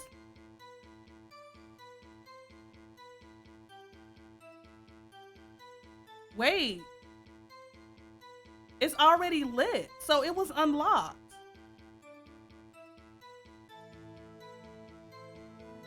So they didn't have to have a fingerprint because it was already unlocked. Because that's the only one that's lit. And that was the glove. Okay. His face can't be clearly seen in the video. Tell me, were you able to get a good look at him? At the face of the man who attacked you with a knife? Sir, if you must label people as having seen or not seen the man's face, I believe I would have classified as the latter. The latter? But you were standing right in front of him, were you not? More to the point, you are the person who fought him, weren't you? Oh, yes, sir, but I didn't get a clear look at his face, sir. I'm not the kind of guy who looks directly at people when talking with them, you see. What? Yeah, that's a good trait for a police officer. Still, I'm sure it was him. I'll bet my badge on it. I'm gonna need you to not be in police work. But there's no question that the other person was Detective Goodman, sir. Why do you say that? But you don't know that for sure, do you? You never actually saw Detective Goodman's face. Well, I suppose you might say that. That is, if you must label people as having seen or not seen it. Since his face can't be identified in the video, only you can verify it. Uh-huh. Why is everyone looking at me? Because you were there! If I had to label your stares as disturbing or meekins. Eek! Having been shown a questionable video at best, we are not in the best of moods. Now please, be more certain when you testify. Yes, sir. You claimed the man who brandished the knife on you was Bruce Goodman. Tell us why you were positive it was him. I mean, he opened the locker door, which required Detective Goodman's fingerprint to do.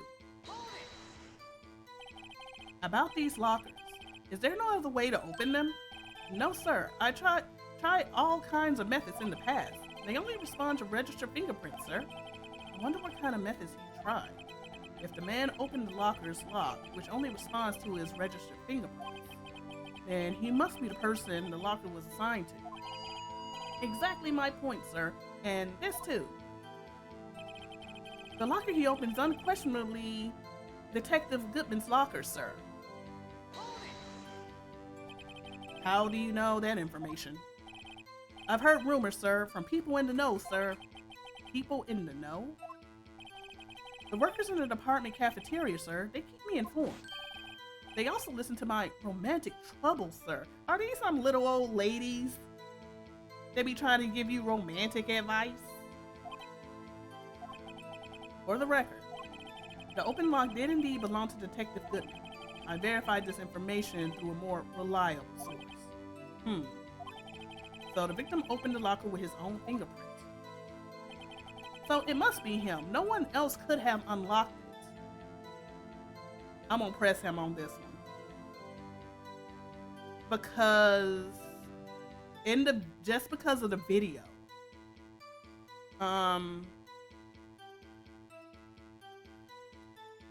Yeah. I'm gonna press him on this one. However, the most important detail is not shown in the video, the man's face. So, sir, if I may say something, sir, please do. After all, you are the one being examined. I don't understand why the man's face is so important in this case, sir. I mean, it was his hand that opened the fingerprint lock.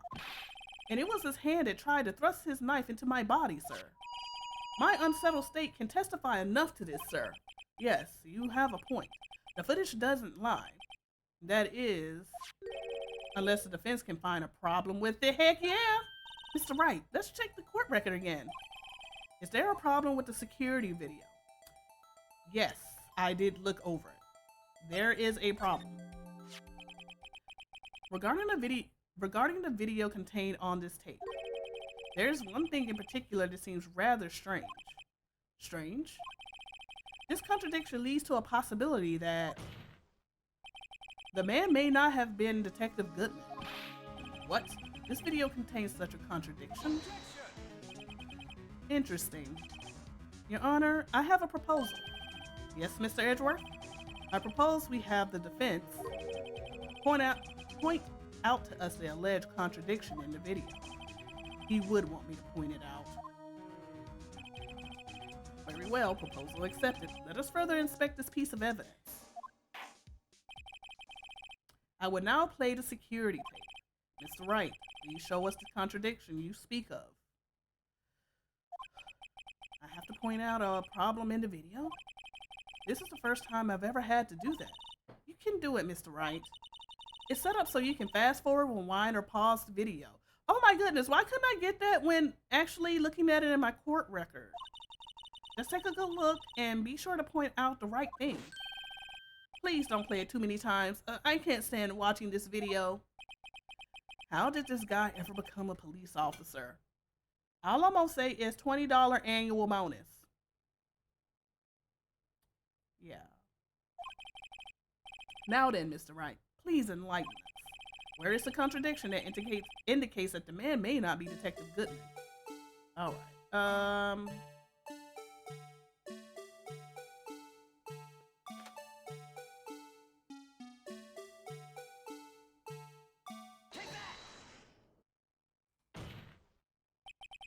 The thing that's strange about this video has got to be this. Officer Meekins. Sir, do you mean me, sir? As I understand it, the locker apparatus works like this. When you grab the handle, a sensor reads your fingerprint. If it's a match, the light turns on and the lock is released.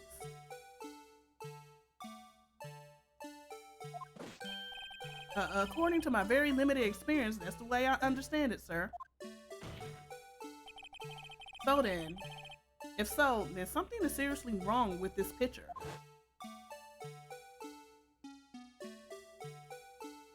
The light was already on.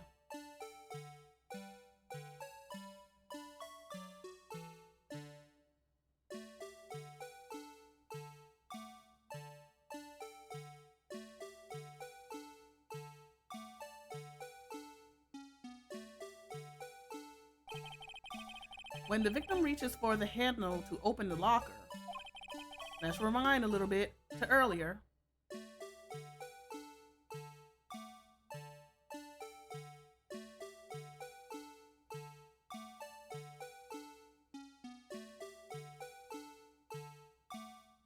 Already on. Here, notice the light? What's this? It's already lit? Precisely my point, Your Honor. The locker was already open before the victim grabbed the handle.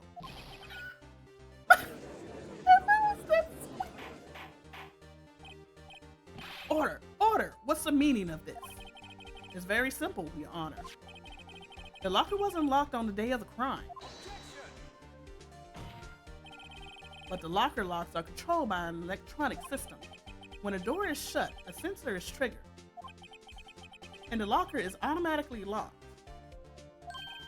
Oh, I know, it must have broken down. Of course, I am not an expert in this. That's not likely, Your Honor. The sensor would detect and report any malfunction. Oh, well, it just goes to show novices should keep their mouth shut. So then, Mr. Wright, do you have an explanation? Me, Your Honor? Yes. Why wasn't the locker locked? Me, Your Honor? Yes. Well, you see, this isn't exactly my field. What do you think, Miss Scientific Investigator? Huh? Oh, maybe something like jam the system sensor? Something. Jam the sensor? Say... There's something else that seems out of place in this video. Yeah, I thought so too. There's gotta be another clue somewhere in this footage. Very well, let's inspect the video once more. The locker wasn't locked. Mr. Wright, please point out the cause for this. Okay, past this. I'm trying to see when he opened it.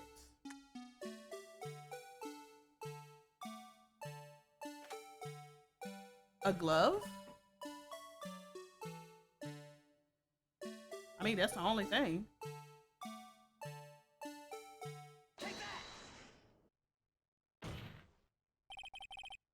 Please watch closely. This is the continuation of the part I showed you earlier.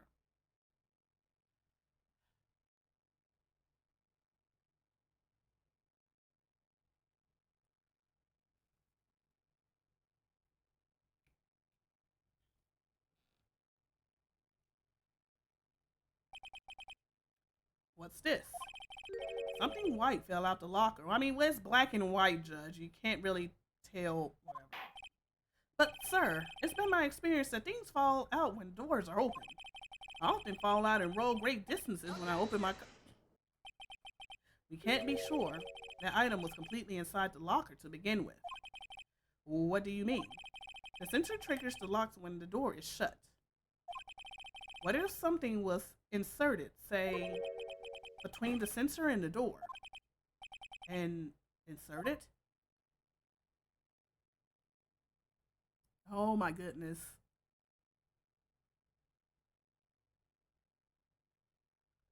They really should just like fast forward to get to the part where they needed to. This white thing wasn't inside the locker. It was stuck between the door and the sensor. Oh, I understand now, sir. It's just like my tie. 2 out of 3 times it gets stuck on the door when I get out of my patrol vehicle, sir. Instead of the door closing, my tie chokes me, but the object will have to be extremely thin to fit in the door. Thus, the rubber glove is thin enough. Not only that, it would also have to block electrical current. Rubber glove. That would need to be an insulator. Yes, an insulator, but at the crime scene, there just might have been something that fits the description. But sir, by insulator, you don't mean...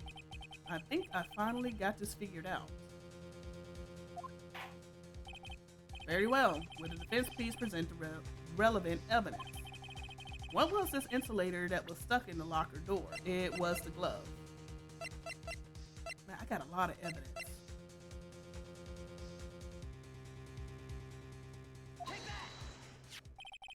I found this near the locker, a thin rubber glove. But we can't be sure that that was the victim's locker. Yes, we can because of the tag. It has a tag that says SL9 incident, and because he was the lead detective on it, it would be in his locker. The video seems to depict the victim opening the locker. But that wasn't the case. The lit lamp attests to this.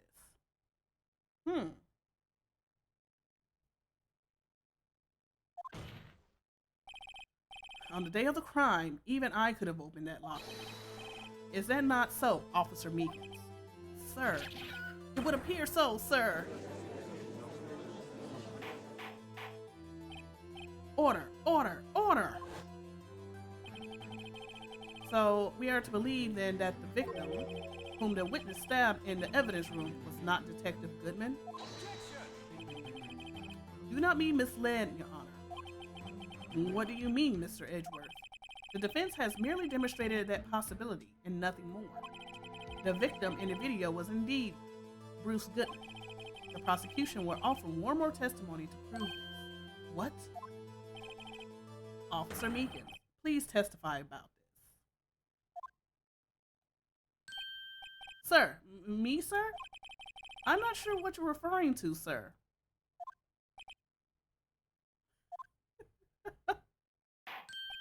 Oh, you mean that, sir? Of course, sir. Is this a joke? Yes. This is not a court. This is a circus. Very well. Begin your testimony.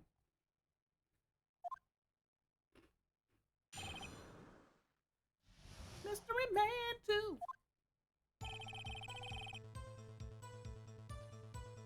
There's one other thing that proves the man was Detective Goodman, sir. To enter the evidence room, one must use their ID card. When an ID card is used, there's a record of it. At the time of the crime, the detective had used his card. I mean, couldn't they have just made like an extra copy of the card?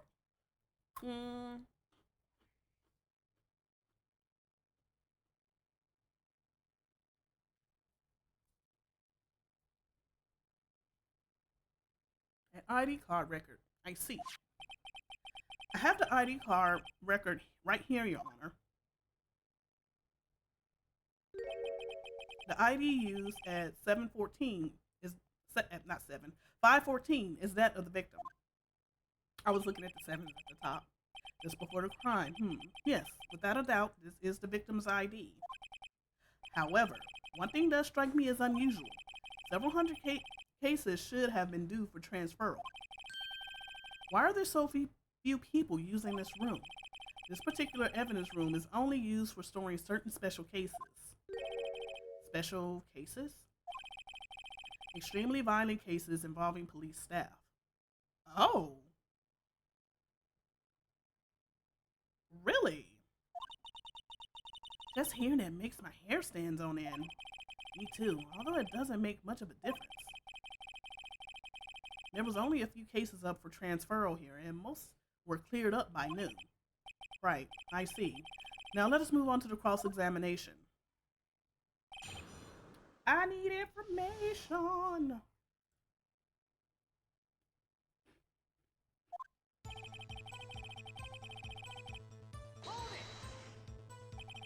So, unlike your earlier testimony, you believe this to be rock solid, do you? Yes, sir. Solid as stone, sir. If my hand wasn't wrapped in bandages, I'll even get the V for victory sign, sir. Didn't he just use his right hand for that? Let's hear him out fully. As we've seen, one never knows what he might say until the very last second. To enter the evidence room, one must use their ID card. Is that card hanging from your neck one of the ID cards? Yes, sir. This card right next to my cuffs, sir. I keep it here so I won't ever forget it. But what if someone were to steal it from you, keeping it out in the open like that? Maybe I shouldn't wear it around my neck. Remember when I said 2 out of 3 times my tie gets stuck when I get out of my car? Well, the remaining time it's my ID card that gets stuck.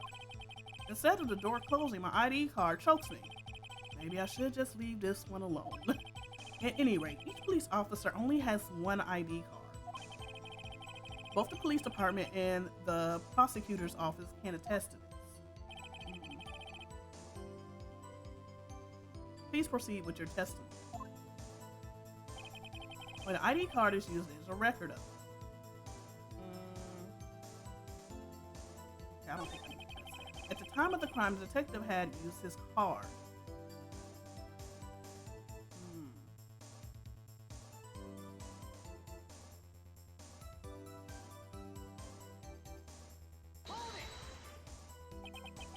Earlier, I believe you testified that when you asked the man to show his ID card, he pulled a knife on you. Yes, sir. He didn't show me any ID card, sir. Don't you think that's odd? I mean, if he had his ID card, all he had to do was show it to you. There wouldn't be any reason to draw a knife. Maybe he just panicked? Everything stems from contradiction. Let's point them out. Mr. Wright, what do you think? I'm confused. What? The problem with this ID card testimony is far too obvious. It's not like Edgeworth to miss something like this. You're thinking too hard about it. Come on, let's show him what we got. Okay. Okay, we know that. We know about the record. At the time of the crime, the detective used his ID card.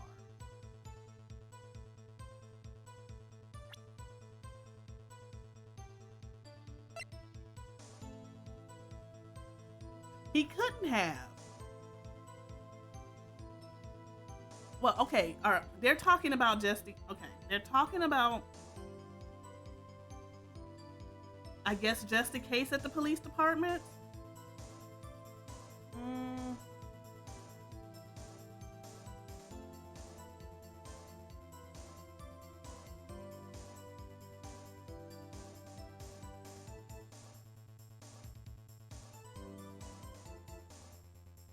Because this was found at the, if only one is issued, right? This was found at the prosecutor's office.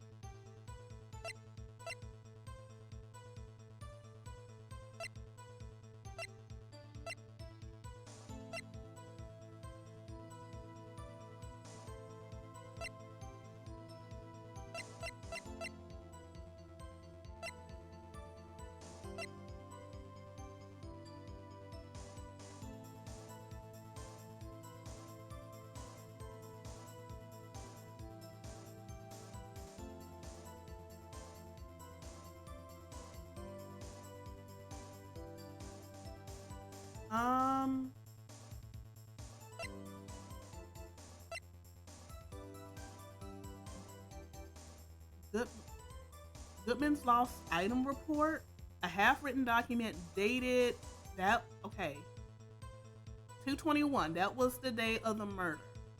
Can only be submitted to the chief of police.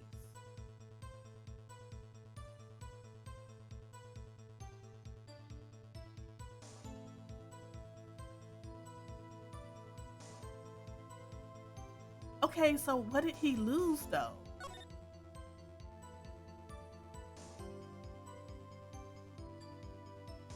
Um,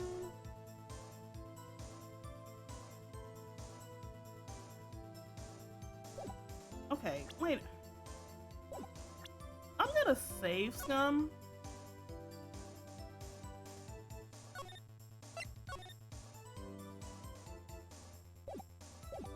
Because this doesn't, because I want to present the card because this was found at the prosecutor's office.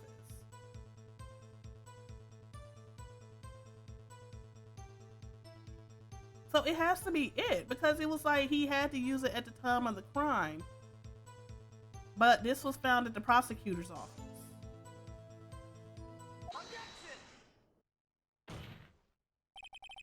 Wait, one moment, Officer Meekins. I'm not good at waiting, sir. I have the victim's ID card right here. I found it at the crime scene. That makes sense. Not that crime scene. When I say crime scene, I'm not referring to the evidence room at the police department. I mean the other crime scene. The underground parking lot at the prosecutor's office. Yeah, because I was like, that doesn't make sense. Your Honor, I have one more piece of evidence to present. It's a very important clue regarding the victim's ID card. Lost item report is only half completed, but it shows that Detective Goodman had lost something on the day of the crime. Something important enough to fill out this report. Let me guess, believe that something to be his ID card, right? I can't say for sure, but there's a high probability. On the day of the crime, Detective Goodman was not carrying his card. Huh.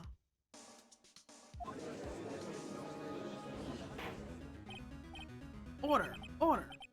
So now, what does this all mean? It can only mean one thing. It doesn't even require much thought.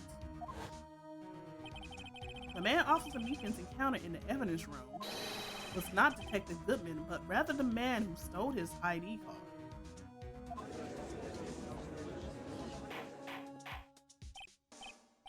But if that was the case, how did Goodman's number get into the system? Order. Does the prosecution have a response? I have only one thing to say to the defense. Bravo, Mr. Wright. Bravo? Allow me to summarize the defense's argument. At 5:15 on the day of the crime, the man in the evidence room Officer Meekins encountered was not Detective Goodman. There are two grounds to support this. First, the locker in the evidence room was already unlocked. Second, the victim lost his ID card. Am I correct so far, Mr. Wright? Yes. What's he's up to? That being the case, we must inevitably arrive at the single conclusion. If the victim in this video is a fake, then the murderer in the evidence room is also fake. In other words, the security camera does not show the instance of the murder. That is, well, I guess that's right. Is something wrong, Mr. Wright? Only moments ago, you seemed content to pointing your finger around. This isn't going to end well. Well, it seems you finally realized exactly what you've gone great lengths to prove. Explain yourself, Mr. Edgeworth. The defense has already done the explaining for me. The victim in this video is a fake, which means a murder did not take place. At the police department at 5:15 on the day of the crime. So, okay, I'm thinking back to if this is who I think it is. If it's Marshall, that would explain the handprints on the other locker, and maybe that first locker is Marshall's, and that will also explain why he has the bloody mark on the cactus that's behind the desk. So the real crime could only take place at one location, the underground parking lot at the prosecutor's office. The murderer being Miss Lana Skye, the defendant. The evidence is compelling. A trustworthy witness observed the moment the defendant used the murder weapon. Ah!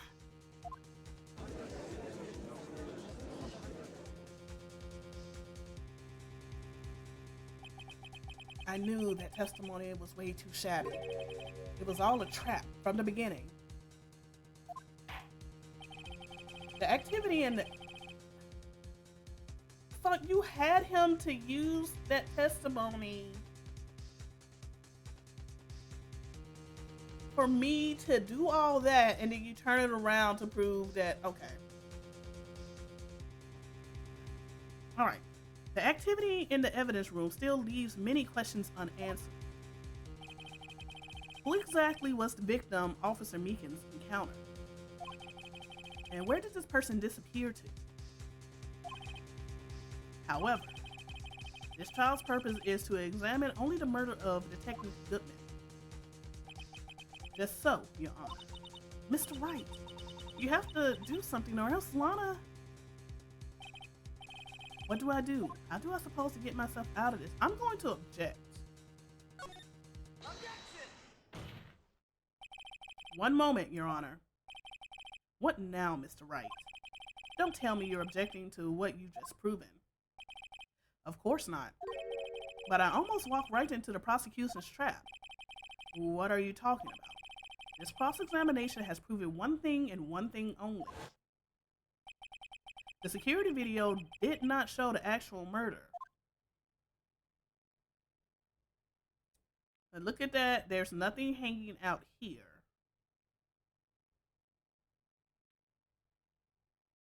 Because then he disappears.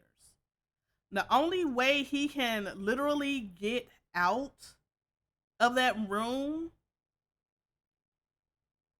and now that's open there. However, it cannot be said that it's unrelated to the murder in the parking lot. Okay. The only way I say he got out of there, because it said there was no body. It was just like the body disappeared. He knew he had to know the placement of where the camera was. Maybe he just knew the placement, knew if he keep his face kind of covered or hidden, or he was tall enough for it. Like nobody would suspect anything, but to get out, you had to go underneath the camera. And I find it kind of crazy that the security system that they have for the evidence room, especially if you're recording something, it basically erases the tape every few hours. What kind of security is that? Like, yeah, no. All right. However, it cannot be said that it is unrelated to the murder in the parking lot.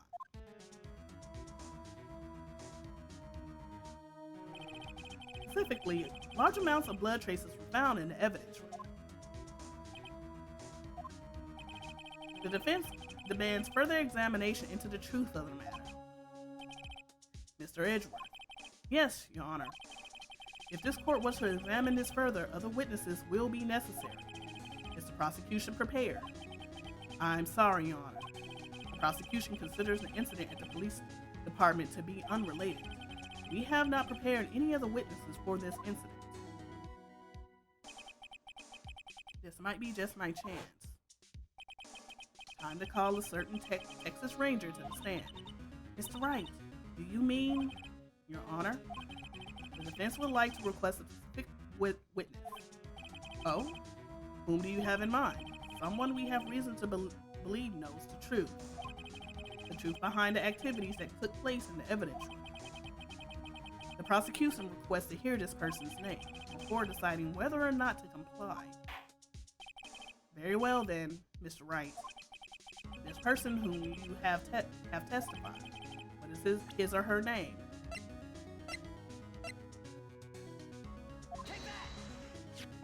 Because his fingerprints are in there. Officer Jake Marshall. Why him? I can't let Edgeworth know everything just yet. He's in charge of the evidence room. I feel we should hear what he has to say. The prosecution agrees to the defense request. Since he was responsible for guarding the room, we should hear his testimony. Fortunately, he works in the police department. We shouldn't need longer than 20 minutes to prepare.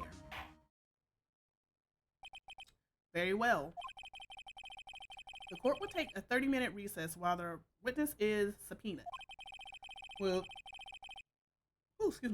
the prosecution please prepare the witness during this time? We will, Your Honor. Court is now in recess. All right.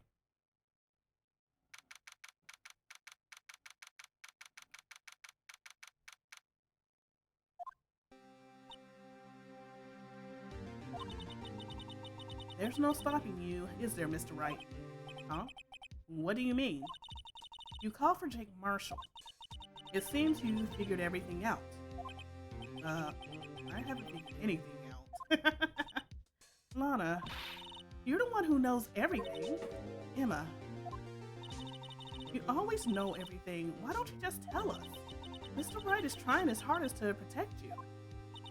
I don't recall ever asking for his protection. How can you be so cold? Don't you trust us? Don't you trust me? Hope I'm not interrupting anything, pal. You gumshoe. Oh, yes I am. I'll come back later. Wait, Detective Gumshoe, what is it? You've got a lot of nerve, pal, making a detective run all around while on duty. And to top it off, you call me here. I've seen happier people at funerals. Sorry, detective. You better be, pal. Hey. I didn't see you there, Chief Prosecutor Sky. That's okay. So, have you brought what I asked? Oh. You mean this, right? My apologies, detective. Due to my present circumstances, I was forced to use Mr. Wright's name when making my request. My name? Never in a million years would I have thought that it was you who asked me. Could I bother you to bring me the SL9 incident files? I don't need them by noon. Talk about crazy. The SL9 incident? But Lana, that's... I thought Mr. Wright might need them, so I had them brought here. Here, you might do well to read them. I can't believe you, the chief prosecutor, were a witness in that case. Oh! Miss Sky was a witness? Joe Dark.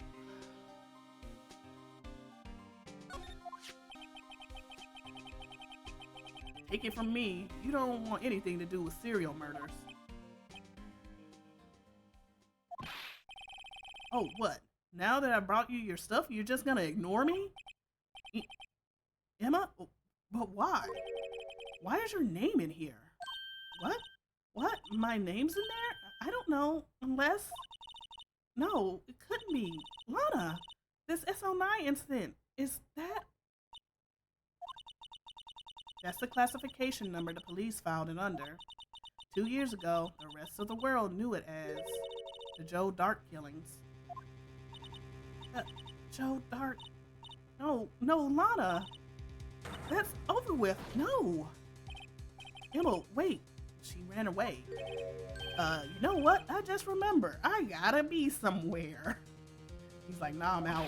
Sorry, pal, but I'm out of here. Jake Marshall, Angel Starr, Damon Gant, Miles Edgeworth. Not to mention Lana and Emma. Everyone involved in this case is connected to those killings 2 years ago. This can't be just a coincidence. Knowing you just might be able to figure it out. Time to get back to the trial, Mr. Wright. Best of luck. I better take a good look at this file. Oh boy. Oh boy. Oh boy, oh boy. Okay. We're gonna save.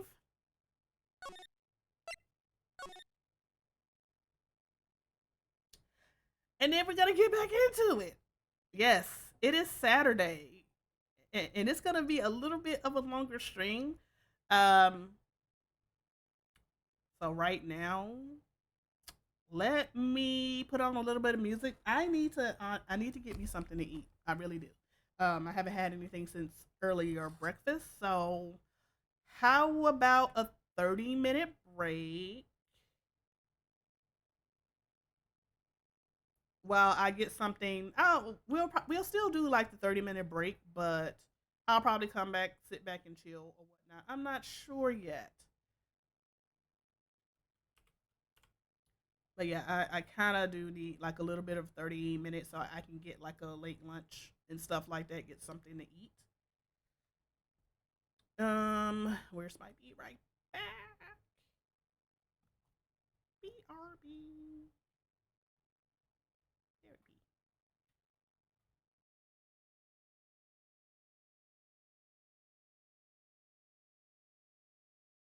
All right. We are back. And we are going into the latter part of the trial. Trial of the Dragon. All right. Are we ready, everyone? Hope everyone had a good break. I know I did. Got some food. I'm good.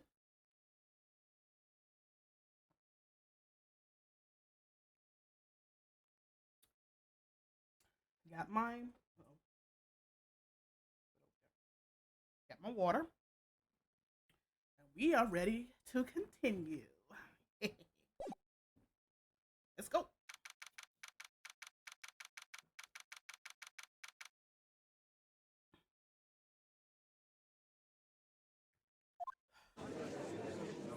The court would now reconvene for the trial of Miss Lana Sky. Emma didn't come back. Allow me to call the next witness to the stand. The officer in charge of guarding the evidence room on the day of the crime. Stop drinking on the job. Witness, please state your name and occupation. Me, partner? Oh, I'm just a man, same as you, wandering the trails of civilization. Trails of civilization, not trials. Occasionally helping the elderly cross intersections when needed. Yes, we get it. Oh, I know, you're a patrolman. As for my name, if you listen hard enough, you can hear the howling wind calling it out. To be exact, it's Jake Marshall, Your Honor. Howling wind?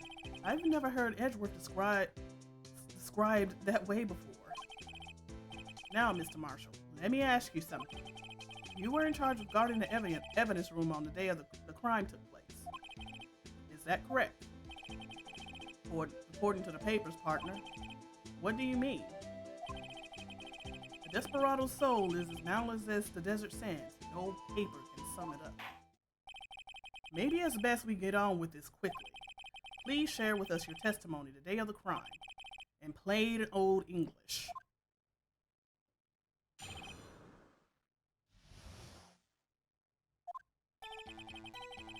My job is to keep a wary eye on that bone art orchard. They said I was supposed to make rounds 3 times a day, but that ain't my style. Besides, the room's protected by 2 security systems anyway. If if I remember right, I was at a street side saloon at that time it went down. I'm just an innocent traveling man, so if you're out of ammo, it's time I hit the trail. Nah, buddy. I can't say I particularly care for your attitude. I can't say I care for your beard, but you don't see me complaining. Wait a minute. What do you mean by two security systems? I mean the security cameras and the ID card reader. I reckon even a cowpoke like you knows about those. Well, yes, about the fingerprint activated locks on the evidence lockers. Fingerprint activated locks? What kind of newfangled doohickeys are those? He's not being very helpful. Something gotta be a lie, though. He knows about them locks.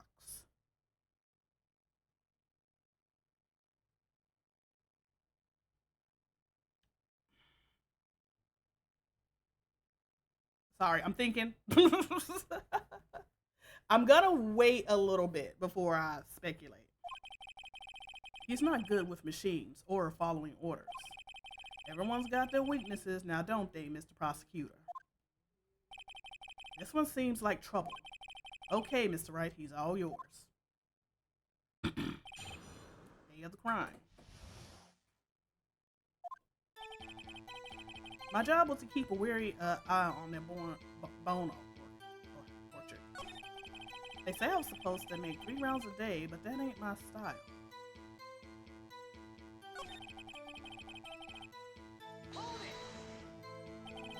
How exactly did you keep an eye on the evidence room? I just made sure nothing moved in the security camera's monitor. That room's so still. Even time dies in there. I was just a caretaker who interred their recordings. You interred them? Videos are nothing that aren't useful. When the time will come, I erase tape. If nothing unusual is recorded, tapes are to be erased every 6 hours.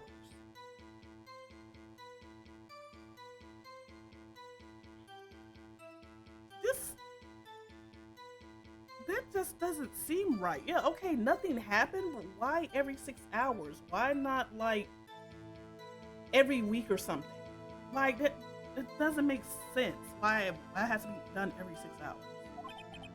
Each time I erase a tape, it felt like I was erasing a part of my life.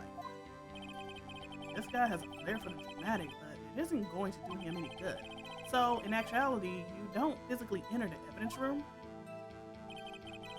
They said I was supposed to make rounds 3 times a day, but that ain't my style. But you made your rounds on the day of the crime, right? Too cheap to buy more tapes. Ain't you heard a word I said, partner? I told you that ain't my style. I'm afraid I don't understand. He basically didn't do it, Phoenix. No desperado I know lets rules get in his way. No desperados I know join the police force. So, Officer Marshall, on the day of the crime, just between you and me, I didn't set foot in the evidence room that day. Oh, that's a freaking lie. There was a rubber glove stuck in the victim's locker. Do you know anything about that? Sorry, partner. Can't say that I do. I haven't been in that crypt in weeks.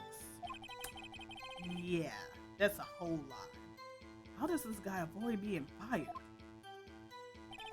Besides, the room's protected by 2 security systems anyway. You used to be a detective, so you used the evidence room in the past, correct? Of course. Back in the day, my locker was a gold mine of evidence. And yet, you didn't know about the fingerprint locking mechanism? Sorry, partner. I ain't good with machines. I couldn't even tell you how a bike works. That's quite incredible. The sensors on the locker handles cannot be seen. It's well known that some detectives are unaware of their presence. Now that he mentions it, Detective Gumshoe says something like that too. And anyway, it doesn't seem like that this is relevant to the crime. Can you tell us what you were doing when a crime took place? If I remember right, I was at a street side saloon at the time it went down. What were you doing at a place like that? I was eating spaghetti. Not even Angel steak lunches can beat that No, what? Sepia pasta. Pia pasta. Do you mean to tell us you abandoned your police duty to eat some noodles? Not all desperados eat tacos, partner. That's not what I meant. I hope this has at least taught you a lesson. That's strange. This is usually where Edgeworth says, did you not want to race this year? I'm just an innocent traveling man, so if you're out of ammo, it's time I hit the trail. He said he's innocent.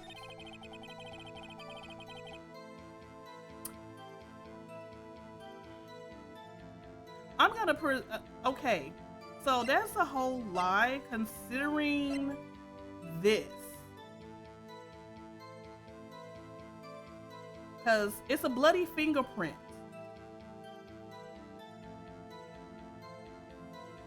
So yeah, I'm pressing you on this one, buddy. Officer Marshall, doesn't it strike you as odd? That is, you being called in to testify like this? After all, you weren't in the security room at the time of the crime. And yet you dragged me down here. Explain yourself, partner. It's quite simple. You left a very large trail behind at the scene. Or to be exact, a handprint. Listen real good, partner. Like I said, I'm the caretaker of that crypt. I pay my respects. It is make my rounds about once a month. It's only natural my fingerprints would be in there. I only wish it were, officer. But you see, your fingerprints were covered in blood. Witness, what's the meaning of this? Your blood-stained fingerprints were at the crime scene? The blood was wiped away. However, a luminol test clearly revealed this. Well, Officer Marshall? It seems to me there ain't a person in this room with a head on his shoulders. I take it you have an explanation then, Officer Marshall. About the bloodstained fingerprints? Very well, you may begin your testimony about your fingerprints found at the scene of the crime.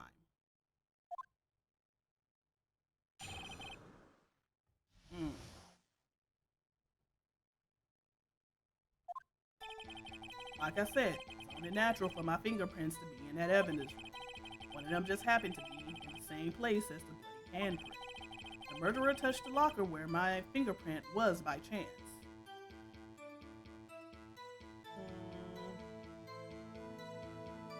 Okay, I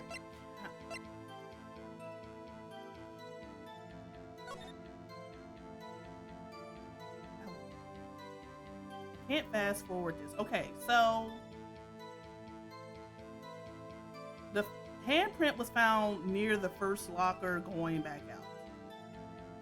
Alright, so there's no bloody handprint, there's nothing hanging out. Because remember, there was also a piece of white cloth that was hanging out too.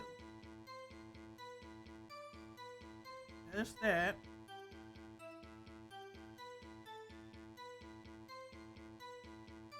There's him coming to check. See, still no bloody handprint.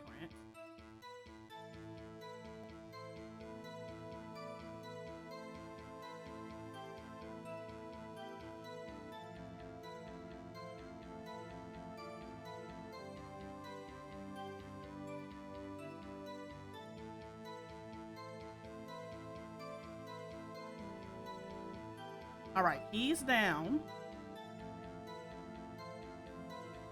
I wish there was like a pause to fast forward button and stuff like that on here.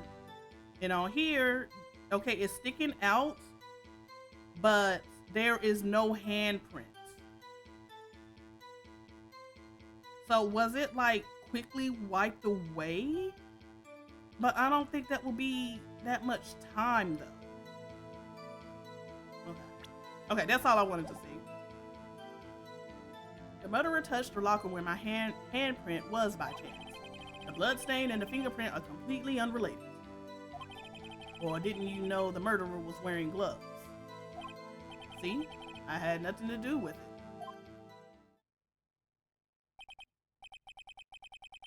The witness's explanation appears valid, although there's room for doubt. Life wouldn't be fun without any doubt, partner. The defense may now cross-examine the witness. This guy's hiding something. I can feel it.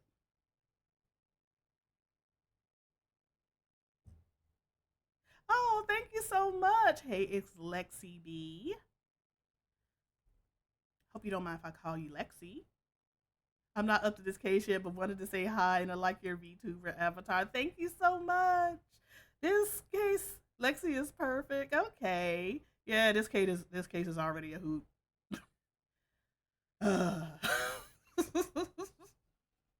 And I'm like, I just started this last night, and this is just the second trial. So yeah. So this guy's hiding something. I can feel it.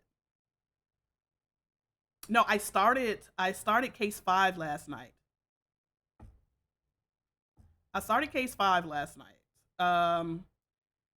I've been I started.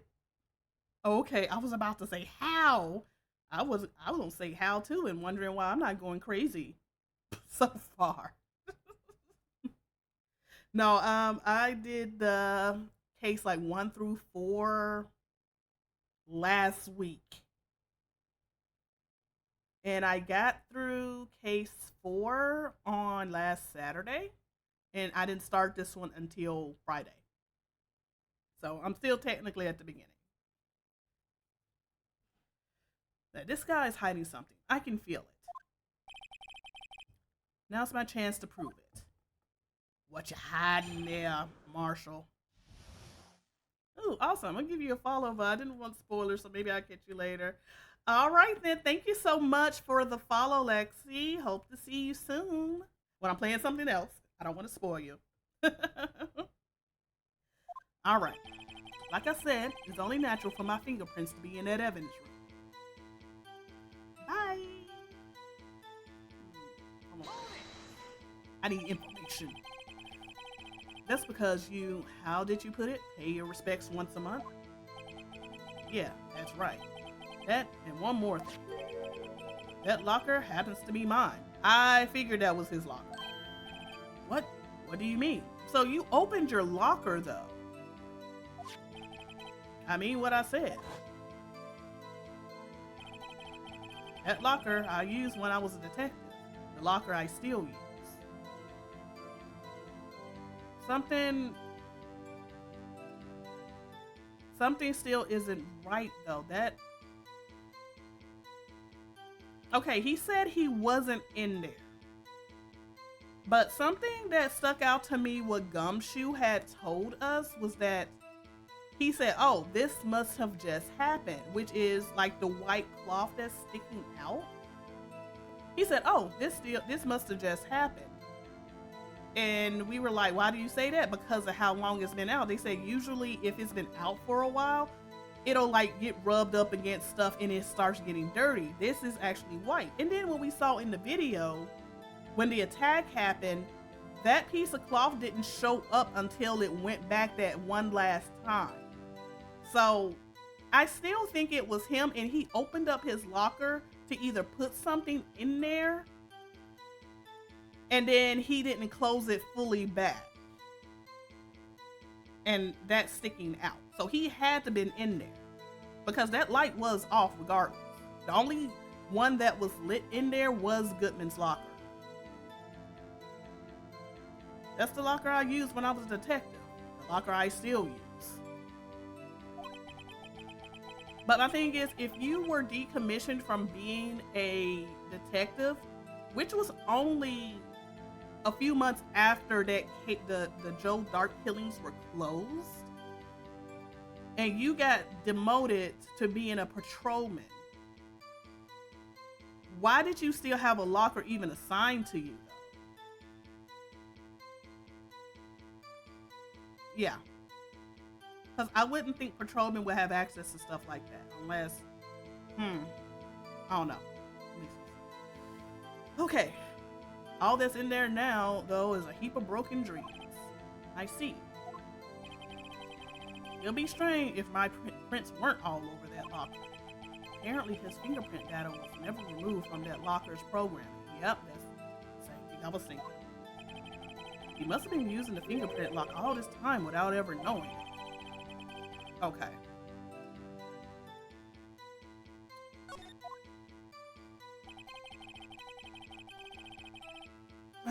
One of them just happened to be in the same place as the bloodstained fingerprint.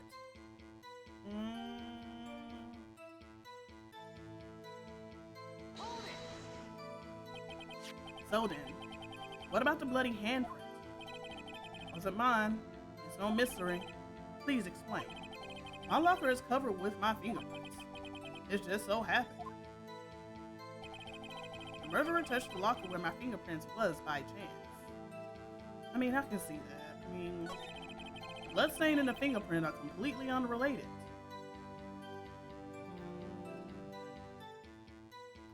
Do we know that, though?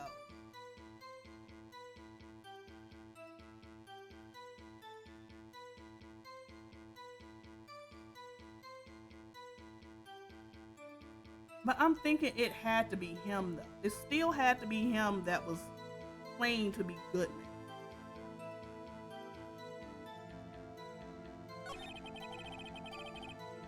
Or didn't you know the murderer was wearing gloves?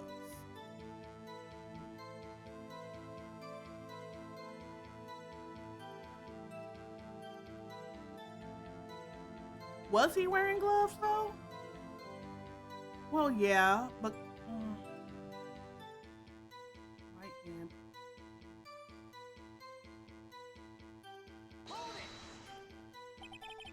How do you know that? I may be a loner, but I still do my job. Keep up on the reports. There was a blood stain at the scene thought to be left by the murderer. That's right. Yep, that one. That's right. It was found on Detective Gumshoe's locker. However, no fingerprints were detected on that handprint. Oh yeah, I think we tried that too. So that would mean the murderer wearing gloves happened to place their hand on top of Officer Marshall's fingerprint. That's the only logical conclusion. Are you starting to get the picture, partner? The picture? This seal of blood in the desert is just food for the buzzards. There's only one reality, and that's this. The security tape. So long as my trail isn't in there, you can't say otherwise. This isn't getting us anywhere, Mr. Wright. Please consider carefully where you're going with this cross-examination. Oh, shush. Yes, Your Honor. Now then, continue your testimony, Officer Marshall. Too bad it wasn't me in that video, right, partner? Nope. Why you have to put in a question like that? Now I'm gonna question you. What do you mean by that? You want to tie me to this crime, isn't that right, partner? If so, that video is the only direct evidence you have. But that video is next to useless. It's full of blind spots. No, not really, because if that is his locker, which is the very first one, we see it. Blind spots? Places you can't see. The camera's panning back and forth. The floor isn't shown. Yep. So I said the floor isn't shown. So after the attack and everything, I was like, he could have crawled under that. And then also, his locker is right there. At the very end, he opened his locker to put something in there. If someone was familiar with the camera's position, they could leave the room without being caught on tape. Exactly. And like I said, the camera looks like it's just on a tripod going back and forth, so it's like they can't see the camera. And see, at the very end, that's out. That was recent. We don't have time for your speculations, Mr. Wright. Well, Mr. Wright, if you can show us evidence in this video that indicates Officer Marshall was present, please do so now. There is evidence. Very well. Allow me to point out your mistake, Officer Marshall.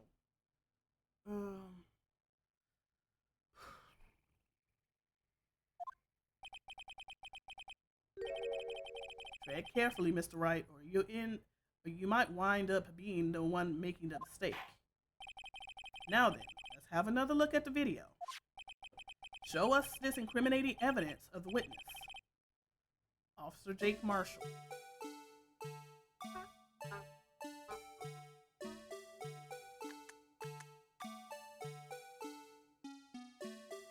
Here he comes. Alright, that dropped out. He came around. Here's the struggle.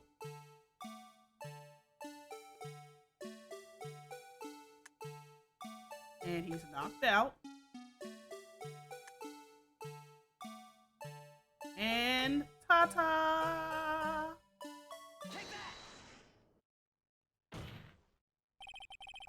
Bringing our attention back to the security camera is a mistake I'm afraid you'll soon not forget, Officer Marshall.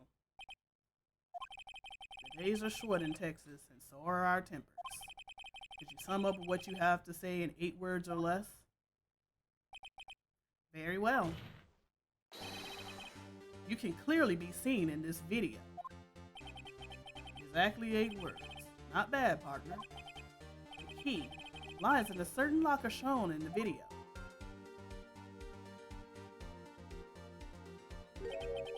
That locker with the white cloth sticking out. That was the... Oh, the locker with the white cloth sticking out. That was the witnesses, I believe. Now then, let's rewind the video of it.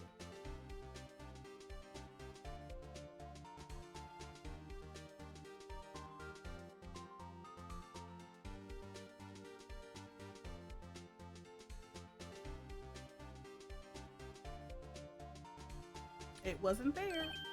Oh, white cloth. It's gone. What's the meaning of this, Officer Marshall? When the crime took place, the white cloth wasn't there. Then it suddenly appeared. There's only one explanation.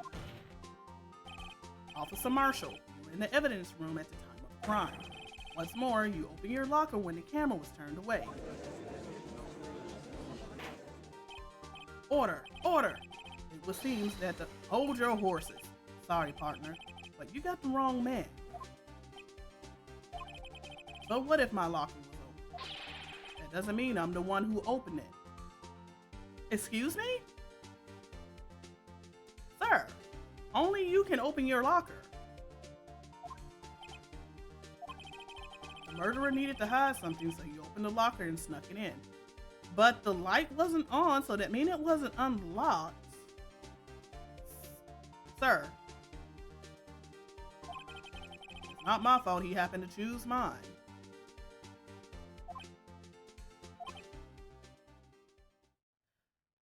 Do you not... Wait, did he not listen to anything that we said about the electronic locks with the fingerprints?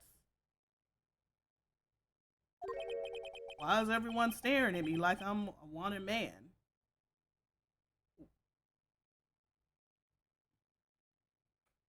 Okay. This guy isn't just plain dumb. He really doesn't know. I hate to rain on your parade, but you're the only person who can open that particular locker. Oh yeah? I'll call your bluff.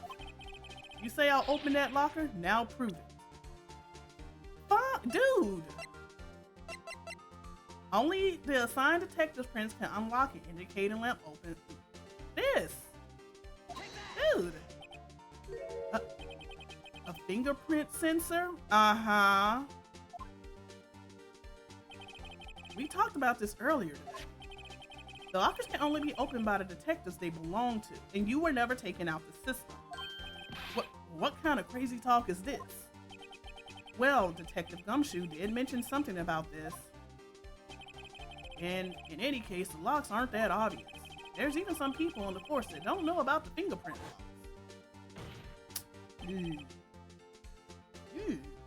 So, Sheriff, what do you have to say in 8 words or less? Uh-huh. I only got one word for you, partner. No! Mm-hmm. Order, order, order. Witness, explain yourself. If this is a joke, it's the worst I've ever heard. I assure you, this is no joke, Officer Marshall. Now then, please tell us what you were doing in the evidence room at the time of the crime.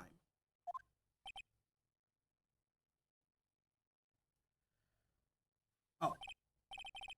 Ole! Please answer the question. What is he now, a bullfighter? That's all right, Officer Marshall. I believe we can figure the rest out from here. We can? Have a look at these floor plans.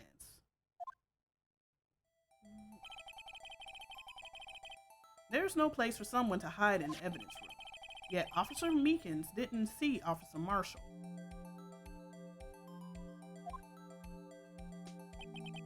If that's so, then where was the witness? It seems Mr. Wright has an answer. That's right. The only possible conclusion.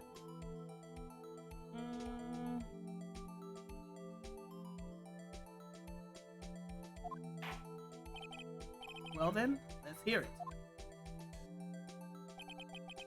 Where was Officer Marshall at the time of the crime? I mean, he was the victim. He's the victim. Officer Marshall was standing right here.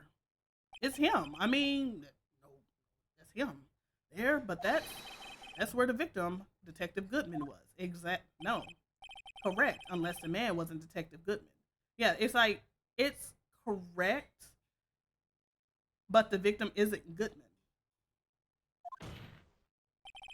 I believe the victim in this video is Officer Marshall, because where did the body go? Because apparently, even though the stab wound was not fatal, it's like, where did the body go?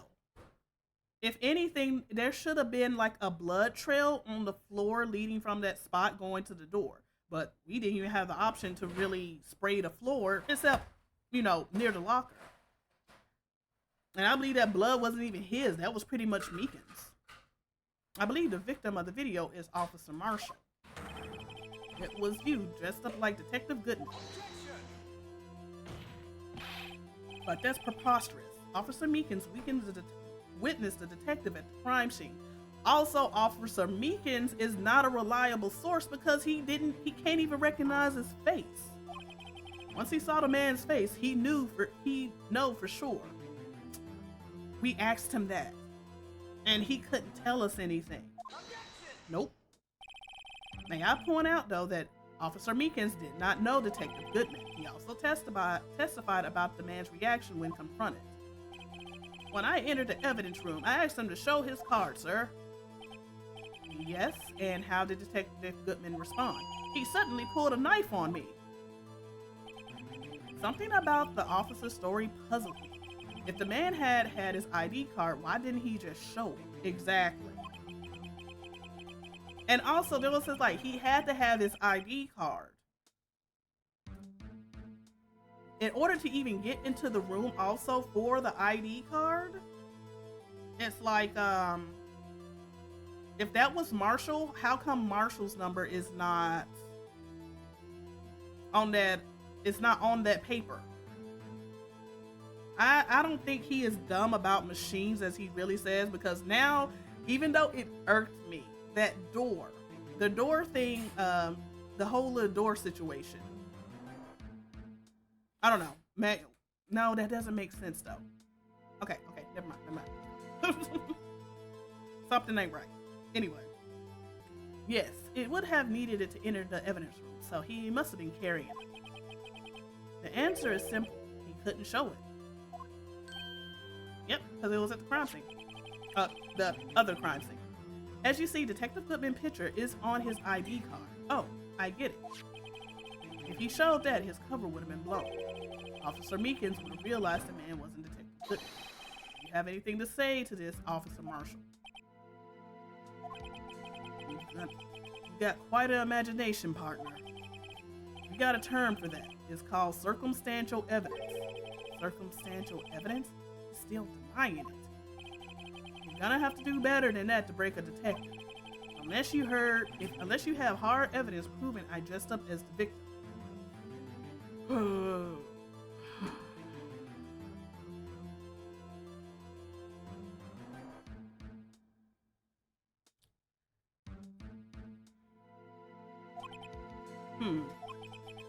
I can't say I particularly care for your uncooperative disposition.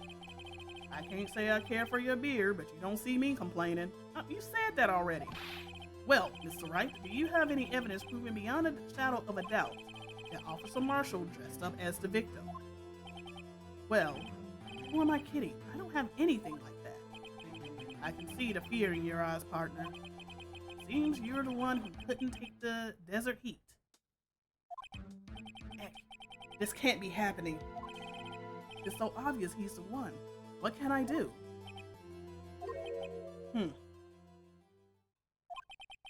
It looks like your lack of experience has finally been exposed. I'll pass on to you what someone told me when I was just starting out. When you run into a wall with no place to go, return to the basics. The basics. Well, I mean, your mentor also didn't die as I was starting out either. I mean, he just tried to kill you and get you framed. But, you know, it's okay, Edgeworth. Yeah, it's fine. For me, that would be what Mia used to tell me. Phoenix, try thinking outside of the box. I shouldn't look for proof that Officer Marshall was in disguise. But rather, should I look for evidence that came about because he was in disguise? Why do you think this locker was opened in the first place? What do you mean? There's no reason for Officer Marshall to open his locker at the time of the crime. Yet he did, despite the chance it might be discovered later as it has been. Which means he didn't originally plan to open his locker. Oh. According to the defense's argument, Officer Jake Marshall dressed up as Detective Goodman at the time of the crime. Then, after the crime was committed, he opened his own locker for some unknown reason. The fact that a white cloth is sticking out of the locker seems to indicate that he opened it in order to put cloth inside. So, just what exactly is this piece of cloth?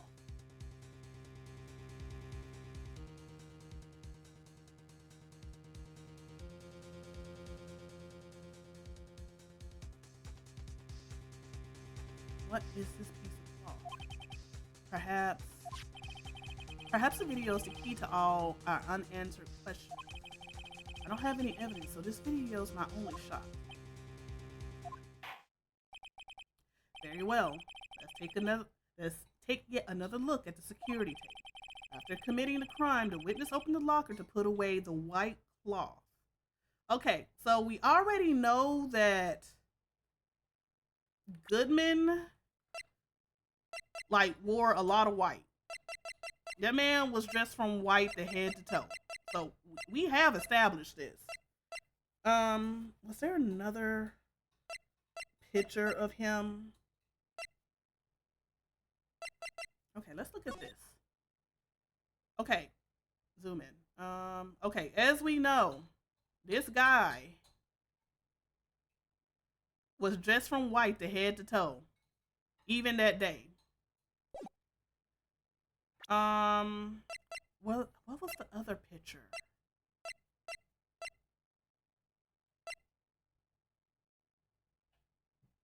This is the evidence for a plan. I thought there was another picture that Angel took. Do I not have that picture? Okay, we have the crime photo. There was another photo. This parking lot floor plans. Okay, we don't. Check this. That. All right, we'll just look at the tape. Okay, after committing a crime, the witness opened the locker to put away a white cloth. Please show us why the witness had to open his locker. All right, it's not here. Let's wait till we get on the scene. Okay, he's there.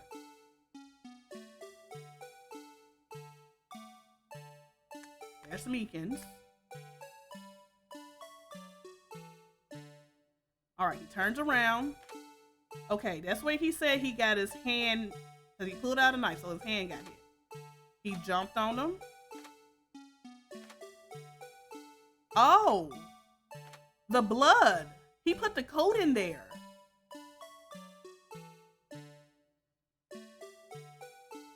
Okay. Yeah. It's the blood.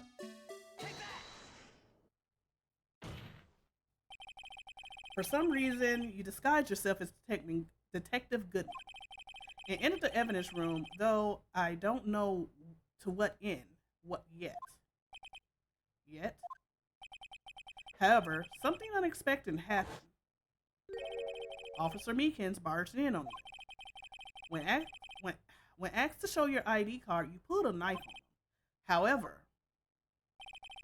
Officer Meekins panicked, and the white coat you were wearing was soiled with blood. A bloody white coat. You couldn't just walk out like that. So you hid the coat in your locker. Not bad, partner.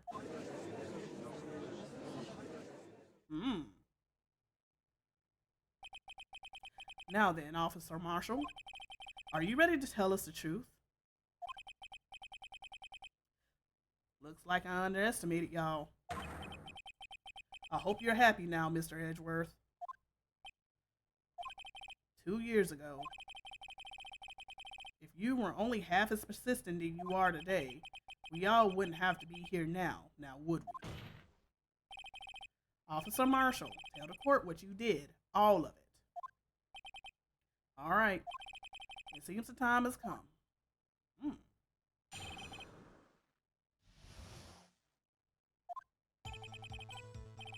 I had to do it that day. I couldn't just stand by and let it die. I stole the detective's ID and dressed like him. I planned to take out the evidence. I wasn't expecting Officer Meekins. I knocked him out and managed to escape. I knew which areas wouldn't be caught on the camera. There wasn't any murder in the evidence room at 5:15. So the supposed victim was really you. But there's one thing I still don't understand. Traces of the large quantities of blood were found on the floor of the evidence room. It was Meekins. It was his hand. If no one was murdered, then how could that be? Officer Meekins managed to cut his own hand. My guess is he's the donor. Yep. It was way too much blood for such a small donation. I mean, he did knock him out, so his hand could have been just bleeding out. I had to do it that day. I couldn't just stand by and let it die. Okay, I need more information.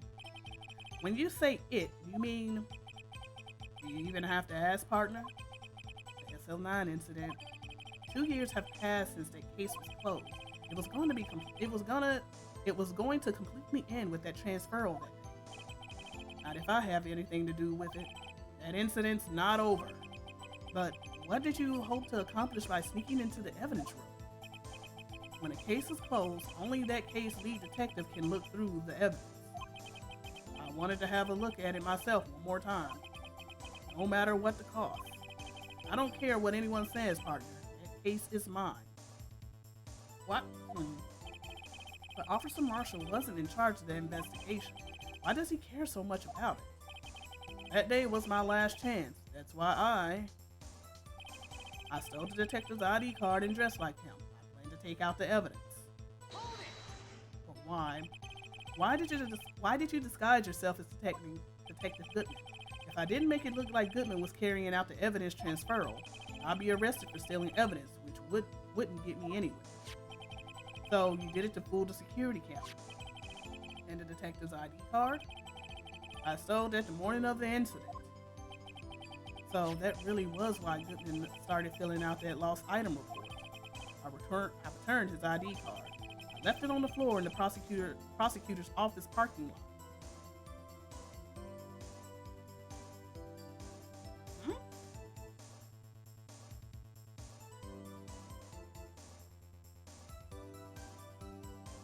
Okay.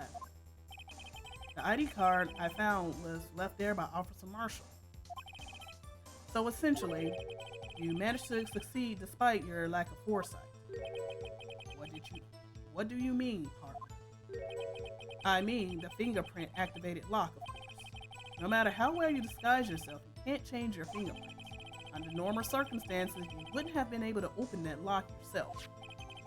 But he could have used a rubber glove he could have because a rubber glove just happened to get stuck in the door. Ah ha ha ha. So basically it was kinda like dumb luck that happened. That means Detective Goodman must have opened the locker before Officer Marshall. I wasn't expecting Officer Meekins. I knocked him out. He pulled a knife on our Officer Meekins and tried to drive him off? Let's just say I was a little surprised. I only planned on being in the evidence room for no more than 5 minutes. I didn't think anyone would actually come in during that short time. Officer Meekins certainly is a one-in-a-million type of person. Mistaking a detective for an intruder and demanding to be shown his ID. I'll have to think a little more about his raise this year. What, a whole $20? I have to think a little more about his raise this year. When did Edgeworth get so much influence? Anyway, he threw himself at me and I ended up cutting him slightly. I'm sorry it had to turn out that way, with me knocking him out and everything. By the way, what happened to your knife? Oh, you mean this one? And you're shaving your face with it. I don't know what to say. So you knocked Officer Meekins out and managed to escape. I knew which areas couldn't be caught on camera. So you did your research beforehand. Those who go into the desert unprepared won't live long, partner. I didn't think it would make a difference though. The security tape is erased every 6 hours. If all had gone as planned, no footage would have been left. However, you bloodied your coat in the struggle with Officer Meekins. If someone was in the security room when I came out, the jig would have been up. I opened my locker and stashed it in there. What was Officer Meekins doing during that time? What else? Sleeping like a baby. So what you're saying is, on that day, there wasn't any murder in the evidence room at 5:15.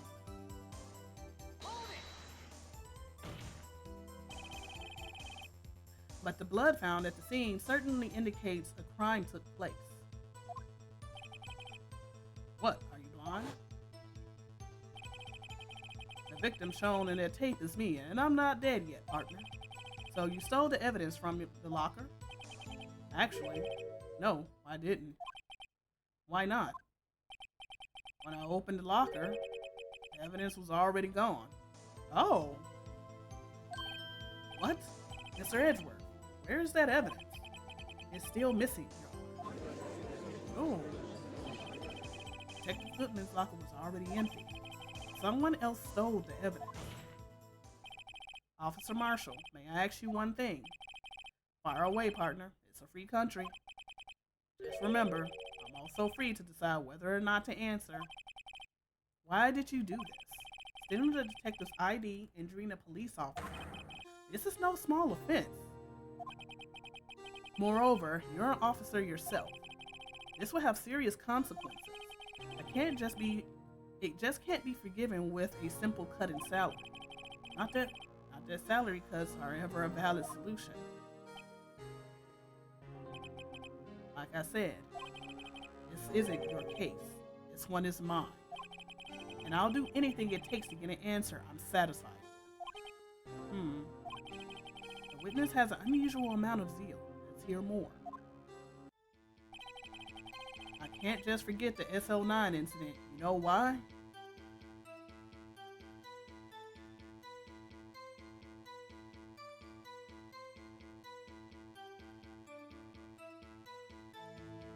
Oh yeah, wait. We do. Shoot, I almost forgot. Let's check. Oh, okay. Got 4 pages.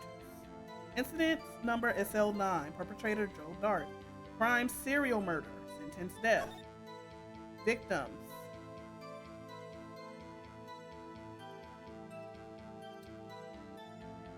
Edward Jones, Jason Knight, Edith Kirby, Rachel Moss, Jeb Bates, Neil Marshall. A brother? Father? Trial data. Head prosecutor Miles Edgeworth. Witnesses Lana Skye and Emma Skye. Okay. Investigation Task Force. Executive investigators Damon Gantz, Lana Skye, head investigator Bruce Goodman, investigators Jake Marshall, Angel Starr. Okay, so we got a reason under the victims.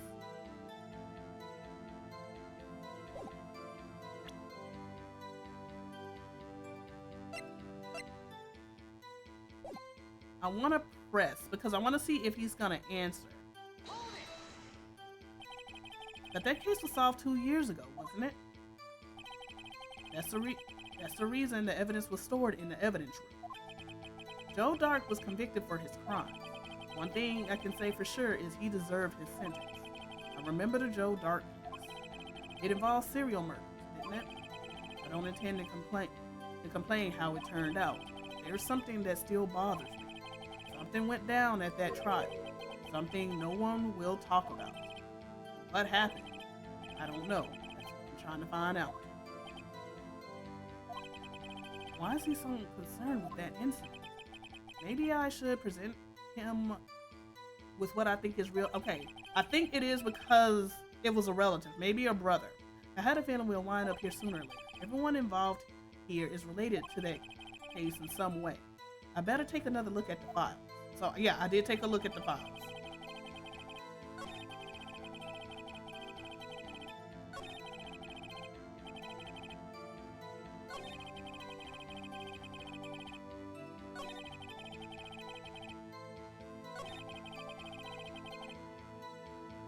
Yep, I know why. It's because a brother. A relative, Officer Marshall. I think I understand. I think I know why you care so much about the SL9 incident. Sounds like you've been sipping too much cactus juice, partner. I have the SL9 incident file here. The name Marshall is mentioned in here. Yep. In a list of murder victims. Neil Marshall, are you related to this man? Neil Marshall? Yeah, I'm sure you've heard the name. 2 years ago.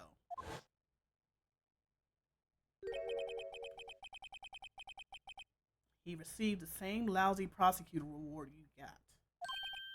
What? A prosecutor? He must be talking about the King of Prosecutors award. Now, remember, Prosecutor Neil Marshall. He handled the SL9 case before I did. Oh. That's right, he was killed. And the case fell into your hands.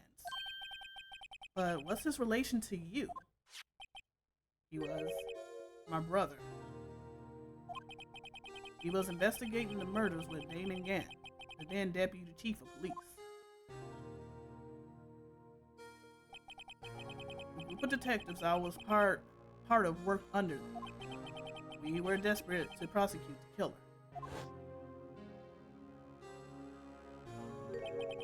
Joe Dark. My brother fought Dark and was killed. That was the first time Dark left behind any evidence. That was all we needed. He was arraigned and incarcerated. The case was finally closed. At least, according to the public records. What do you mean?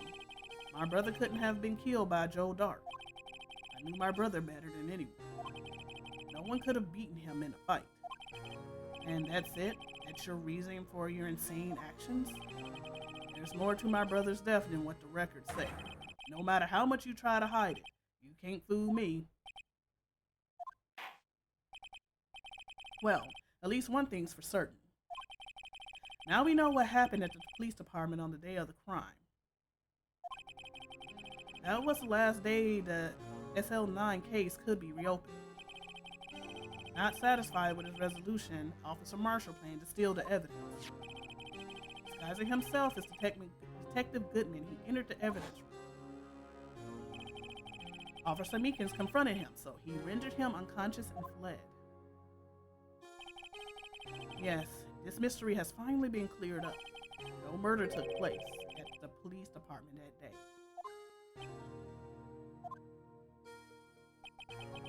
The things that happen by chance never cease to amaze. At exactly the same time as the murder at the prosecutor's office, this fake murder was going on at the police department. Chance? It's gotta be more than that. Yeah. So if no one was murdered at the police department on the day of the crime, that means the murder in the prosecutor's office parking lot was the real one, which in turn means only one person could have committed the crime. Chief Prosecutor Lana Skye. But wait, a verdict wasn't reached in yesterday's trial. Which is why we examined the incident at the police department today. But there's only one reason the defendant was not convicted yesterday. There yet remained a mystery of the simultaneous murder at the police department. It seems to me, the boys got the draw on you, partner. All of the mysteries at the police department have been resolved, no doubt about it. Our sole murder took place at the prosecutor's office. The only suspect is Lana Scott. And the testimony of one Miss Angel Starr is completely incontestable. I don't know. Angel was telling a whole lot of lies and stuff of what she was doing. Like, she can't be a credible freaking witness at this point. Like, we had to, it was like pulling teeth to try to get Angel to talk. If you have a response, make it a single word or less. I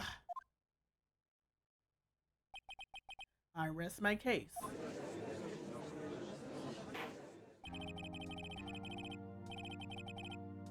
It seems this trial has reached a conclusion.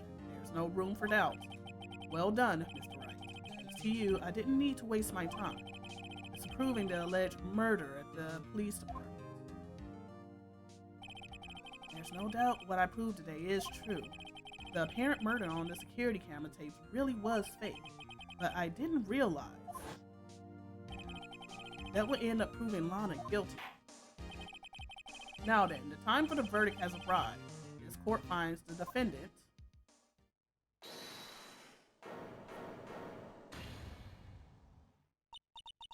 Your Honor, wait.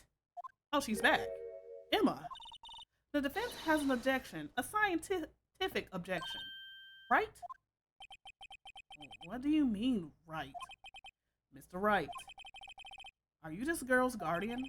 Your Honor? Oh, in a sense. Please, Your Honor, I'm all asking is for a minute of your time. Please, hear me out. Mr. Edgeworth, please. I don't want to leave any loose ends. You want a minute? I'll give you 3. I was kind of in shock. I mean, finding out the SL9 incident reference to the Joe Dark killings. Now that she mentions it, the names of both Sky sisters were in that file. But that's when I figured it out. I mean, what Officer Marshall was trying to do that day. So I knew his fingerprint had nothing to do with the crime. That left only one thing, the other handprint. You mean the traces of the blood found on Detective Gumshoe's locker? But no fingerprints were found on it, right? No, but I figured if I examine it scientifically, I'll be sure to find a clue. So I ran over there and looked at it again. So did you find something? No. Huh? Sorry, I guess I'm not much of a scientific investigator after all.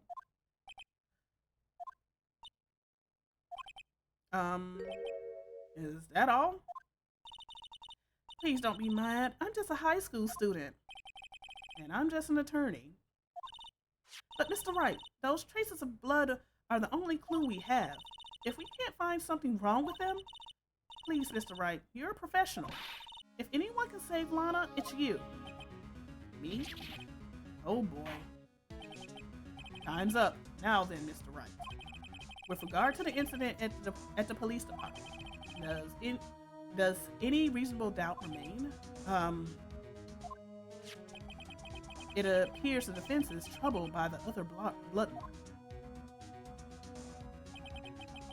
Looking at the floor plans, a handprint was discovered around here. Is there a problem with this? Mr. Wright, I'm so sorry. I can't be more use. But still, if you can't find anything wrong with that blood mark, Lana will be... Please answer my question, Mr. Wright. We don't have all day. Yes, Your Honor. If ever I need to concentrate, it's now. What will be wrong with the handprint on the Detective Gumshoe's locker? Could there be something I'm missing?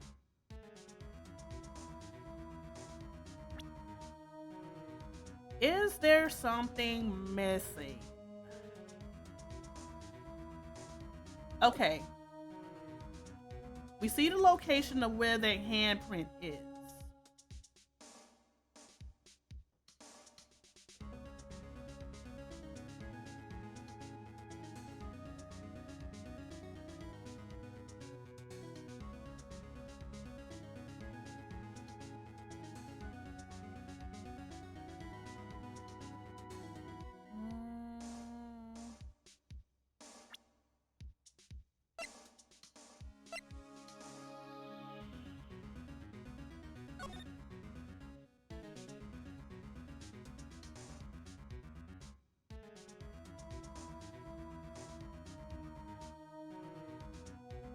Wait, the blue badger is in front of the locker. So you can't see anything behind its head.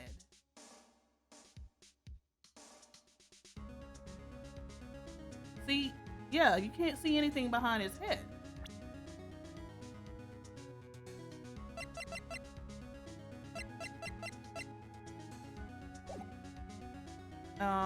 Object.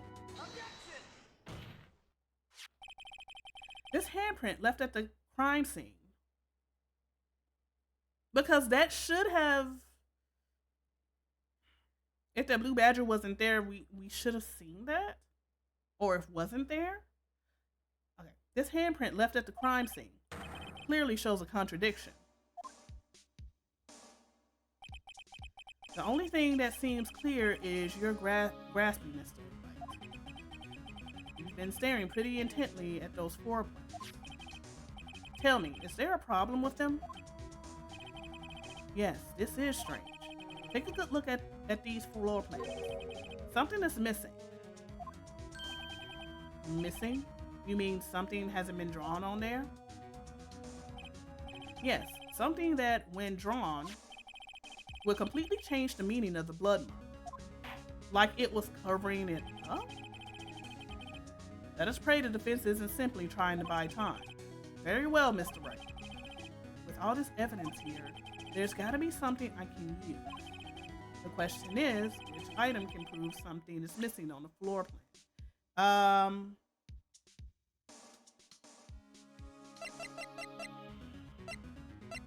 So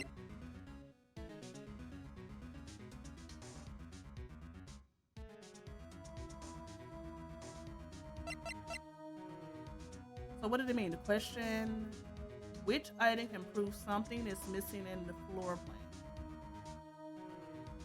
I mean, I can show on the tape.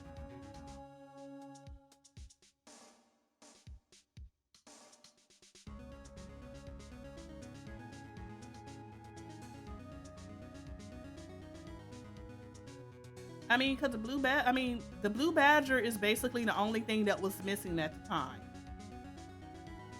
At the time of the quote-unquote murder. Okay. So the blue badger would need to be in there.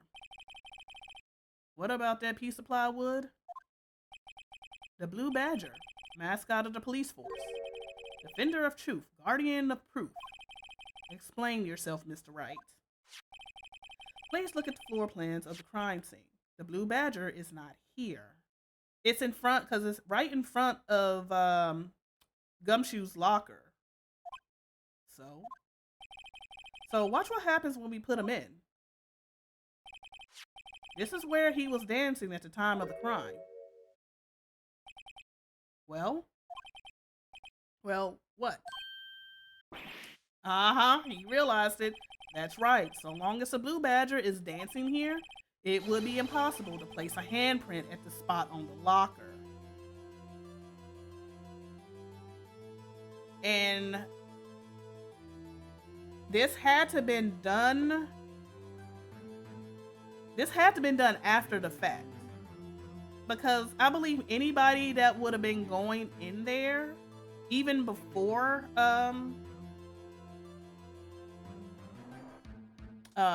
he placed it in there, somebody would have noticed that. What?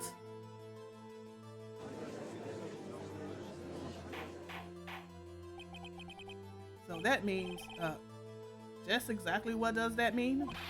It means it can't be done. What are you saying? Blood traces were undeniably found on that locker. Don't look at me. I didn't put it there. Mr. Wright, think it through scientifically. Emma, on that afternoon, Officer Meekins was the one who brought the blue badger to the evidence room, right? After he put it down, it would have been impossible to leave a handprint on that locker.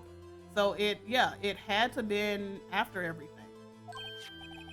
So that must have mean the blood mark was left there before the blue badger was brought in. So how did he not notice that though?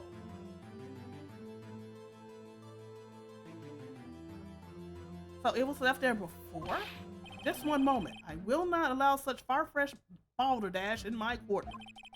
It may sound far-fetched, y'all, but it's the only possible explanation.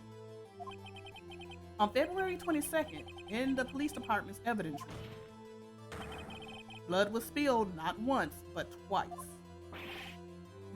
But how? One time was captured on this tape, taken by the security camera. Officer Meekins cut his hand from which a trivial amount of blood fell. The problem is the other time. What? What other time? Someone bled prior to the struggle shown on the tape. It had to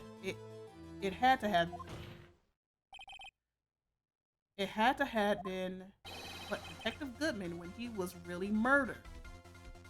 What? When? That's ridiculous. I refuse to accept your third claim. I mean, tell me more, Phoenix. The murder portrayed in the security tape has been proven to be fake. However, that does not explain the blood mark found on the locker. So then, assuming this murder you purport really happened, when did it take place? I demand you show evidence that proves when it occurred. When did the first incident occur? To summarize, the defense claims that prior to Officer Meekins being cut by Jake Marshall, who was posing as Detective Goodman, another incident took place in that evidence. That's right, the blood mark on that locker peruse it. Very well, then tell us, when did this first incident occur? As Mr. Edgeworth said, proof must be presented. Proof that shows when the murder took place. There's only one piece of evidence that can show that. Now then, would the defense please present this evidence?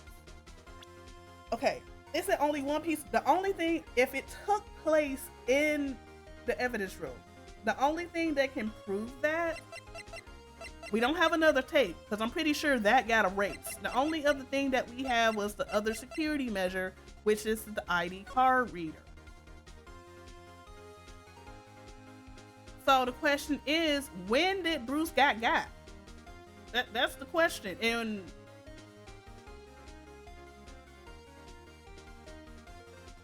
who did it though?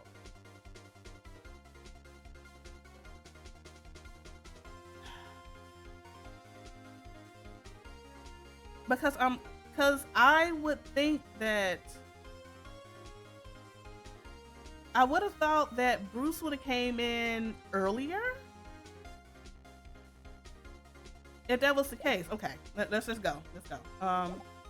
Would the defense please present its evidence?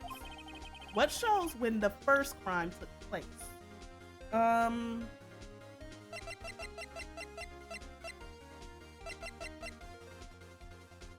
I mean, it has to be this because we don't have a tape. If the crime took place inside the evidence room, then the killer would have had to enter it. And in order to do so, an ID card would have been required. An ID card. Oh, the ID card report. Officer Meekins brought the Blue Badger panel into the evidence room at, let's see, 4:50.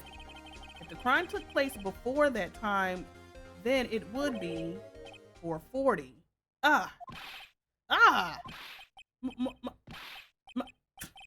Miles Edgeworth, just what have you done? Oh, Edgeworth, I'm sorry. I would have never figured you had the nerve, boy. Drop the act, witness. It doesn't take a lot of thought to figure it out. It couldn't have been me. Nope, I ain't getting it. I'm afraid I don't understand either. It's clear from the luminol test that blood was there. However, when the second crime took place, both Officer Meekins and Officer Marshall failed to notice the blood. Exactly. But my thing is, if the handprint was there before Officer Meekins, when the handprint was there when Officer Meekins first went inside to put the Blue Badger in there, wouldn't he have noticed that handprint there? Because after it was placed there, you wouldn't be able to get behind the Blue Badger. So I'm still kind of iffy on Meekins at this point. Because why wouldn't he notice it the first time? That means the blood from the first crime was wiped away by the real murderer. I would have just been 10 minutes. I would have had just 10 minutes to murder the victim, carry his body away, and clean up the blood. Unfortunately, that's physically impossible. That would mean the crime must have taken place before Edgeworth entered in the evidence room. Let's look at the chart again. So who is all sevens?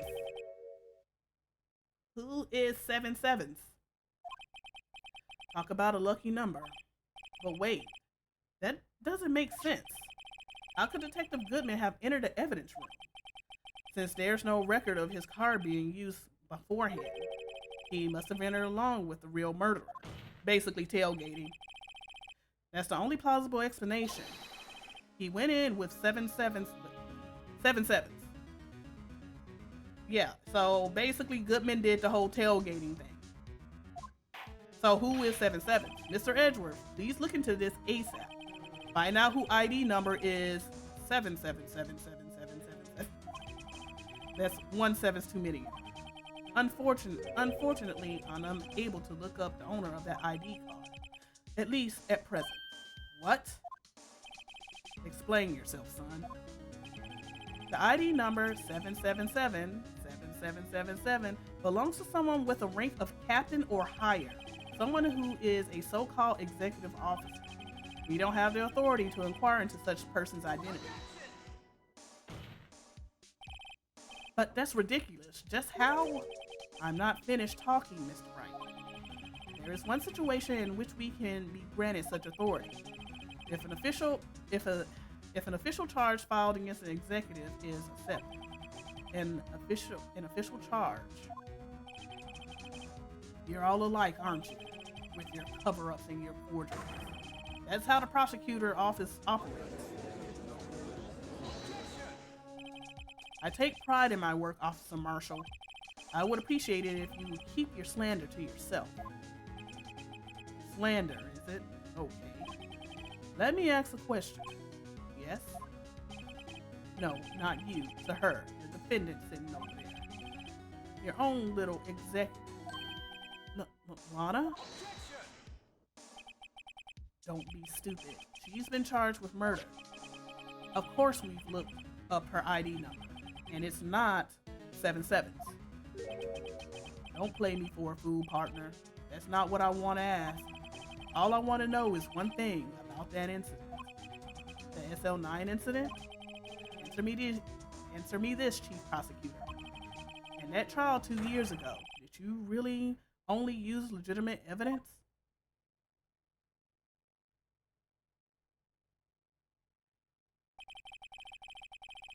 Do you need a witness to repeat his question, Chief Prosecutor? I heard him fine, Mr. Edgeworth. 2 years ago, I was in charge of the prosecution for that trial. At that time, we felt the powerlessness of the law.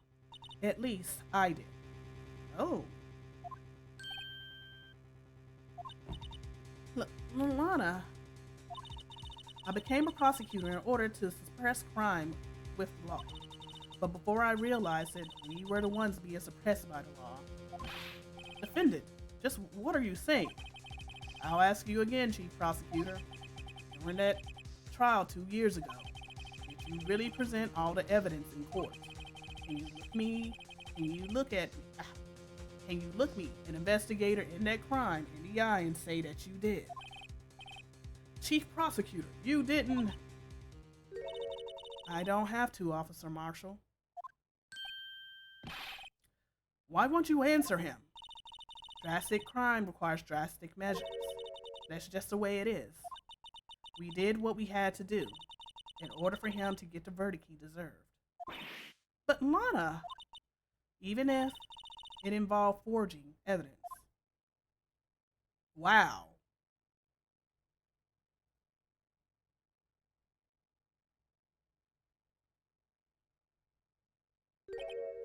See?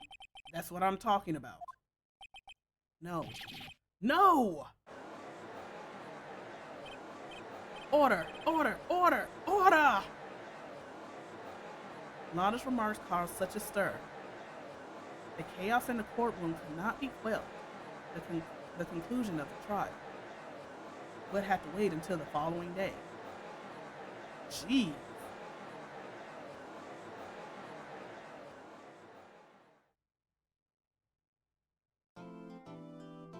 All right.